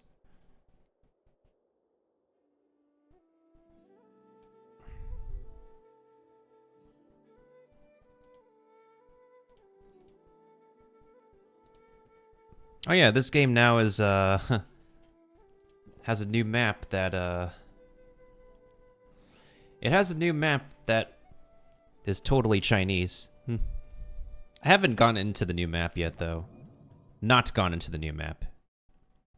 I said not gone into the new map. Oh my goodness sakes. I'm actually going to turn off the music in the game for now, so that way we can play some, the rest of this, soundtrack that I picked on YouTube. Oh man.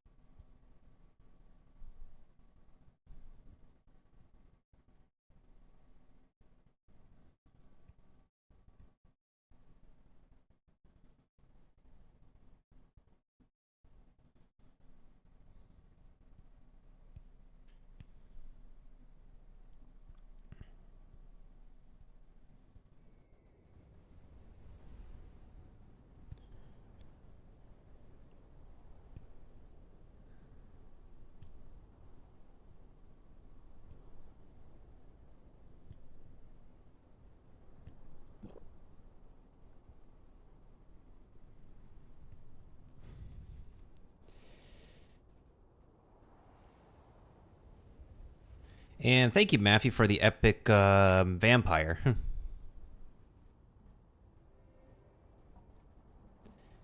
We'll find out if I suddenly hear some random loud thing. You never know. You never know. Never know, man.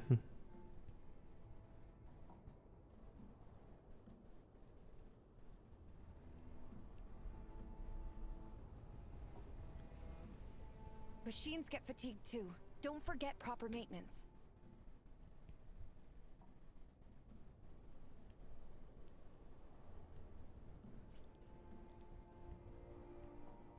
Oh, I have a hangnail that I have. Alright, I'm gonna turn off the music. Anyways.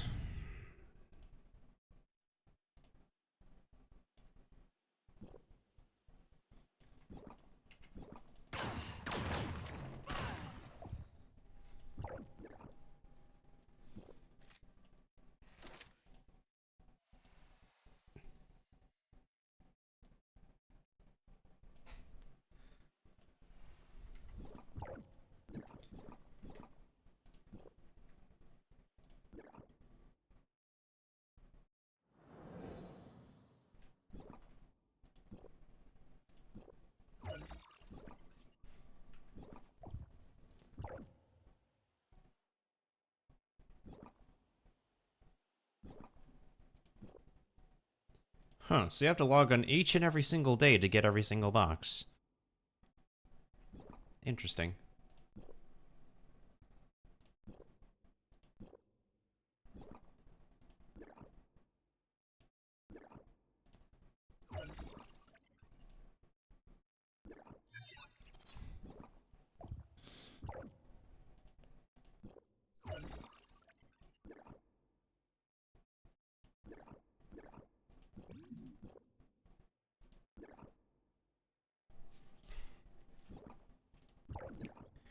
Alright, how much mail did we get? Oh, I got an Apex season reward.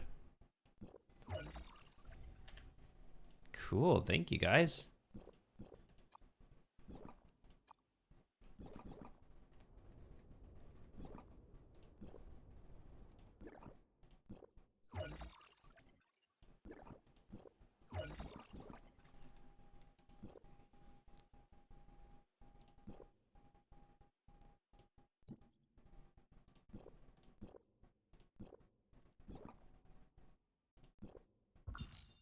Oh, of course this game has mahjong. Don't forget proper maintenance.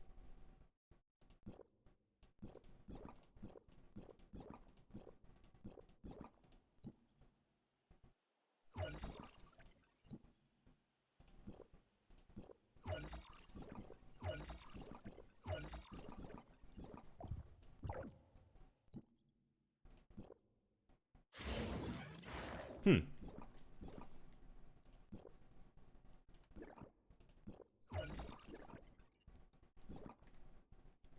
Yeah, I could definitely complete my weeklies today. Let's just see what we have to do first. Okay, that's not random. This one I could choose whatever I want. This one is parts. Random materials.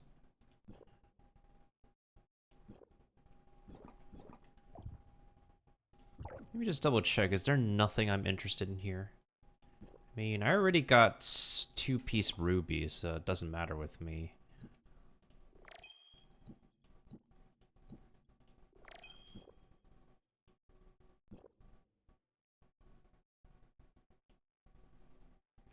Not really. What does your set do?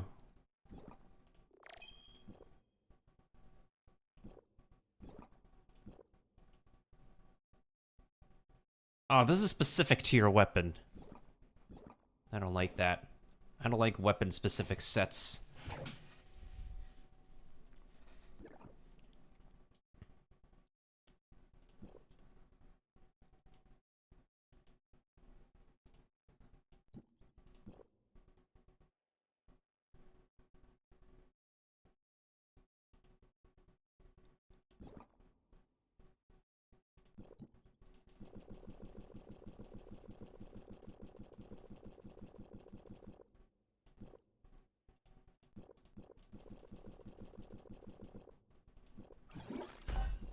That's exactly what we needed. And what else do we need to upgrade?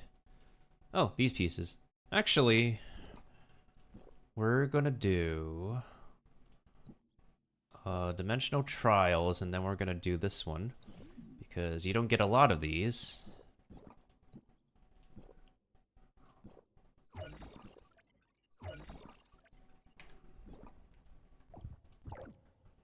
And then we're going to further upgrade the matrices. These in particular.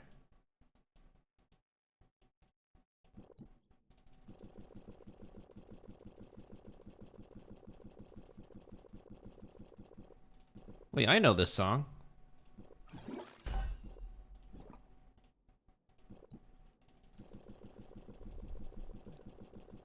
The I Died in Your World Tonight song?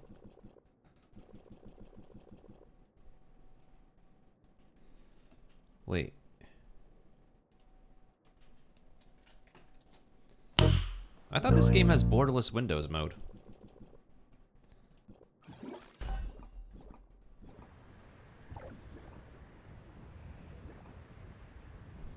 It still does not have borderless window. Oh my goodness, they turned the settings back. Are you kidding me? I did not want this. Oh my goodness sakes, why did they turn the settings back? Oh, that's annoying me.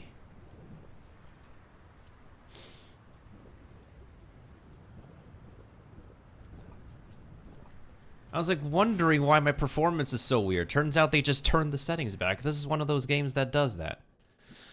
That's so annoying. Oh yeah. I don't get anything else but money now.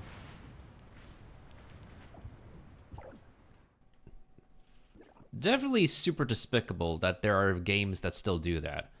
They just go back on the original settings that make you drop heavily in performance.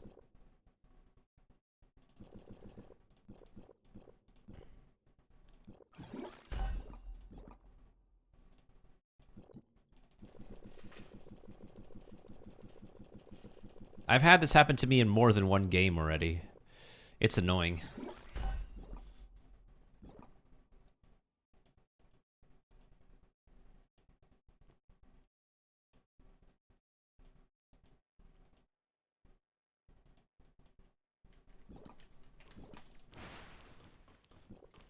Alright, my dailies. I should get dailies in the new map, but I have to unlock it first.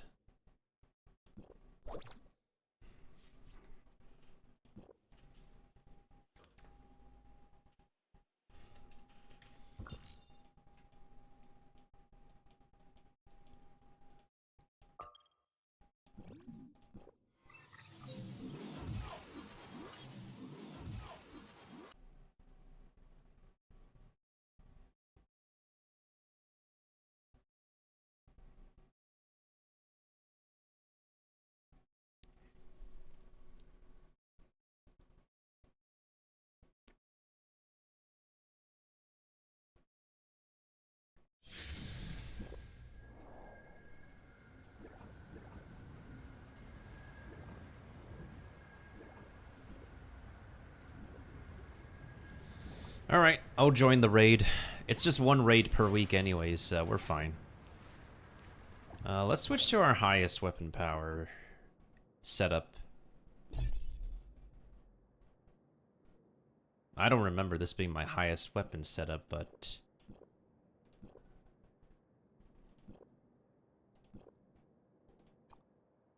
Is this my best healing weapon? I think it is. Actually, hold up a second.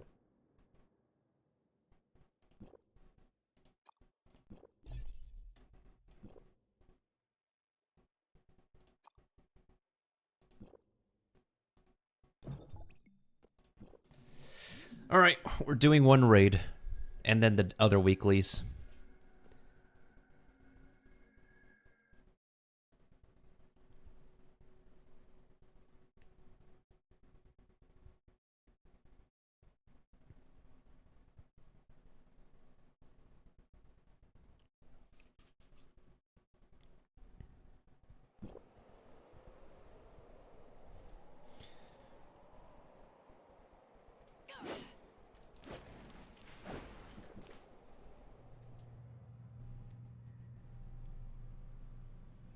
Can I change relic in battle? I have the wrong equipment on.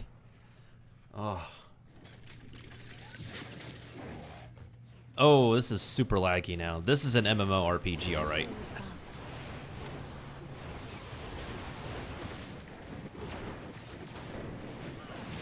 That was not expected.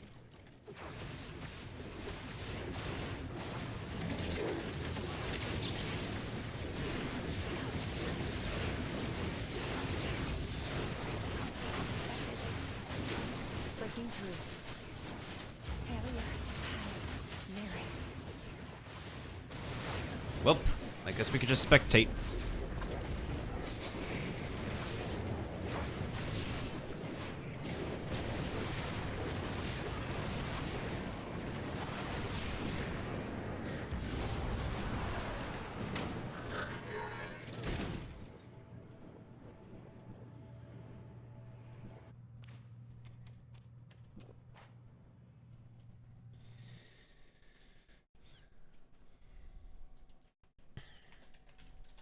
That was easy.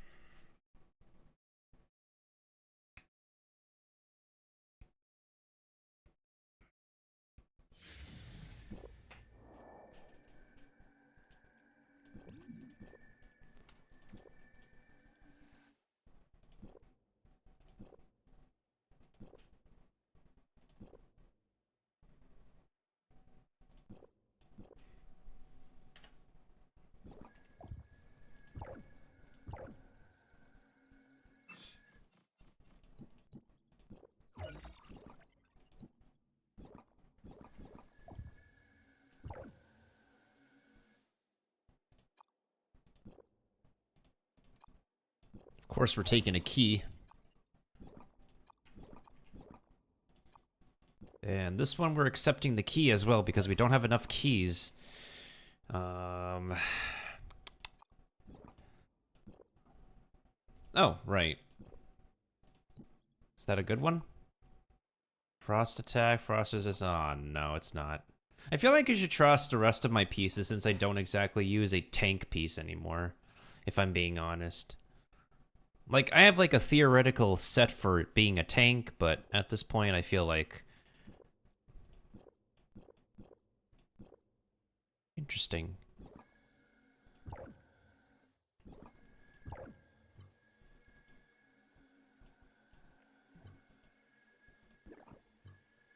Oh, I see. Hold on. I'm gonna purchase one of these. Weekly limiter. Actually, let's purchase a couple of these. I need them. Alright. Alright, so doing a raid is good, since we can actually get that currency. I need to spend a day to do side quests on Tower of Fantasy, because there are side quests that give me these crystals that I need to upgrade my gear score, so that's always great.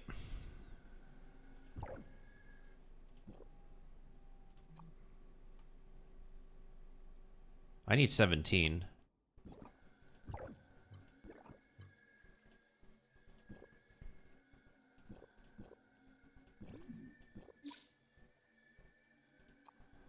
It's literally one more. What the heck? Okay, fine. I'll get one more.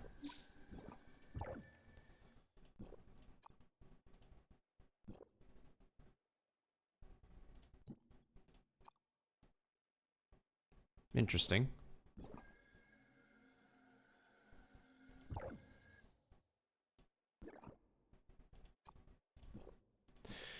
I know, game. I am missing a piece on this. For good reason, because I don't have one. Okay, I guess I could do 4-piece echo, or...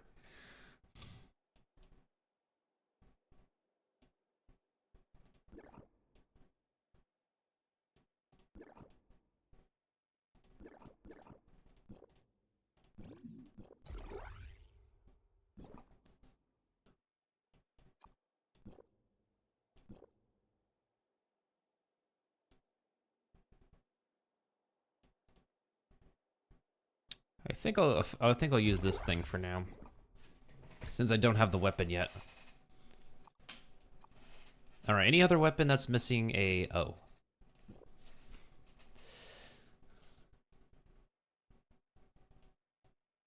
Wait a minute.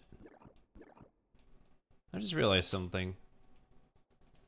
Don't I have... Okay, yeah. It's the brain piece.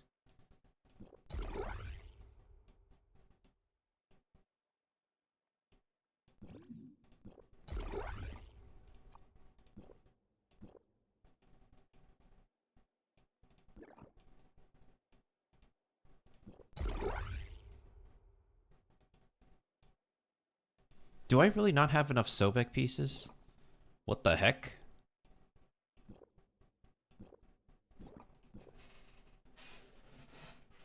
Are you kidding me? I don't have enough Sobek pieces.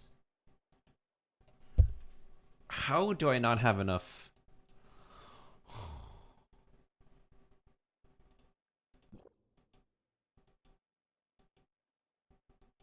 You have got to be kidding me.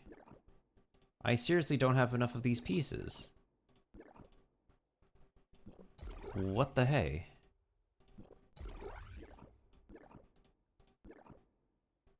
Unbelievable, I swear.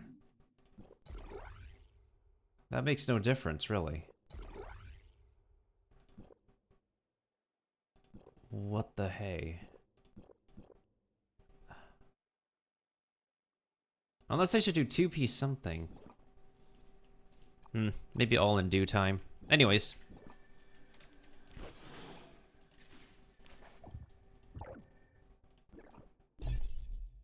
Actually, hold on a second. Let me turn on her trait. Her trait is that... Oh yeah, restore random amount of weapon charge.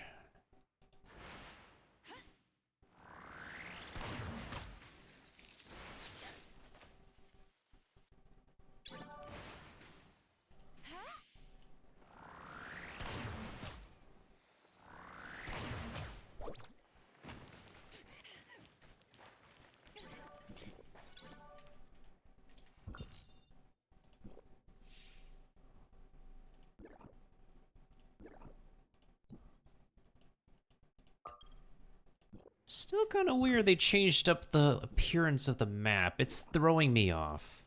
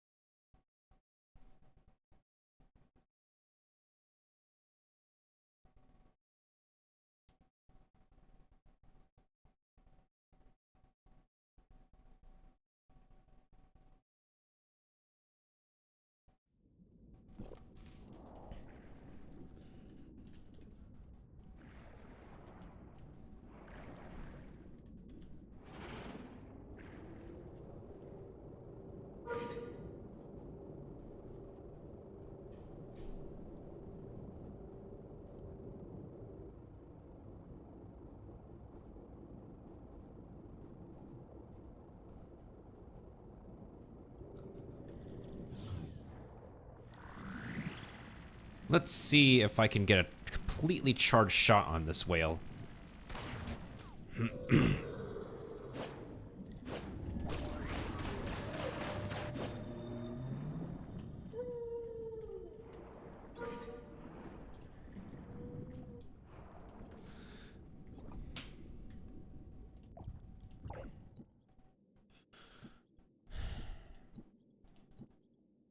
Yeah, I'm just waiting for the next banner I want.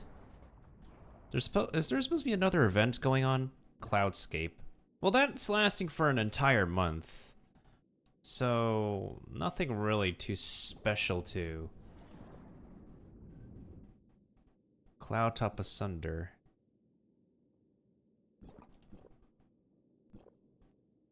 Oh yeah, there's this thing.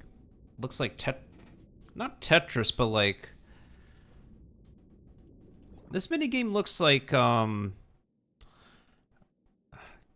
Candy Crush, which is also based on Bejeweled. Yeah, this looks like Bejeweled. I hope this is a Bejeweled event.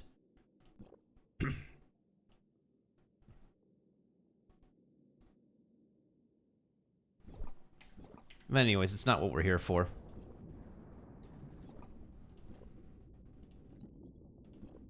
Let's see if we can find a group for Frontier Clash.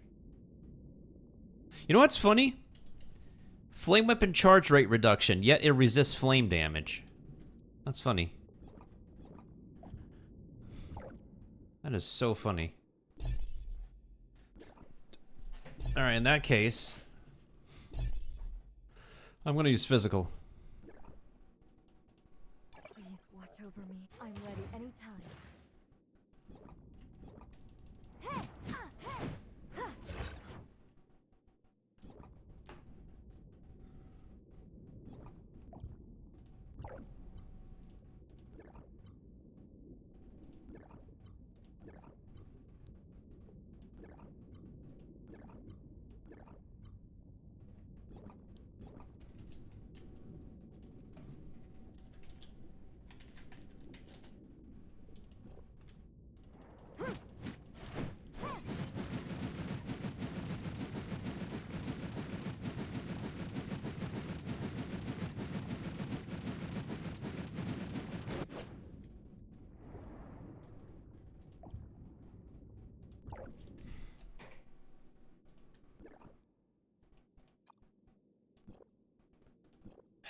I know, game, I'm missing a piece.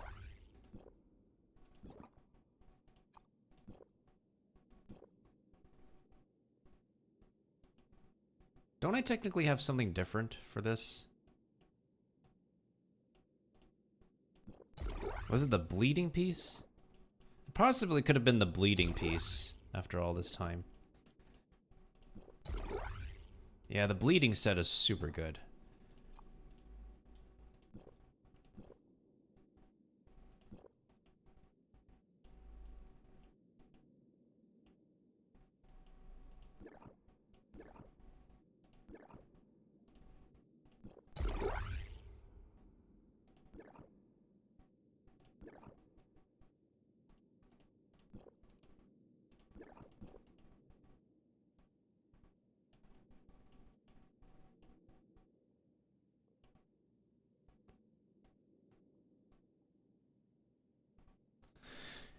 Do I really have nothing else I can use?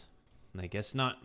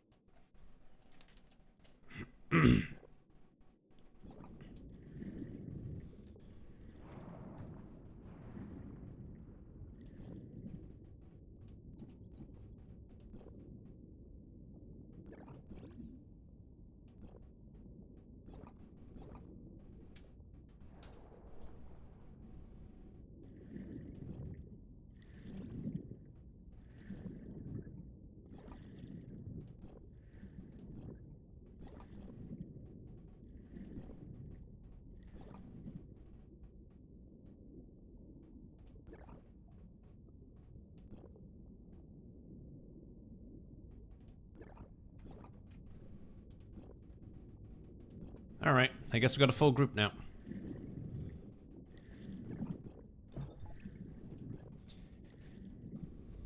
Alright, let's go ahead and get the Stream Raiders battle going, and we'll see how we do. Frontier Clash is nothing too difficult anyways, so we've showcased it before.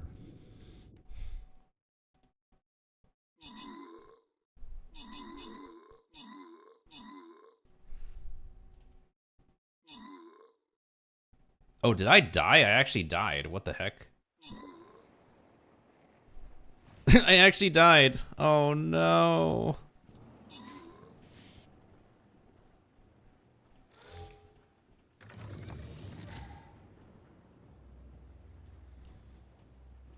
Sailor Gundam, thank you for the most kills and assists.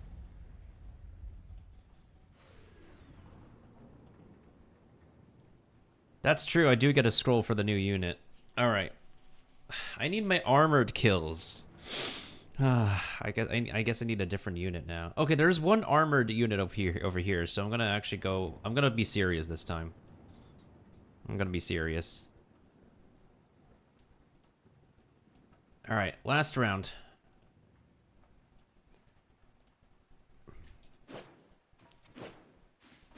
Alright, looks like they killed the first boss without me.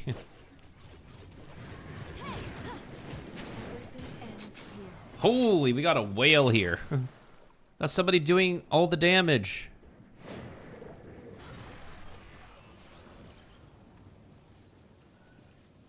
That's crazy.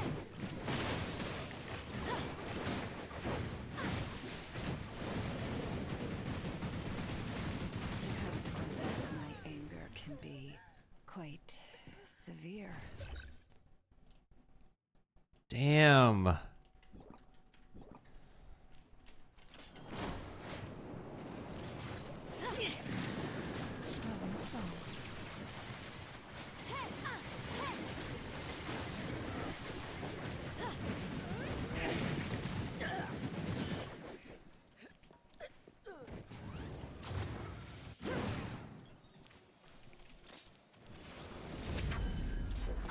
Let me guess.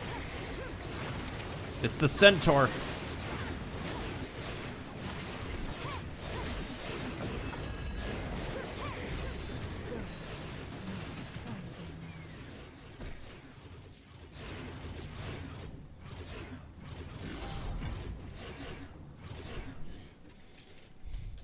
Booyah!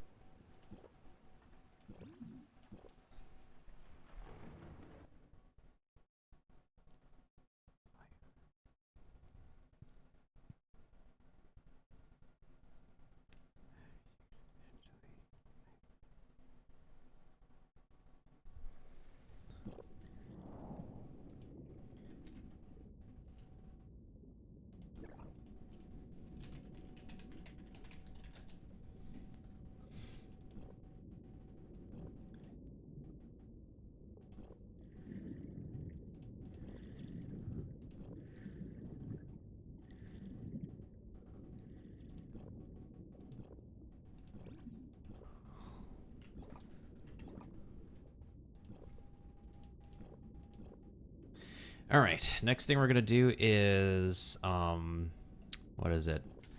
Did I get my origin? Yeah, I think it resets like, yeah, it resets every, this resets in 9 days, so we're fine. Void Rift. Flame damage received, minus 50%. Giant HP effect. No, I'll solo this. I could solo just fine.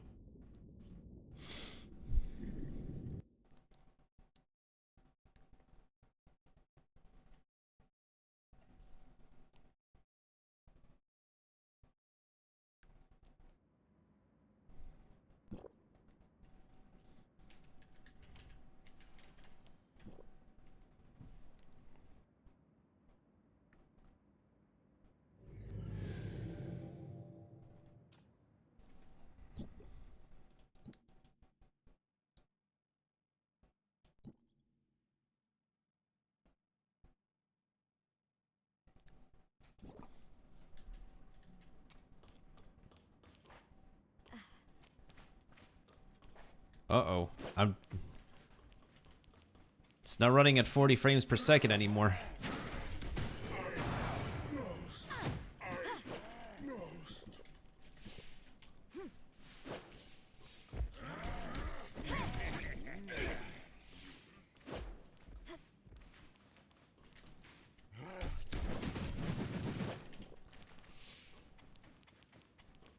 Oh, wait, our frames are back.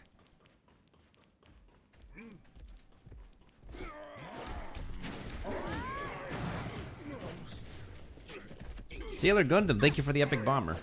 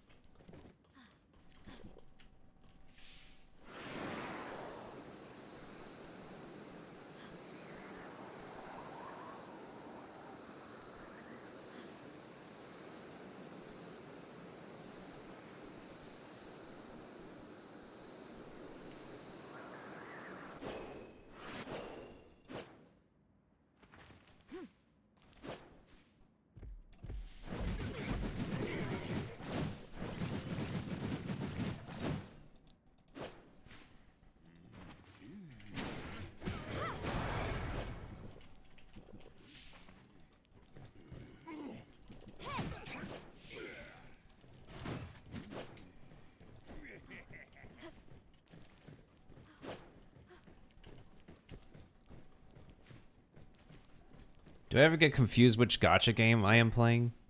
Nope.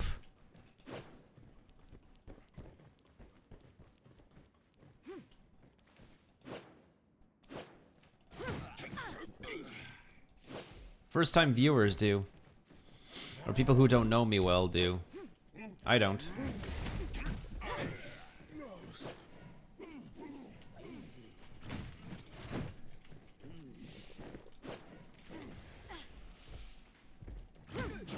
I mean, as long as they don't look like the typical menu format, then I don't get confused.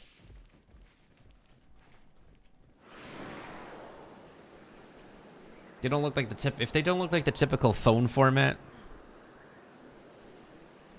I don't get confused.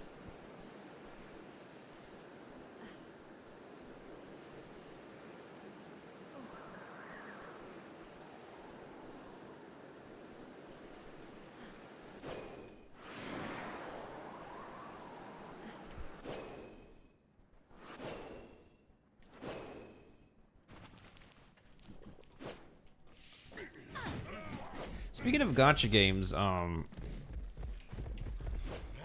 so the Mega Man offline game, I really wish more companies do that. Because Dragalia Lost closed, but they don't have an offline version.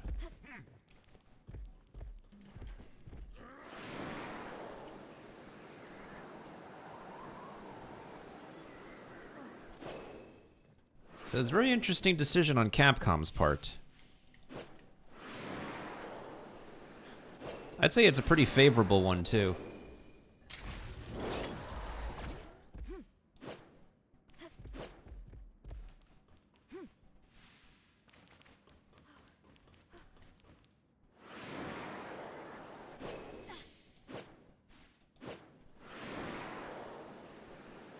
I think I could just go into the battle. I just have to change my relics.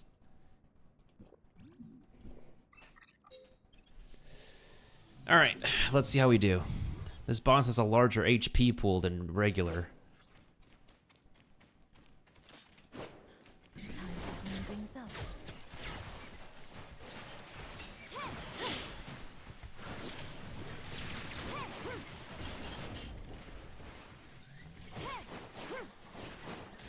Am I not able to target you from far away?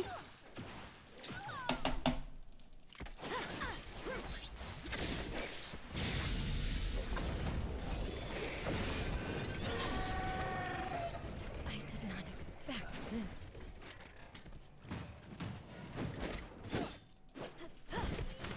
Time to nip it in the bud.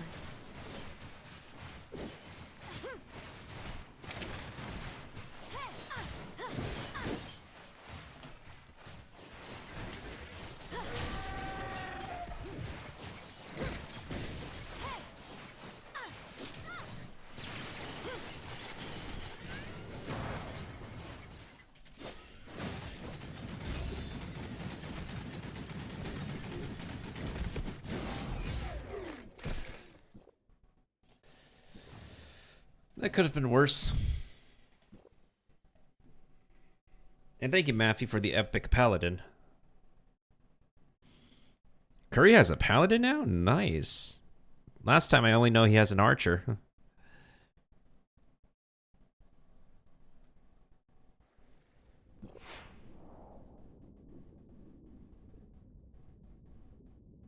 I still have yet to get a flag bearer skin. Oh well. Oh hey, I got some rewards. Nice.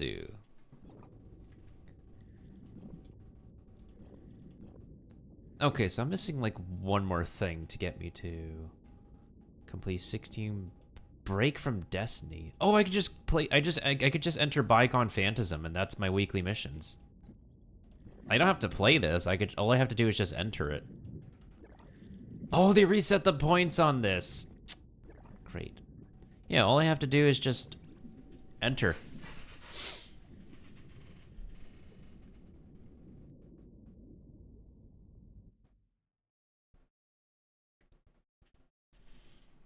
That's interesting because he's usually active on it. Maybe he's dealing with something recently.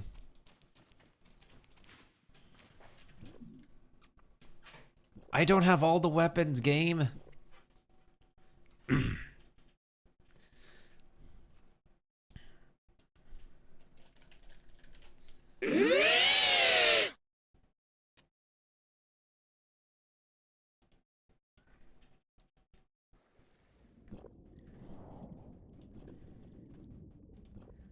Makes sense. All right, weeklies are done for this. Let's get this red. Oh, he's working at a restaurant now?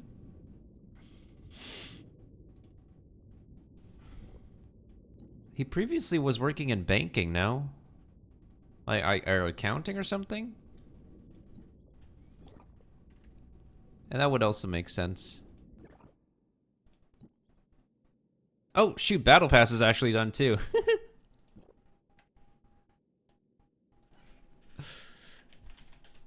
That was easy.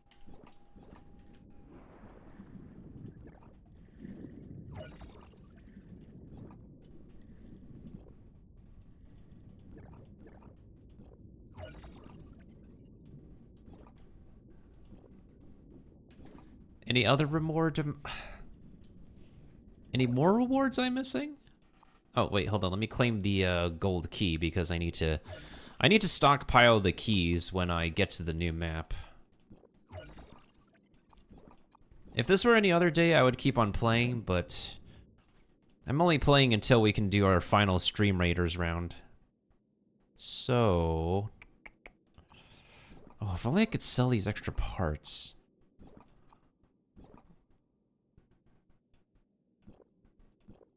It's kind of funny, in Genshin, I have a lot of refuels. In this game, I only have 10 refuels.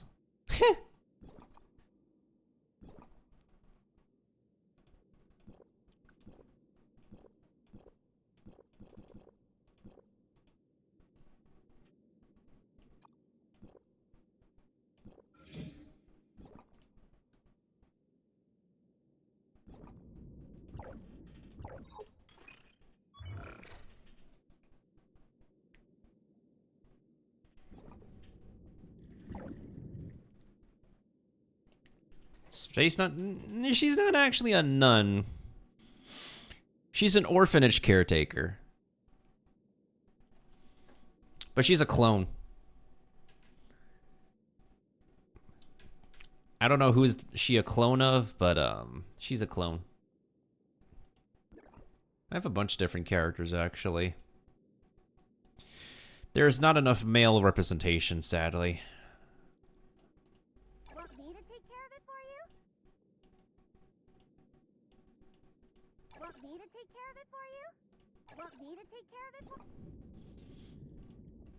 It would make sense. The moment you touch into a sci-fi universe, anything is possible.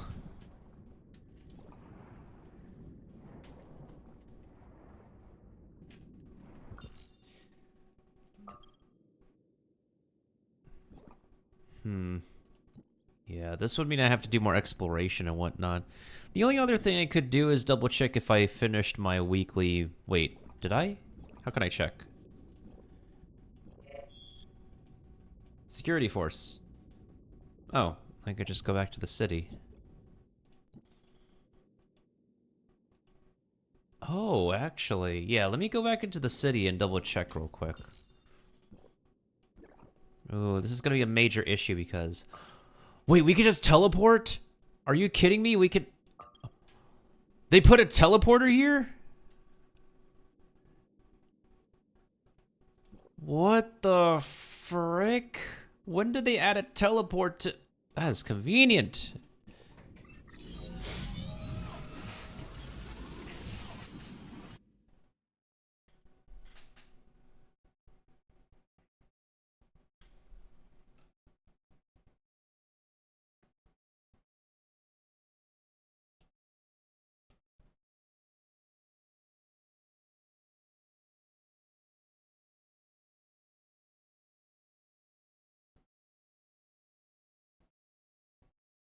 The guy that asked about male cosmetic during the Nintendo shareholder meeting? Oh my lord.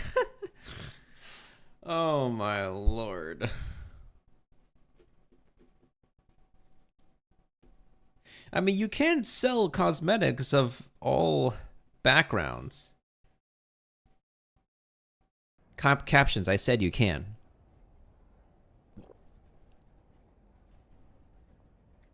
Can't summon vehicles here. I can summon a vehicle, come on. I could summon my hover bike.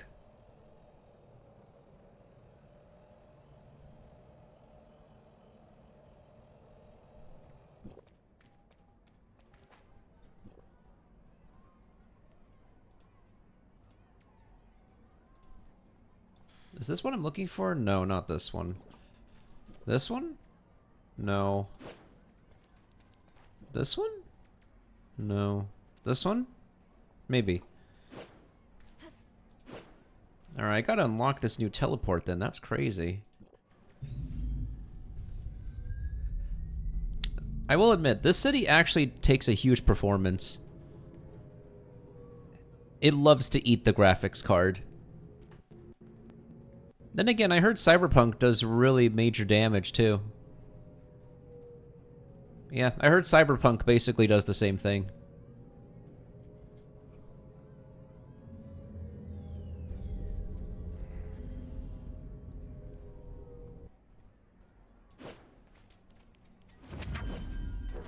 Where do they put the teleport?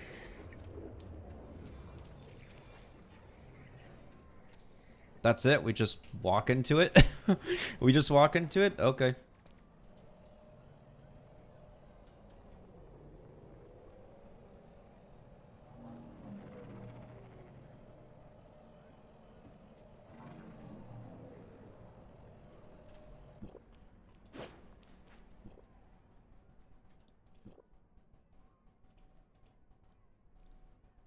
Oh, I have not done them yet.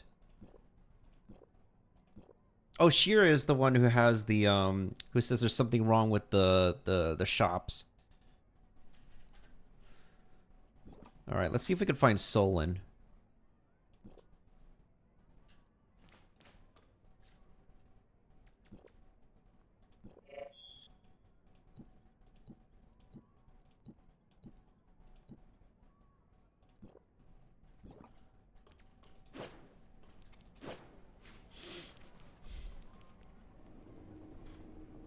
That's fair, that's fair. I mean, there's 2 more years for Windows 10 to be existing.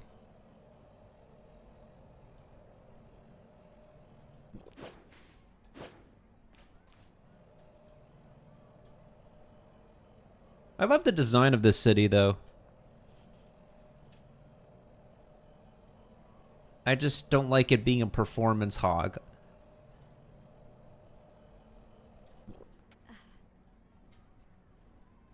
Well, that was an interesting thing to happen.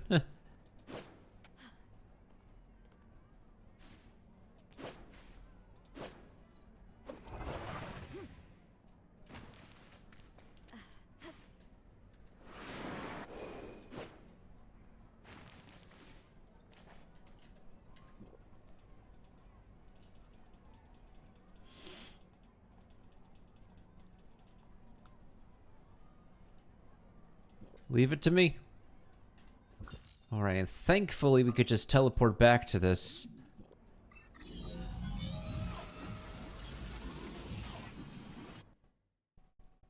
Ooh, Fiona.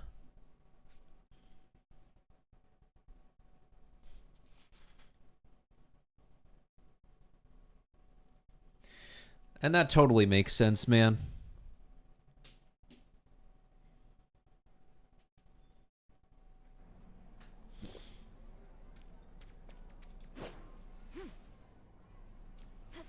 Alright, let's take a taxi ride to the delivery location.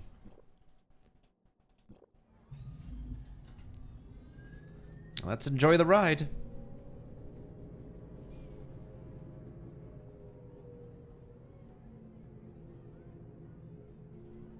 I wish we could see random character models in the taxi, because it feels kind of interesting to like have nobody else but ourselves.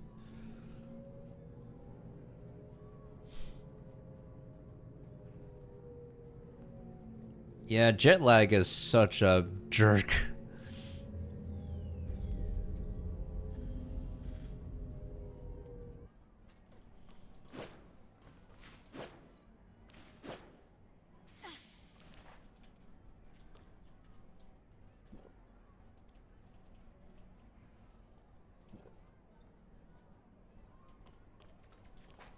Oh, I got 50. But there's a mission that we have to go outside the city for, so... No, not that one. Spatial Rift. Yeah, we have to go outside for the Spatial Rift. Wherever it is.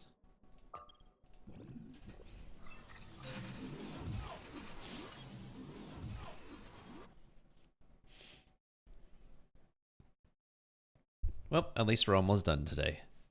I think we made some pretty good progress. I feel like I got enough off my chest about Overwatch. I think we got like most of our gacha weeklies done in any case.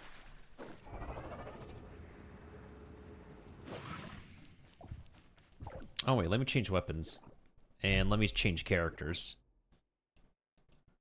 So I can get the correct bonuses. Boosting power. Boosting power.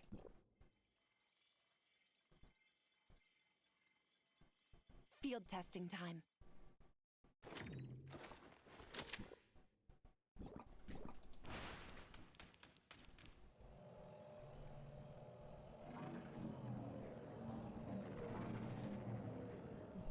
Isn't that the one from Niantic?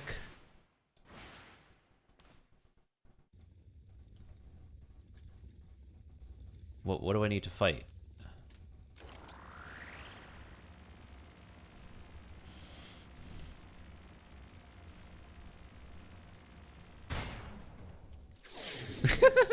That was super easy.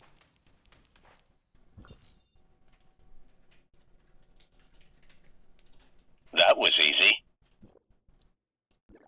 All right, let's make our way and teleport to the shopping mall. That's one of the last locations I need to go to.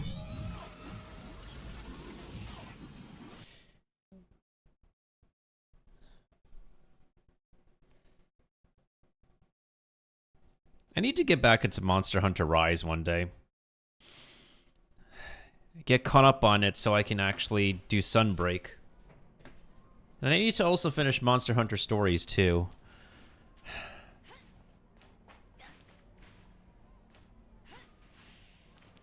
I'm just pretty hesitant on playing RPG games on my own. It gets pretty... I don't know.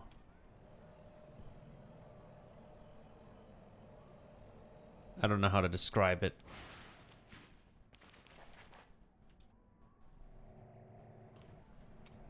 I mean, you have the better performing version. It's like the main reason you would have multiple platforms is to play with different people on different platforms.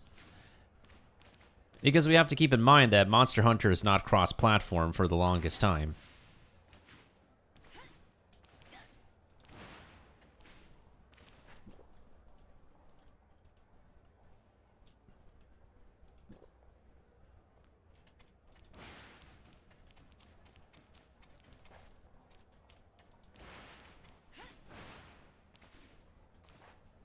True, yeah. That makes sense. Why am I climbing on the snack shelf? Why am I climbing on the snack shelf?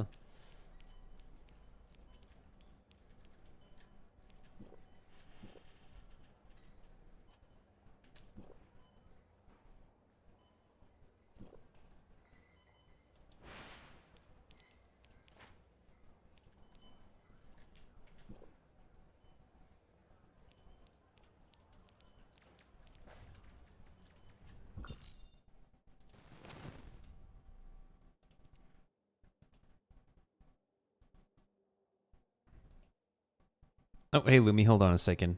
I'm not so sure if I can hear you.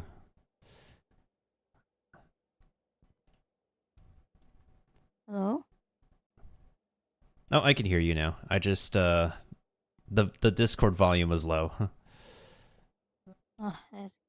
Yeah, my plus my mic is kind of broken right now, so yeah. The wire's losing. I know what. Machines get fatigued too. Yeah, Don't and forget plus proper maintenance. I've been in here for like solid few minutes now. I didn't see you pop up, and also my Discord volume was low, so I couldn't hear you coming in. Sorry about that. It's fine, it's fine. I just want to see how long does it take for you to notice. Oh, I see. Naruhodo. Let's How's see. your day going, by the way? It's going, I guess.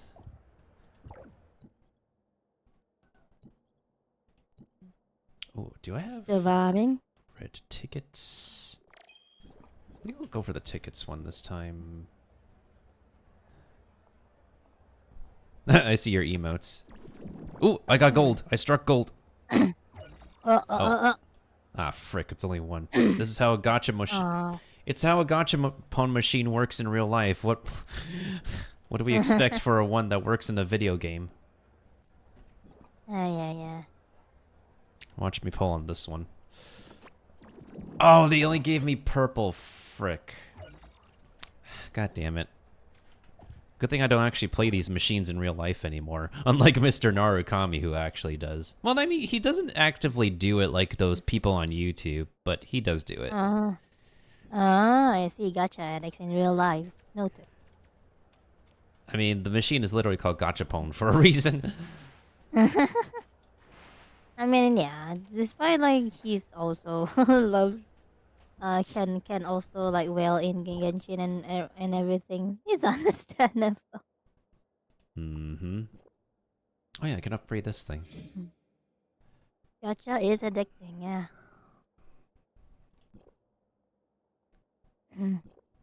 I miss Tower Fantasy now.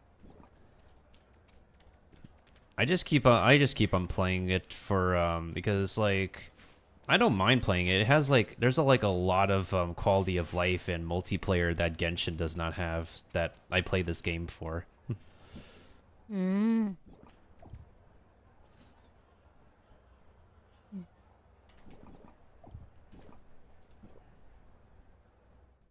they just got the new map in this game too. Basically, now their own version of China. I just haven't unlocked it yet because I want to find another day to do the story. This is not one of those days.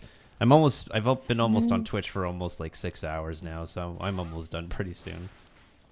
Oh dear, Otsukare. Otsukare. Yeah, it's all good. It's all good. The first hours were just me ranting about a game I used to feel better about. I also like put on the screen of me uninstalling, but then I just said, no, I'll do it later.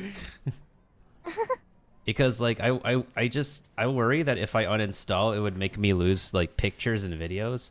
Because there are times where I need to uninstall Genshin and I just forgot I end up like deleting pictures that I take. Oh dear God. Yeah. I have to uninstall Valorant because I accidentally put it in my main disk, local disk. But the local disk is so small, so it ran out of storage, so I have to... One more thing we could do is check our home real quick. And then we'll do Stream Raiders and call it. Mm-hmm. You Speaking of deserve a rest.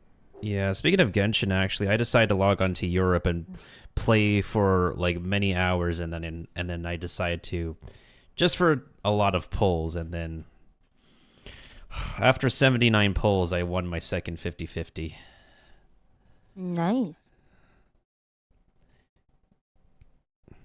What's that is summer?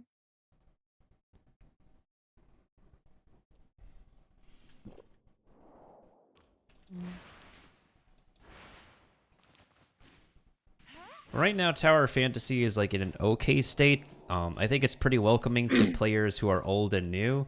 It used to be like super difficult to the point where like you can't make it through the game without anybody like carrying you. Like you need to be part of a guild or a group. But now most of the stuff on the map, it scales with your level. So you can start. It has like there's a world level system now, and people could be able to increase or decrease if they want to, but unlike Genshin, though, we have to spend like pretty much like primo gems to like turn back world level. I see. Which is also why I leave my map like super low world level right now, so I can actually kill the bosses more easily because that's like one of the exploration missions is to kill mini bosses, and they have like so much HP, so much damage. I just decided to just leave them super weak. Oh yeah, I have my monthly reset thing here. I almost forgot about that. I can't change the install path anymore. So how do I uninstall this? Uninstall Valorant like correct like cool. Can I do a how many is that 10? That's exactly 10, but oh the banner I want is not available right now. It's okay, we'll wait. We could just wait. It's fine. Yeah, I do not understand how. Oh. Oh, right. I can try this now. I can try the machine. Oh, wait. Wait, I need this.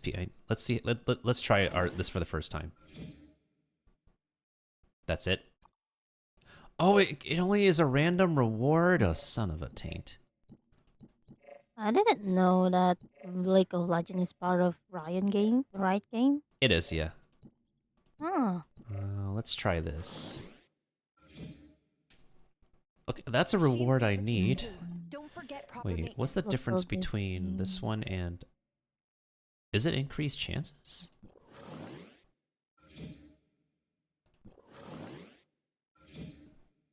Huh?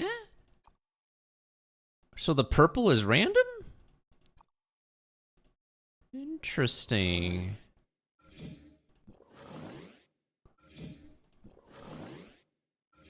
Well, this is basically like... So you see, basically like making your own artifacts, but it's still random. Give me gold, please! I want to get a 4-piece. If I modify the design this way. What if I do this one? It's not like the chances are any better. Okay, so the difference is that it gives 3 pieces instead of... Yeah, it gives 3 pieces instead of... Okay. Then what about this one? Okay, yeah, so the ones at the bottom of the list are the best to go with. Oh my goodness sakes. Alright, I'm gonna do this 4 more times. So this tool actually comes in handy, but you're still gonna have to put up with randomness. Oh my frick. Okay, I'm gonna get way too pissed off by being here for too long. Let's see, so I already did my week... Yeah, I've pretty much finished all my weekly missions, so I should be good to log out of the game for now. Yeah. We're gonna have to build our equipment more this coming week. Hendo, sorry, do you like know how like game uninstallment and installment works? There is a way to just go to add or remove program for Windows. That's like Yeah, one of... I'm trying to find the files for Valorant because I need to like uninstall and then install it, but I don't. But I can't find the file, even though I read the file road. There is a if you like look on your computer and type in like add or remove programs, that's like a system thing you can use, and it should give you an option to find the game and uninstall the game that way. Let's see. Because sometimes that happens to me as well, where I can't find the files I need to delete. I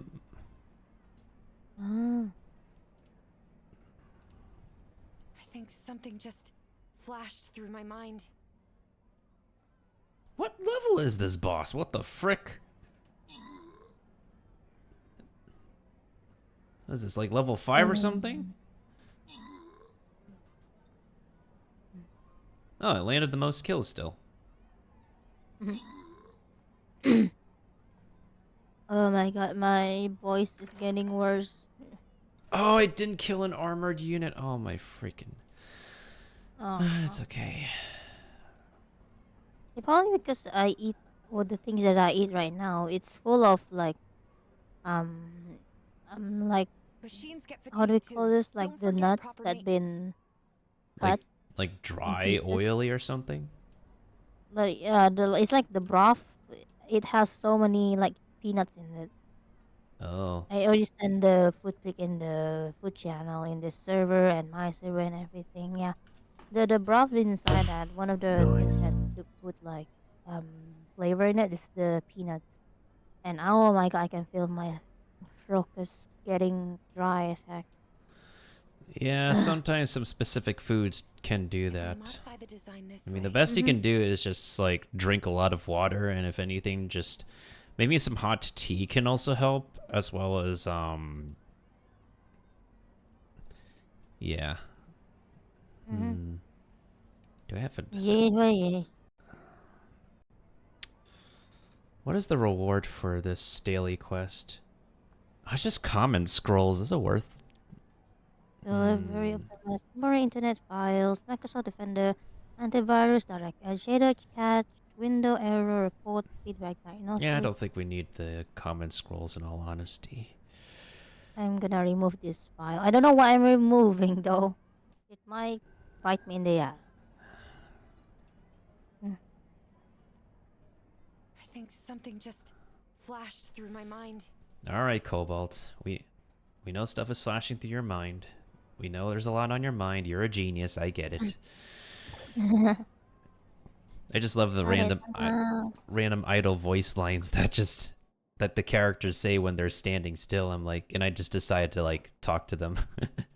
That's nice. Yeah, let's get it some. All right, so I definitely know I'm going to be back on Star Rail and Genshin this coming week, but I want to like get back into games that I do play a little bit more often, and games that I've played before but need to play again. That's definitely going to include Stardew Valley and probably Persona 3 again, since I need to complete New Game Plus. There's also, I could probably also get into the original Mario RPG, since the remake is releasing this year.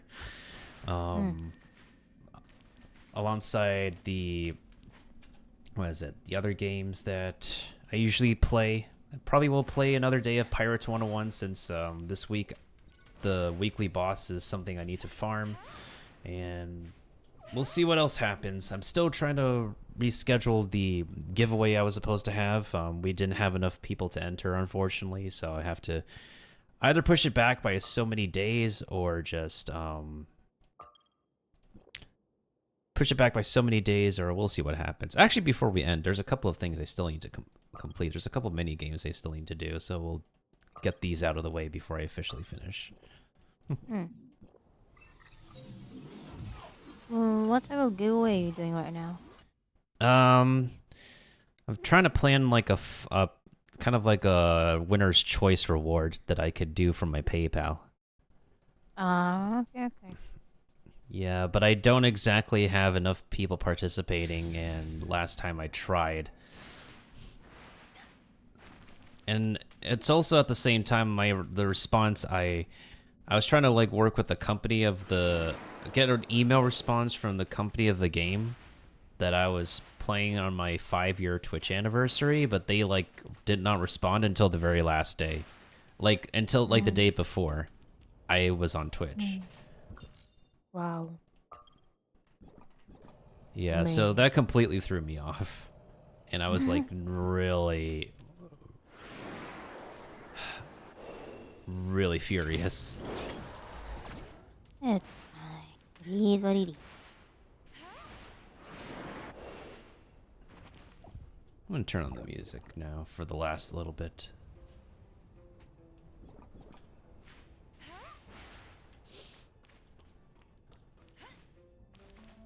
I think there's just a bunch of traffic for this game now that there's like a new map, but I'm not even playing the new content. I'm just trying to log on to finish my dailies and weeklies. I know there is new content, but I just need to schedule the time and place to do so, since to get to the new content, it looks like I have to, what is it?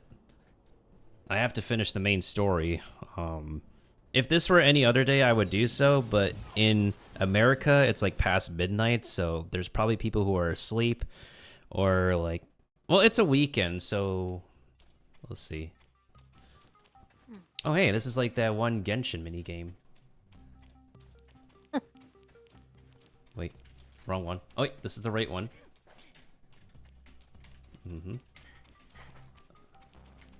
Okay. Oh, wrong one. Okay. Okay. Okay. Okay. Okay. Okay. Okay. Well, that was easy. This is definitely one of the mini games in Genshin that I was more of an expert for than anybody else. All right, next mini game.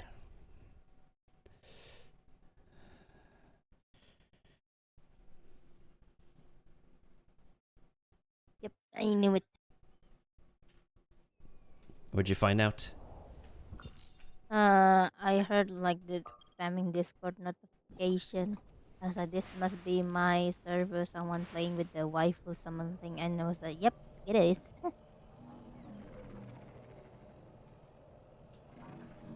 You remind. Is that another player? That has to be an... Oh, it is another player. Oh, that's a funny name. Miki Okudera from Kimi no Namae.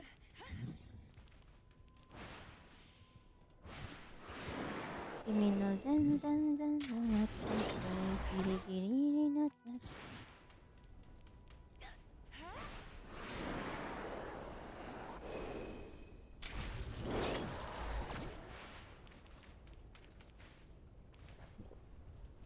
Okay, this one should be easy. This has to be the maze where you have to go to the exit. If it's the maze where I have to find crap all over the map, that one pisses me off. Please tell me this is the one I can just go to the exit. Yes! Whew! Okay.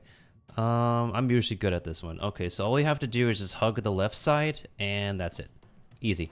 Hug the left side, hug the left side, hug the left side, hug the left side.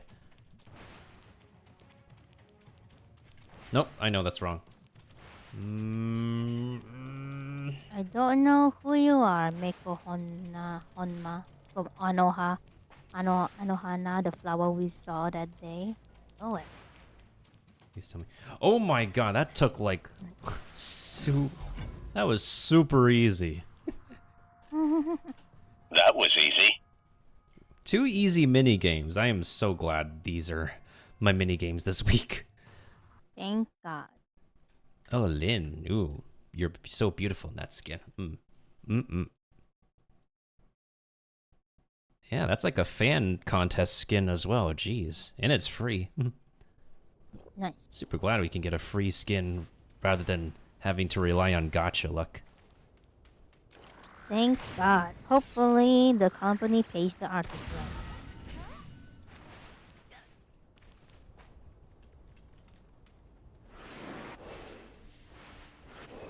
Actually, do I want to do the most basic pulls? And I mean, I could do the most basic pulls. It's only like 210 pulls, but it's not gonna count towards much. Well, we'll see what happens. YOLO. YOLO. How many SSRs did we get so far? Oh, 13 SSRs. So let's see what happens.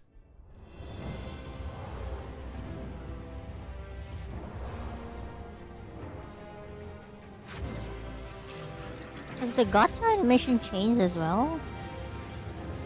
Yeah, it's different. It's like an HD satellite. Wow. Although, personally, I prefer the older one. I feel like the older one is a bit more unique, in all honesty. I feel like with this HD satellite, you could just take this from anywhere.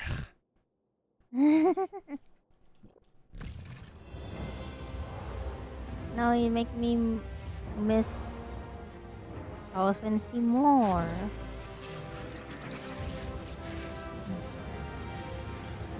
Ah, frick, I knew it. Well, this is the black nuclei. This is the lesser currency. Oh. Oh dear. We're fine. It's not like there's a 5-star where we need copies of the newer ones that got added to the standard banner. And we're waiting on... There's a lot of reruns there. Oh my goodness. Oh yeah, they always do like pretty much most of the previous running element reruns. If a new element weapon is released, then they do reruns of the same element.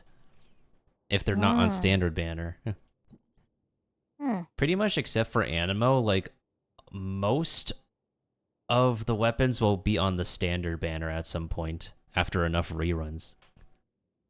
I see. Yep. I'm just waiting for the Zeke banner at the moment, since they finally make him playable. We're just waiting for him in global. I'm waiting for him in global. I'm just not so sure like who else is. I'm pretty sure there's a fair amount of people who are also waiting for him, since there's not a lot of playable guys in this game. And plus, we haven't seen Zeke since the beginning of the game, and now he's finally playable. Oh, is Zeke finally playable? Zeke is now playable in China, so he's going to be playable in global eventually too. Bruh. I think he's like I don't know if he's like a main DPS or a burst, but he's a physical DPS. Damn, that one a-hole guy that left his sister alone.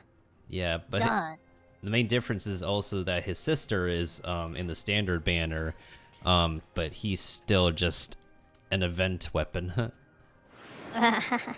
But still, his sister still, I love her. Oh yeah, we also have when I actually do finally get her, I can actually put the Shirley skin on her. Oh, do you have? No, I don't have Nemesis right now, but I do have like the original Shirley skin where she's herself. Wait, is Shirley herself also a weapon? It's just the skin, and also changes the weapon appearance. Oh. Yeah, that's how skins work. Did you bought it? No, this was free. Oh. It's one of the few free skins we could get, but I don't know how anybody could get like old skins now at the moment.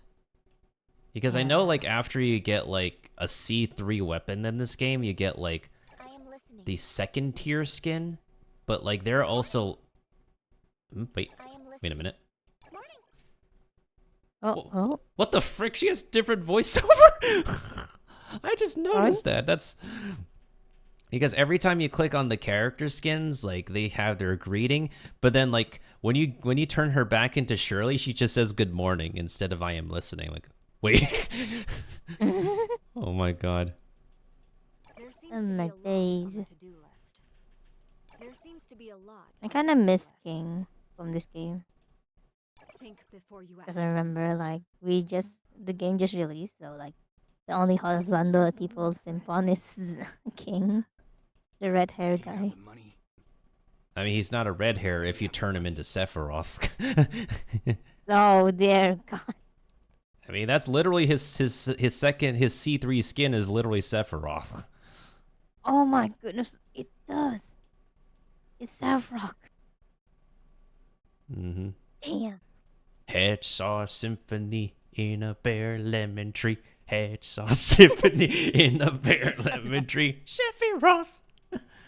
Cloud. Yeah, there's really not a lot of guys in this game because like you only have the short kings that are Zero and Crow, and we also have the only other who else besides those three? There's also a Tianlang. Where the hell are you? Oh, here you are. Do you need me?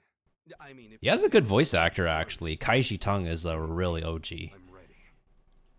Ooh. Do you need me? And his C3 skin is basically another version of Ayato. This is what people joke on. Tianlang. Oh my God. Tianlang in his basic skin, people call him like bleached Zhongli, and then like you look at his C3 skin, it's like Ayato in another dimension. Oh my goodness. Oh my God, he does. But yeah, like this is the only other like husbando guy people could go after if like they win their 50-50. Otherwise, we have to wait for Zeke at some point. And then the only other boy that was put in here is Icarus. I like the look in your eyes. Icarus. I like the vitality in all things that flourish. You can actually speak when dude, you never spoke before. But okay, keep on playing with the yo-yo. Yo-yo, I don't you like miss yo-yo? Remember the old time yo-yo is a big I thing. like the look in your eyes. I like the vitality in all things that flourish. Yeah, I haven't played with yo-yo in a long time. But yeah, there's definitely not a lot of male options. This is a very female-centric roster game with like not a lot of playable guys, unless you decide to play as your own male character. Which is unfair. Yeah. I want the hubbies.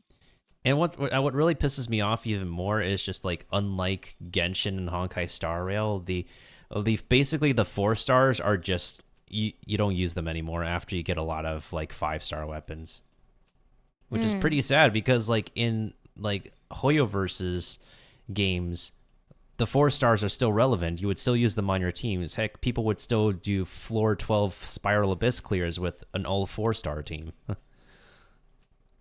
Yeah, which is weird. Oh yeah, I forgot I got Karina's character. How many size are you? 4 million byte? Equivalents to 300 megabytes. Okay. Size on this 400. Oh my. This character just makes me smile because this is basically playable Paimon. Fenrir is basically you take Paimon and Razor and make them into a sci-fi character together. And that's Fenrir. Damn. I mean, she's beautiful. But I do feel like, I'm sorry, this gonna sound biased, but I prefer Mia in Final Fantasy than Paimon. I don't blame you, honestly. I kind of prefer Mia as well. And oh yeah, Mia can also fight. Mia can fight now? We have a smart servant system that can like let you choose who you want your little who you let fight with you, and Mia can fight with you now. Whoa. Cool. Yeah, unlike a specific emergency food who can't do anything but be on the pause menu. Be on the pause menu and keep on babbling like an old granny. And not only that, of course, I have some costumes for Mia as well. I've had this bunny one for the longest time. Oh yeah, I saw it's very cute. I think I saw that one costume that Mia had. It's so cute, the mate one, I think. Yes, the mate one. I think it's is that the one with like weird like buns on the top? I kind of want to see. It has her original antenna, I guess. Yeah. Which under the maid dress? What's the skin? Oh, that's her astronaut skin. Astronaut? Yeah, Explore Mia is Mm. basically astronaut. Oh, cute. Sorry, the stream delay. That's why. No, it's okay. It's okay. But yeah, this is an exploration skin. I have yet to get this Oh. one, but yeah, that's her astronaut skin. Why is that last skin looks like Signora? Good question. I mean, Oh my god, it does look. It does look Signora. I mean, you also said she is cute, so here's the cutie skin. Her cutie Chinese skin? skin. Where is it? Where is it? Nice. Oh, that's cute with a little top hat. Wait, Oh, there's a panda. yes. Panda. Oh, cute little panda. Mia's so cute. She deserved the skin. Oh yeah, absolutely.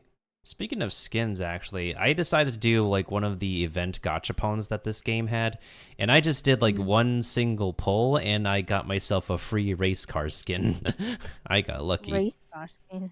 Yeah, my character has the race car skin in compared to like other skin gachapons that I lost.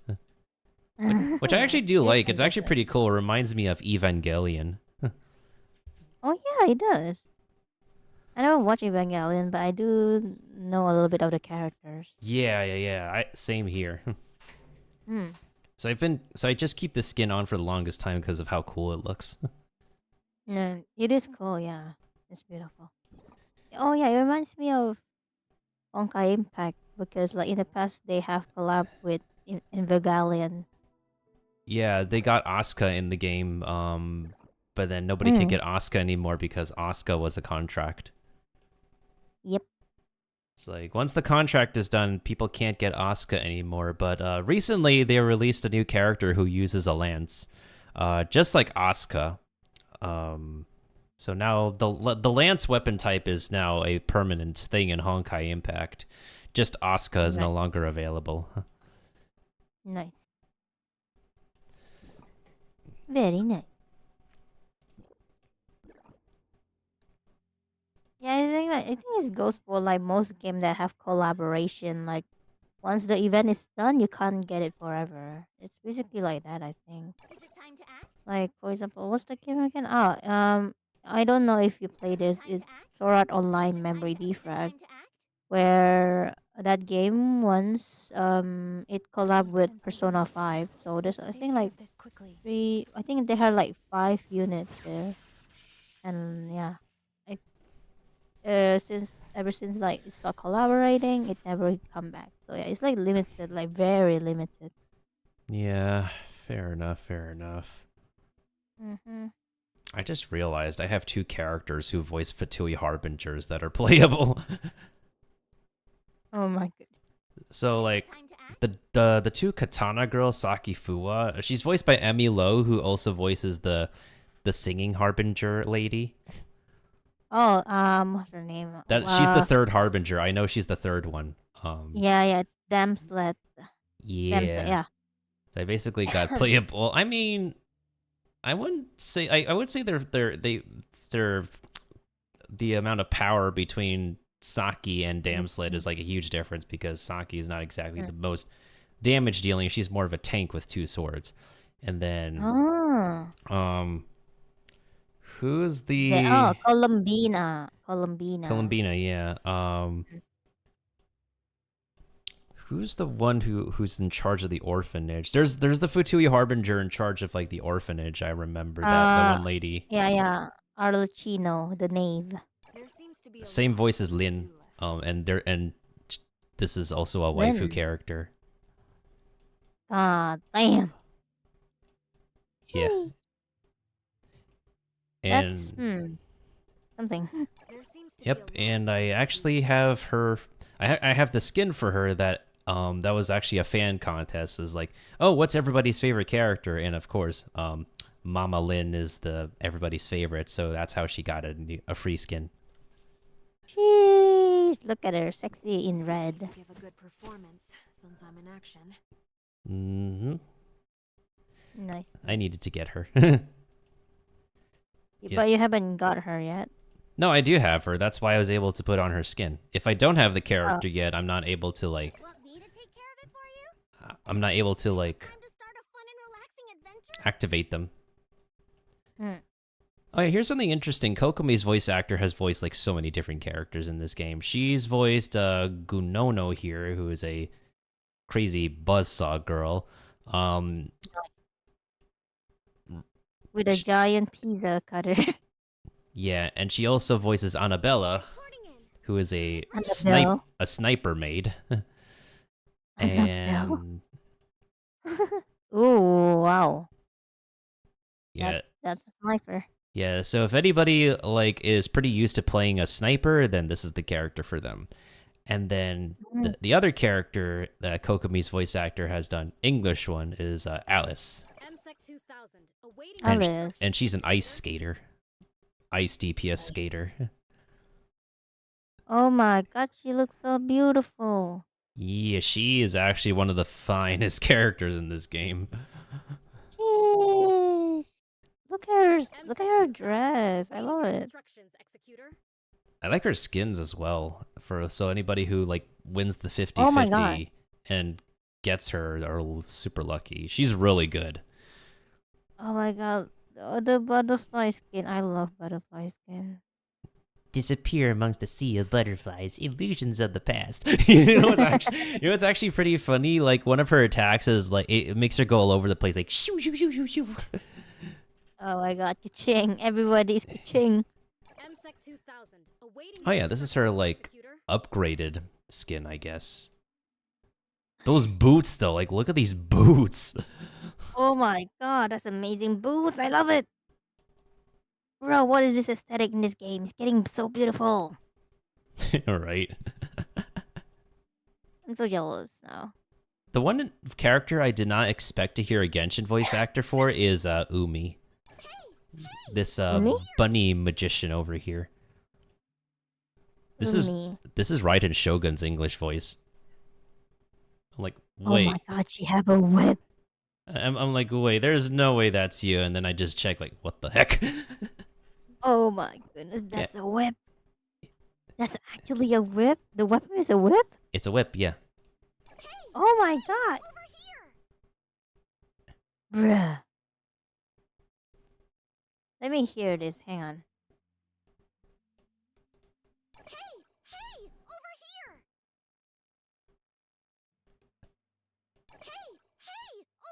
That voice is really super high pitched. I could not believe that's the same English voice as Shogun A. Yeah. Wow, that's super talented. I can't even tell the difference.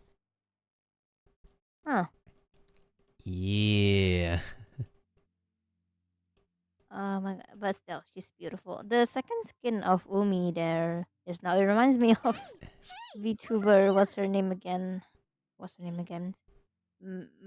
Yeah, Marin Marionette. Oh, I think I know who you're talking about. Yeah. Yeah, Marinin. Yeah, the color palette is sort of the same. It's beautiful. Oh yeah, speaking of Genshin references and stuff, Ruby here, apparently people compare her super easily with Klee because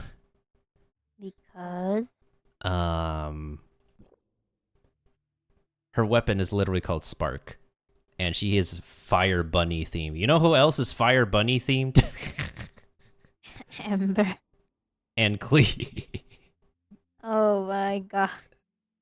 Because like Klee literally says sparks and splash, and her little bunny robot is called Spark, and nice. Also voiced by Yenfei's English voice, Lizzie. Oh. Lizzie Freeman. Oh. Oh my god. Yeah, And both. she's beautiful as well. Yeah, She's Ruby is one of cute. those must protect characters if anybody ever. She's still also pretty good right now.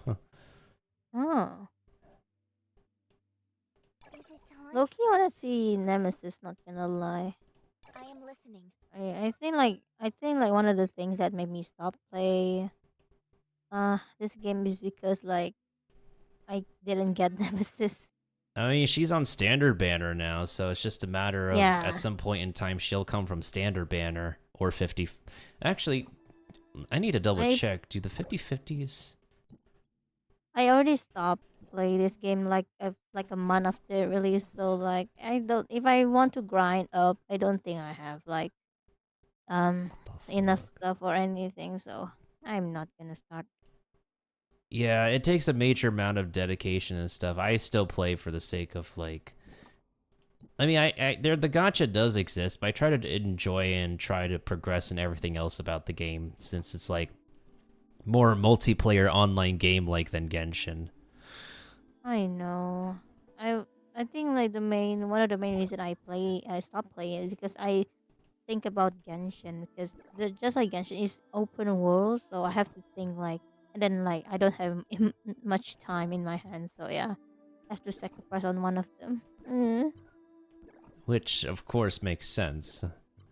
Yeah.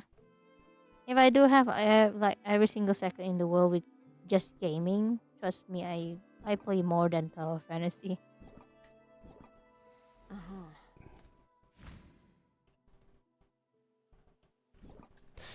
Okay, I know how we can actually end this off. Let's see. But yeah, I usually would like, whenever I play Tower Fantasy nowadays, like, if I have more time I want to schedule, I would do some story questing, but most of the time I just have to, I log on to catch up on exploration and side questing that I'm missing out on, which is, it's also one of the gating factors of this game, is that in order to upgrade your stats, you have to go through this suppressor system every single time you upgrade your gear to a certain score or get to a certain level.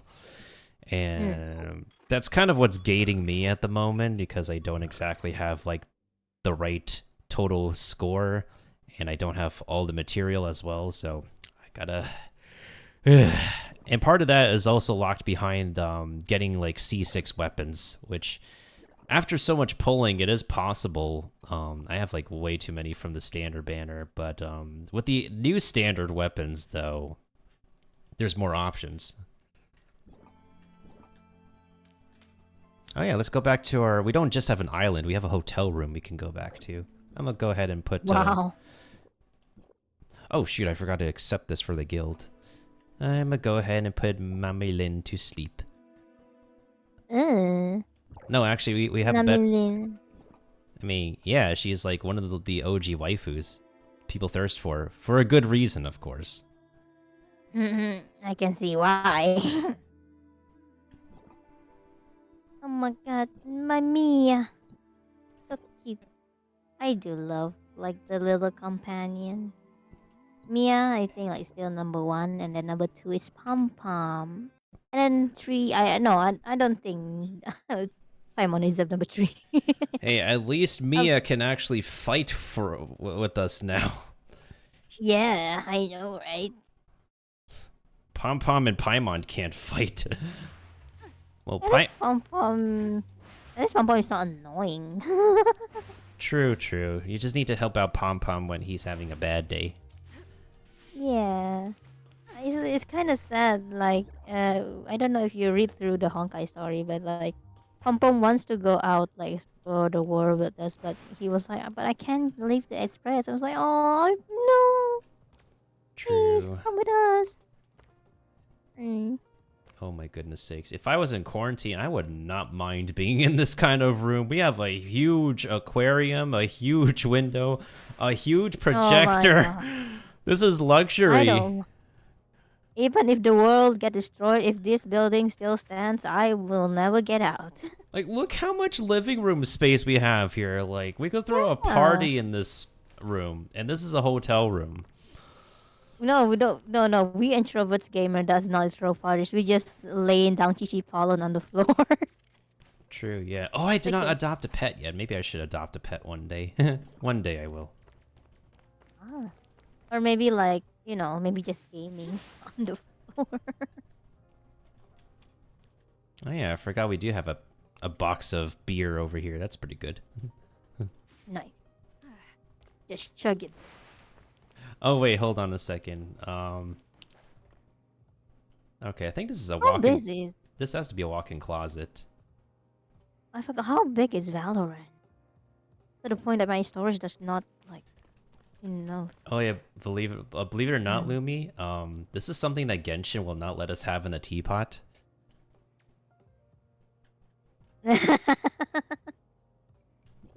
Oh my god. We have yeah. Again, people in Teyvat does not go to toilet.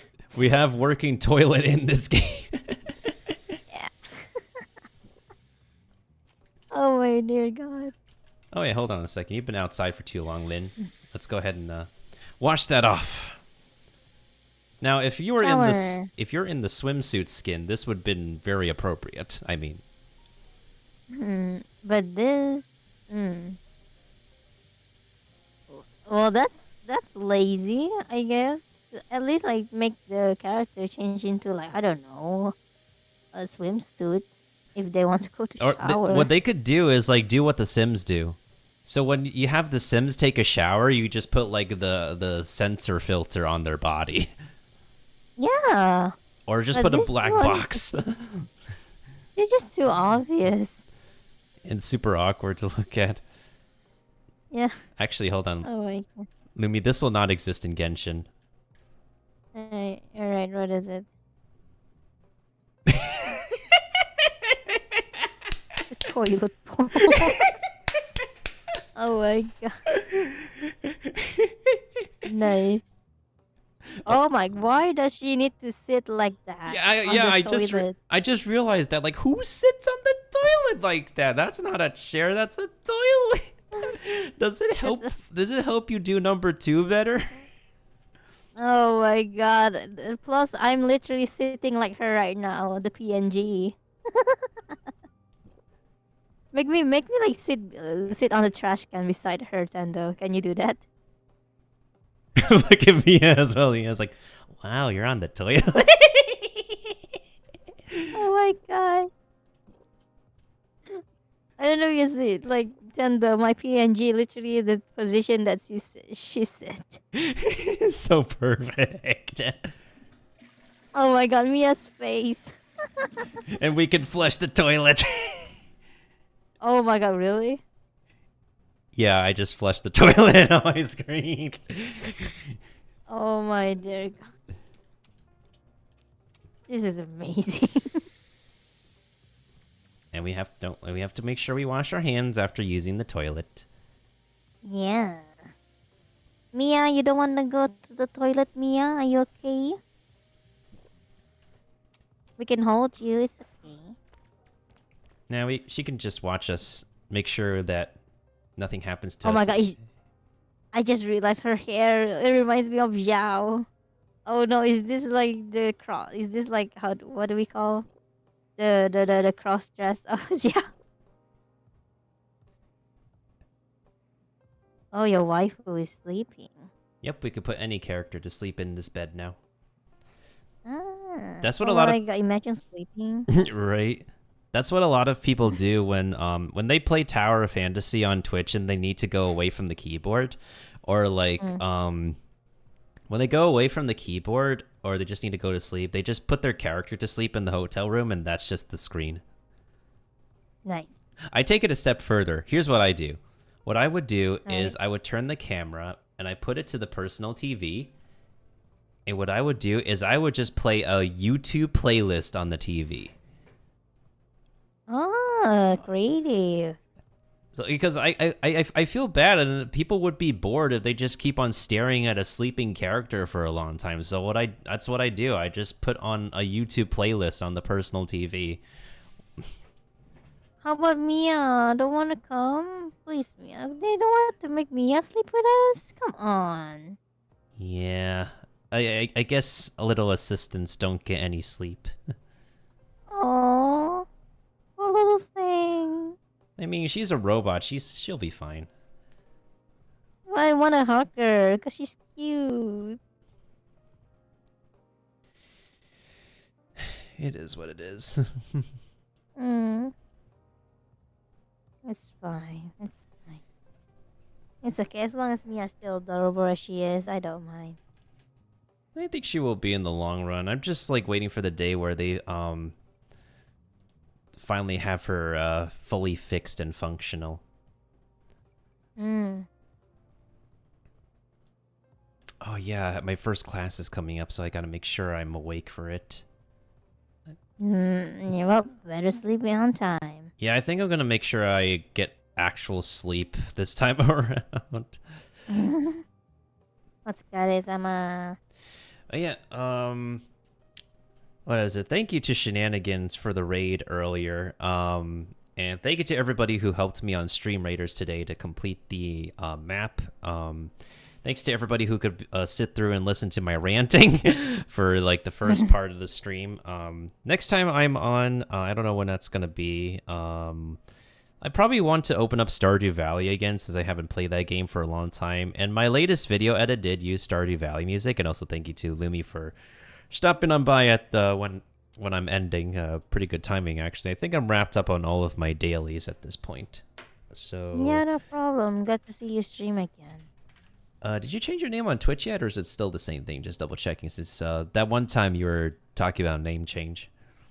Oh, I did change my name. Yeah.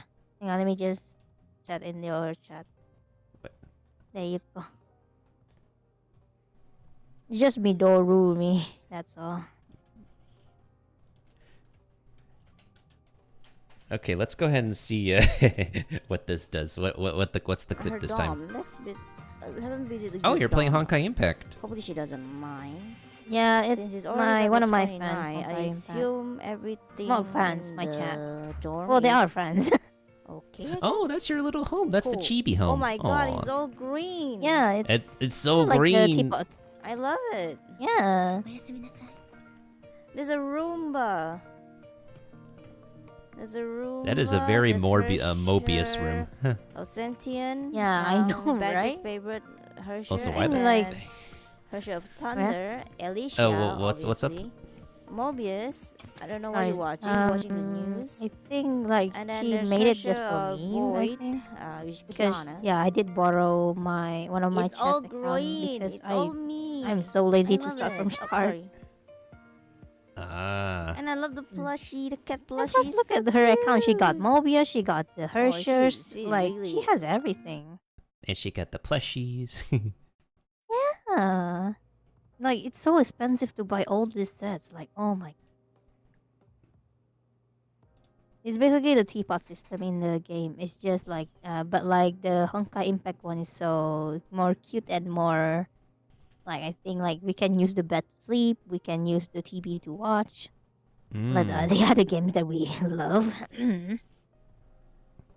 True, true. Mm.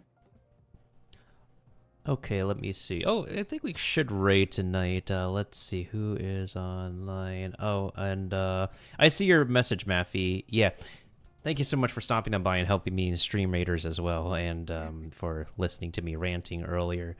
Let's see, what is everybody on? Oh, Timothy is on YouTube recently. Interesting. Huh. Yeah, he's more active on YouTube. I do still see him on Twitch though. I just haven't ever seen him on YouTube as of recently. So that's a first for me. Let's see. Let me check my Twitch team first. Usually I check my Twitch team to see if anybody is online. If not, I'll see if anybody else in my connections is. Oh, I only have like one other person, but they're actually doing well. Oh yeah, Canada Day. Happy Maple Leaf Day to all the Maple Leaf citizens. Aww, the Kazuha citizen. I still find it very interesting that there's like so much land in Canada, but just like a tiny amount of people in that land. Who else is online? Let's see. Oh, maybe I could raid Transcendence. I haven't raided this guy in a long time either. And he's like a major... He's a major Hoyoverse whale too. Oh my goodness. Whale. Oh, he just started. You know what? I haven't rated him in a long time, so it should be great to rate him. All right, I'll go ahead and I'll go ahead and rate my guy Transcendence. He's mainly a Genshin some now ad Honkai person Star comes Rail through my player, VOD and reviews this and and just sees a bunch of fucking Hu Tao getting licked. Look at how what much getting licking there licked? is. Monka? You guys think that you think that they're gonna be happy seeing this? Look at this. What is Kachi Doki even doing? That one's moaning. Look at What are those evil? By a ghost? Like you guys. All right, this is not more tears, please. Okay, Hu Tao relax. getting Everybody, licked? okay, just stop here, okay? Yeah, his people do be wild sometimes. Oh my goodness, this is getting interesting. Yep. So yeah, we're gonna go ahead and raid my dude. I got to know him through. I forgot how I got to know him. I think I just like saw him. Oh yeah, I think he raided me one time, and then we just kept on referring to each other, and that's how I got to know him. He's pretty chill, and like nothing stops him from pulling for the character he wants, since like, well, he's a whale anyway, so like losing a 50-50 means nothing to him, supposedly. Yeah, thank you to Wimmy for stopping on by. Thank you to everybody on Stream Raiders for joining. Thank you to everybody who was able to stick around for the first part where I was doing a lot of ranting. And hopefully I won't be ranting for a long time. And because I got some stuff off my chest, I'm glad I got some stuff off my chest. And maybe next time we'll be on a totally different game. I might return to... I could return to Stardew, I could return to Persona, and we'll see what happens next. So until next time, guys, have a wonderful evening, morning, and afternoon. As always, make sure to always stay safe, stay healthy, stay comfortable, stay supportive of each other, stay positive, and as always, make sure to stay hungry for our next adventure, for your next meal, for the next great games to come out by the end of the year, and hopefully one day the end of COVID. No. All right, I don't exactly... You know what? Let's go ahead and say wild raid. That will be the raid message. Wild raid. Here we go. Right.